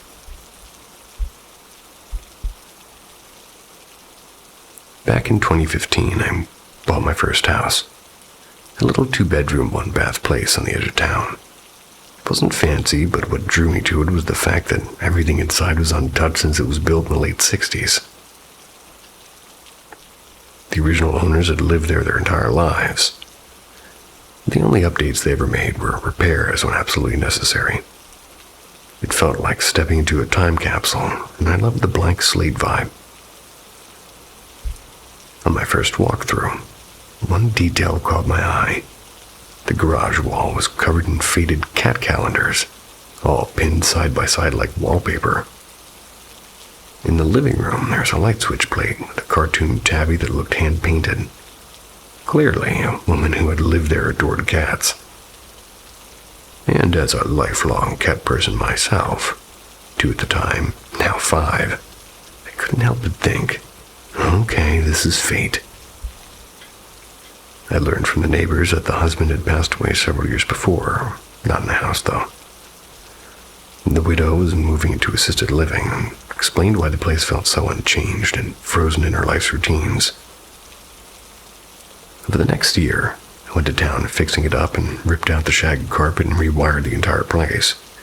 I put in a ductless unit and redid the kitchen cabinets, even knocked down the wall to make the living room feel bigger. And during that time, I also met my girlfriend, and eventually she moved in. Now here's where it gets strange. Every once in a while, usually when I was in bed alone, I'd feel something jump onto the foot of the mattress. Not hard, just that subtle weight shift, like when a cat hops up. Then slow, deliberate steps back and forth. Never went further than that, never touched me, never made a sound. Just that faint pressure of movement at the end of the bed. First, I chalked it up to my imagination, or maybe my body twitching as I was drifting off. But it kept happening, once every week or two like clockwork. 2 years in, I finally mentioned it to my girlfriend. I expected her to laugh it off. But instead, she froze and gave me that flat look people give you when they realize they're not crazy. Said she'd been feeling the exact same thing, but hadn't wanted to bring it up to me. Weirdest part is it was so consistent, so specific, and yet impossible to explain. I didn't feel threatening, just like a cat who never quite left its old home. We sold the house in 2021, moved halfway across the country. In our new place, not once has it happened again.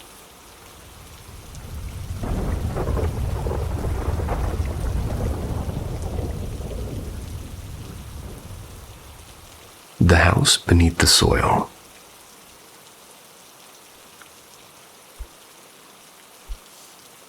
When I was 10 years old, my parents yanked us out of the only neighborhood I've ever known, dropped us into a small, cliquish town. A town where outsiders were treated like imported weeds. You didn't belong unless you were planted there at birth.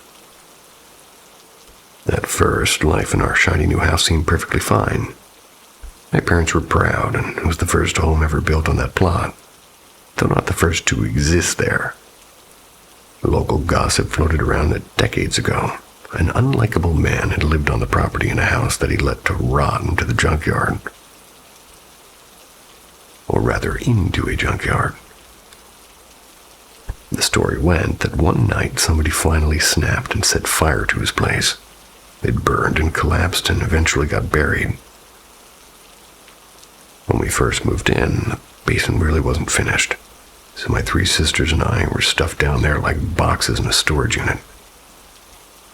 There were cement floors with no heat.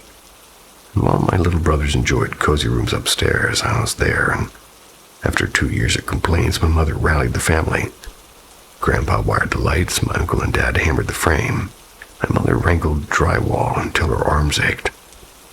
At last, we had real bedrooms, and more importantly, we had heat. But the old house in the backyard wasn't done with us. One summer, a contractor friend of my dad's asked if he could scoop some of our soil. It was unusually rich and dark, and my parents agreed, and he dug deep until a shovel kind of clanged against something solid. With careful scraping, he uncovered a chunk of cement foundation, charred wood beams, and even a few warped utensils that looked like they'd survived a fire. He asked my mom if she wanted him to just keep going, and she shook her head and said, "Just cover it back up." I remember being secretly crushed. I wanted him to keep digging, morbidly curious whether bones might show up. But back under the soil it went. Not long after, the house itself seemed to stir, and doors began slamming. There was never a warning. The basement door especially had a habit of rattling violently. My mother complained first, but I didn't believe her until one night I heard it myself. No one was downstairs, yet the door banged as if an unseen hand had shoved it. And sometimes the television clicked on by itself, glowing in an empty room. By the time I was 16, the unease was constant. I had joined the marching band. I played clarinet, and one night after a late competition, I returned home alone. Everyone was asleep. The air inside was heavy and colder than it should have been. Thought about grabbing a snack, but my nerves told me nah. Crept downstairs, got ready for bed, and dove underneath my blankets like a soldier into a trench. And that's when it began. The front door rattled hard, the knob twisting and shaking. Heavy footsteps thudded across the entryway, forwards and backwards and forwards again. It was paired with the violent tug of the doorknob. It went on, a terrible rhythm. I froze underneath the covers, and I was just praying nothing would descend the stairs toward my room. And then silence. And in the morning I asked my family if anybody had been awake. Every single one of them shook their heads. Nobody had heard a thing. And that's when I realized the house we had buried never really stayed buried.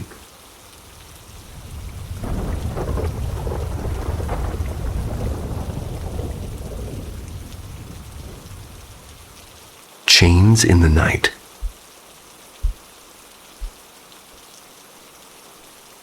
I grew up in the Dominican Republic. Saying my family has a complicated relationship with the paranormal would be putting it lightly. Take my uncle, for example. He swore on his life that one night he saw a black figure leaning over his wife while she slept. And the next morning, she was gone. No warning, no illness, just a sudden heart attack. When his daughter came to stay with us after the funeral, she shared a room with my great-grandmother. That room used to be my uncle's, right next to the backyard. And let me tell you, that backyard felt like a place where the shadows stayed longer than they should. One night, my cousin dreamed her mother was strangling her. My great-grandmother, who was devoutly Catholic, jolted awake and started shouting. She was shouting at a girl who was still asleep. Everybody else thought it was bizarre, but I couldn't close my eyes again that night. Fast forward, my mom grew up in Barahona, quite a coastal town wrapped in jungles. She used to hear the sound of dragging chains outside her bedroom window as a kid. When she moved to the city, where I was raised, she still heard those same chains, only now scraping outside my uncle's old window. She says they stopped once we all moved to the U.S. Then there was my little sister, between ages of 4 and 6. She'd wander the house at night, sleepwalking. Whenever she'd left our shared room, I could hear the living room furniture shifting around like somebody dragging couches across the tile. Nobody else ever heard it, and they'd say, "You're imagining things." but I'd stake my life on it that I wasn't. And there's more, of course. I mean, a lot more. My great-grandmother's house alone could fill a book. But I just wanted to share the small piece because, for whatever reason, everyone in my family has stories like these. And honestly, I don't know what to make of them.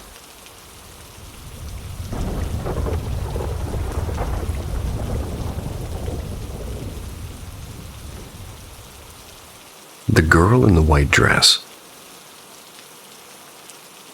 Never really shared this before. But it's one of those memories that's branded itself into my brain. I was 15 at the time, and I'm 25 now. My dad lived in what was basically a glorified shed that someone had kind of slapped a kitchen and bathroom into. Cozy, sure, and safe, well, not even a little bit. And I'm still convinced that place was haunted. It started the way bad dreams start. I'd wake up and couldn't move, classic sleep paralysis, or so I thought to myself. But this wasn't normal paralysis. One night I couldn't even open my eyes, and it felt like a grown man sat full weight into my chest, like he's trying to crush the air out of me. And another time I actually saw something. A shadow crouched in the corner of my room, sitting there. I lay frozen for 15 agonizing minutes until I managed to flick on my lamp. And poof, nothing. No pile of clothes, no chair, nothing to mistake for a figure. And then came the noises. Once I woke to the sound of frantic wings, like a bird or a bat circling my room. The flapping was so loud I sat there shaking. But the window was shut tight, and the lock on my door made it impossible for anything to get in. And the part that really got me is it only ever happened in that house. Never at my mom's place, never at my grandparents', never even during sleepovers, just there in my dad's shed at home. For a while, I thought I was losing it, until the night that basically proved I wasn't. My dad and I were sitting in the kitchen with the back door wide open. We're looking out into the dark, and suddenly I saw somebody drift past the doorway. A girl looked about my age, wearing a white dress with hair dark shoulder length.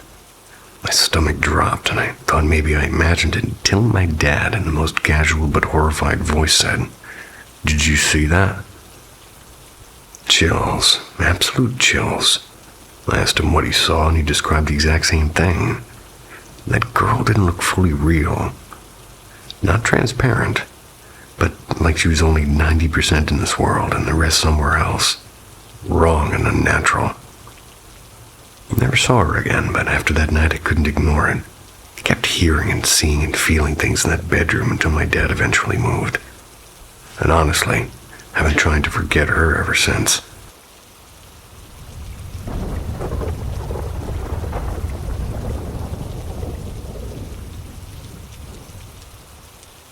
The Hollow Guest.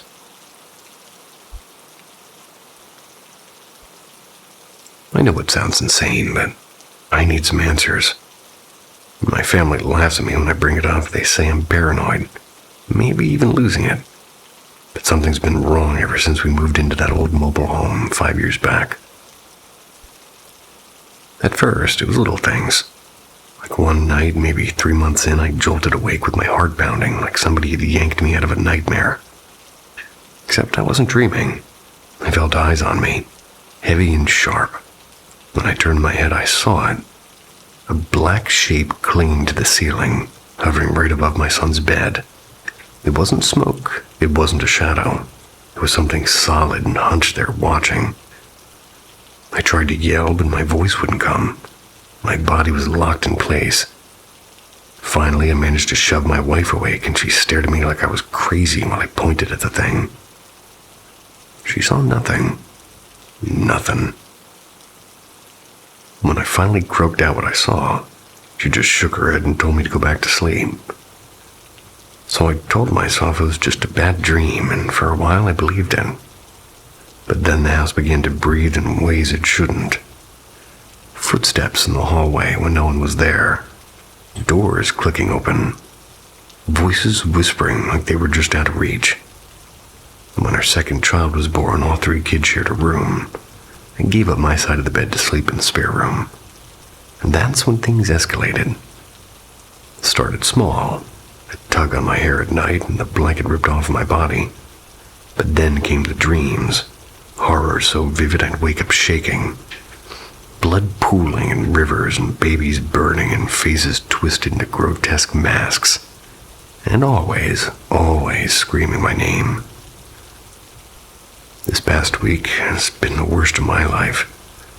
I haven't slept for more than an hour at a time, and every time I close my eyes, I'm either dragged into those visions or I wake up gasping, unable to move. Some pressure pinning me down. 2 nights ago, I woke to a whisper in my ear. A woman's voice, low and guttural and not human. Last night I opened my eyes and I realized I couldn't move. Only my eyes would dart around the room, and there it was in that doorway. It had a body, or an outline of one. There was no eyes and no face, just this hollowness. Tell me I'm not alone, and tell me this happens to other people. Just tell me I'm not losing my mind.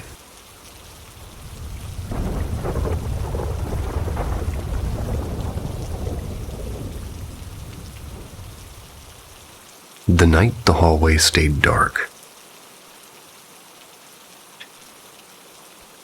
This is one of those stories that sticks with me. Probably because it scared the absolute daylights out of me. I've mentioned before that I've had weird, possibly paranormal stuff happen since I was a kid, and, well, this one is burned into my brain. I was in 3rd grade, living in Suffolk, Virginia.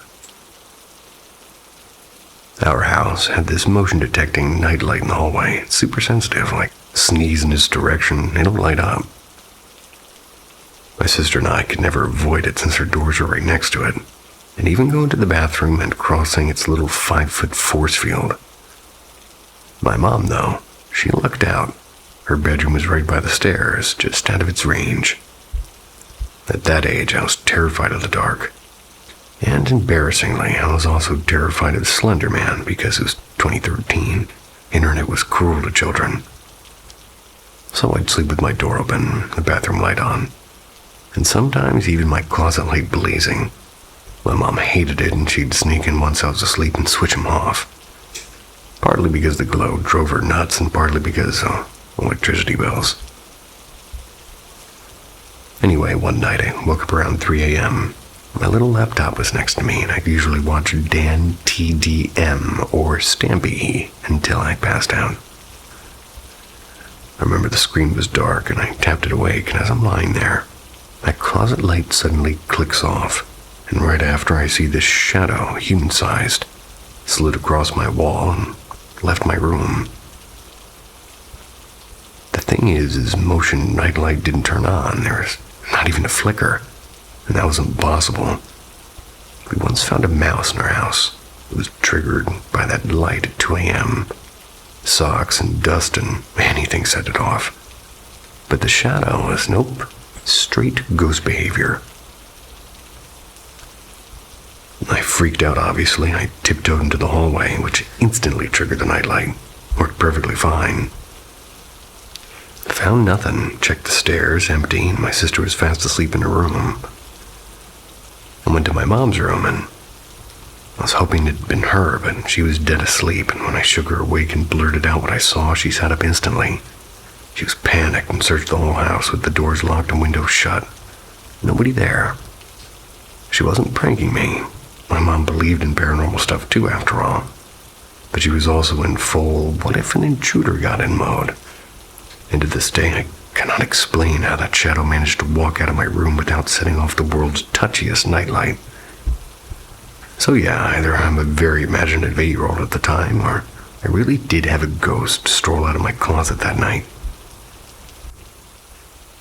Dan TDM or Stampy. God, I feel old. Ren and Stimpy.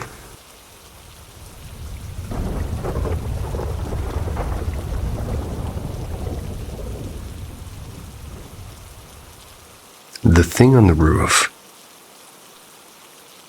think it was 7th grade, somewhere maybe around 12, and honestly, feels like another lifetime. My parents were divorced, and that weekend I was at my dad's place in Ohio. He lived in this split-level house with a big deck in the back, looked out onto a stretch of dark woods. Bedrooms lined the top floor, and mine was across from his, and little guest rooms sat at the very end of the hall. That night, my dad and baby brother crashed early, and I was still awake, sprawled out in my bed, watching late-night cartoons with the volume turned low. It's probably around midnight, maybe later. I remember lying on my side, half asleep, when I heard it. A heavy thud on the roof. At first, I thought it was a branch falling, or a raccoon. Raccoons are popular. But then, I kid you not, I heard footsteps. They were deliberate and right above me, the sound of something pacing, and my stomach tightened. Before I could even sit up, the entire house went dark. The TV cut off, the hallway nightlight blinked out, even the little hum of the fridge downstairs died. And that's when fear hit me like a punch in the chest. I couldn't move, and not even a twitch. I just froze there under the blanket. My body was locked up. Then came the sound from the guest room at the end of the hall, like something shifting around in there. I was sure somebody had broken in. My heart was hammering. Braced myself to hear footsteps in the hallway, but what I saw instead is burned into my memory. Stepped out of the guest room, and it wasn't human. It was like 6 feet tall, and its whole form was glowing faintly, like mist-giving shapes. Human shapes, but wrong. And this movement didn't flow right, like its joints bent where they shouldn't be. It bolted down the hall toward the stairs, too fast. The sound it made on hardwood wasn't like shoes, not like bare feet, more like claws tapping wood. I wanted to scream for my dad, but nothing came out. My throat was locked tight. I just lay there paralyzed, listening as it tore down the steps and vanished. For minutes I heard nothing. Just the silence of a house that should have felt safe. And then, as suddenly as it had gone out, the power flicked back on. The digital clock beside my bed flashed like it had been reset. I stayed up the rest of the night glued to the TV, trying to pretend it hadn't happened. Never told my dad. He wasn't the kind of guy who'd believe me anyway.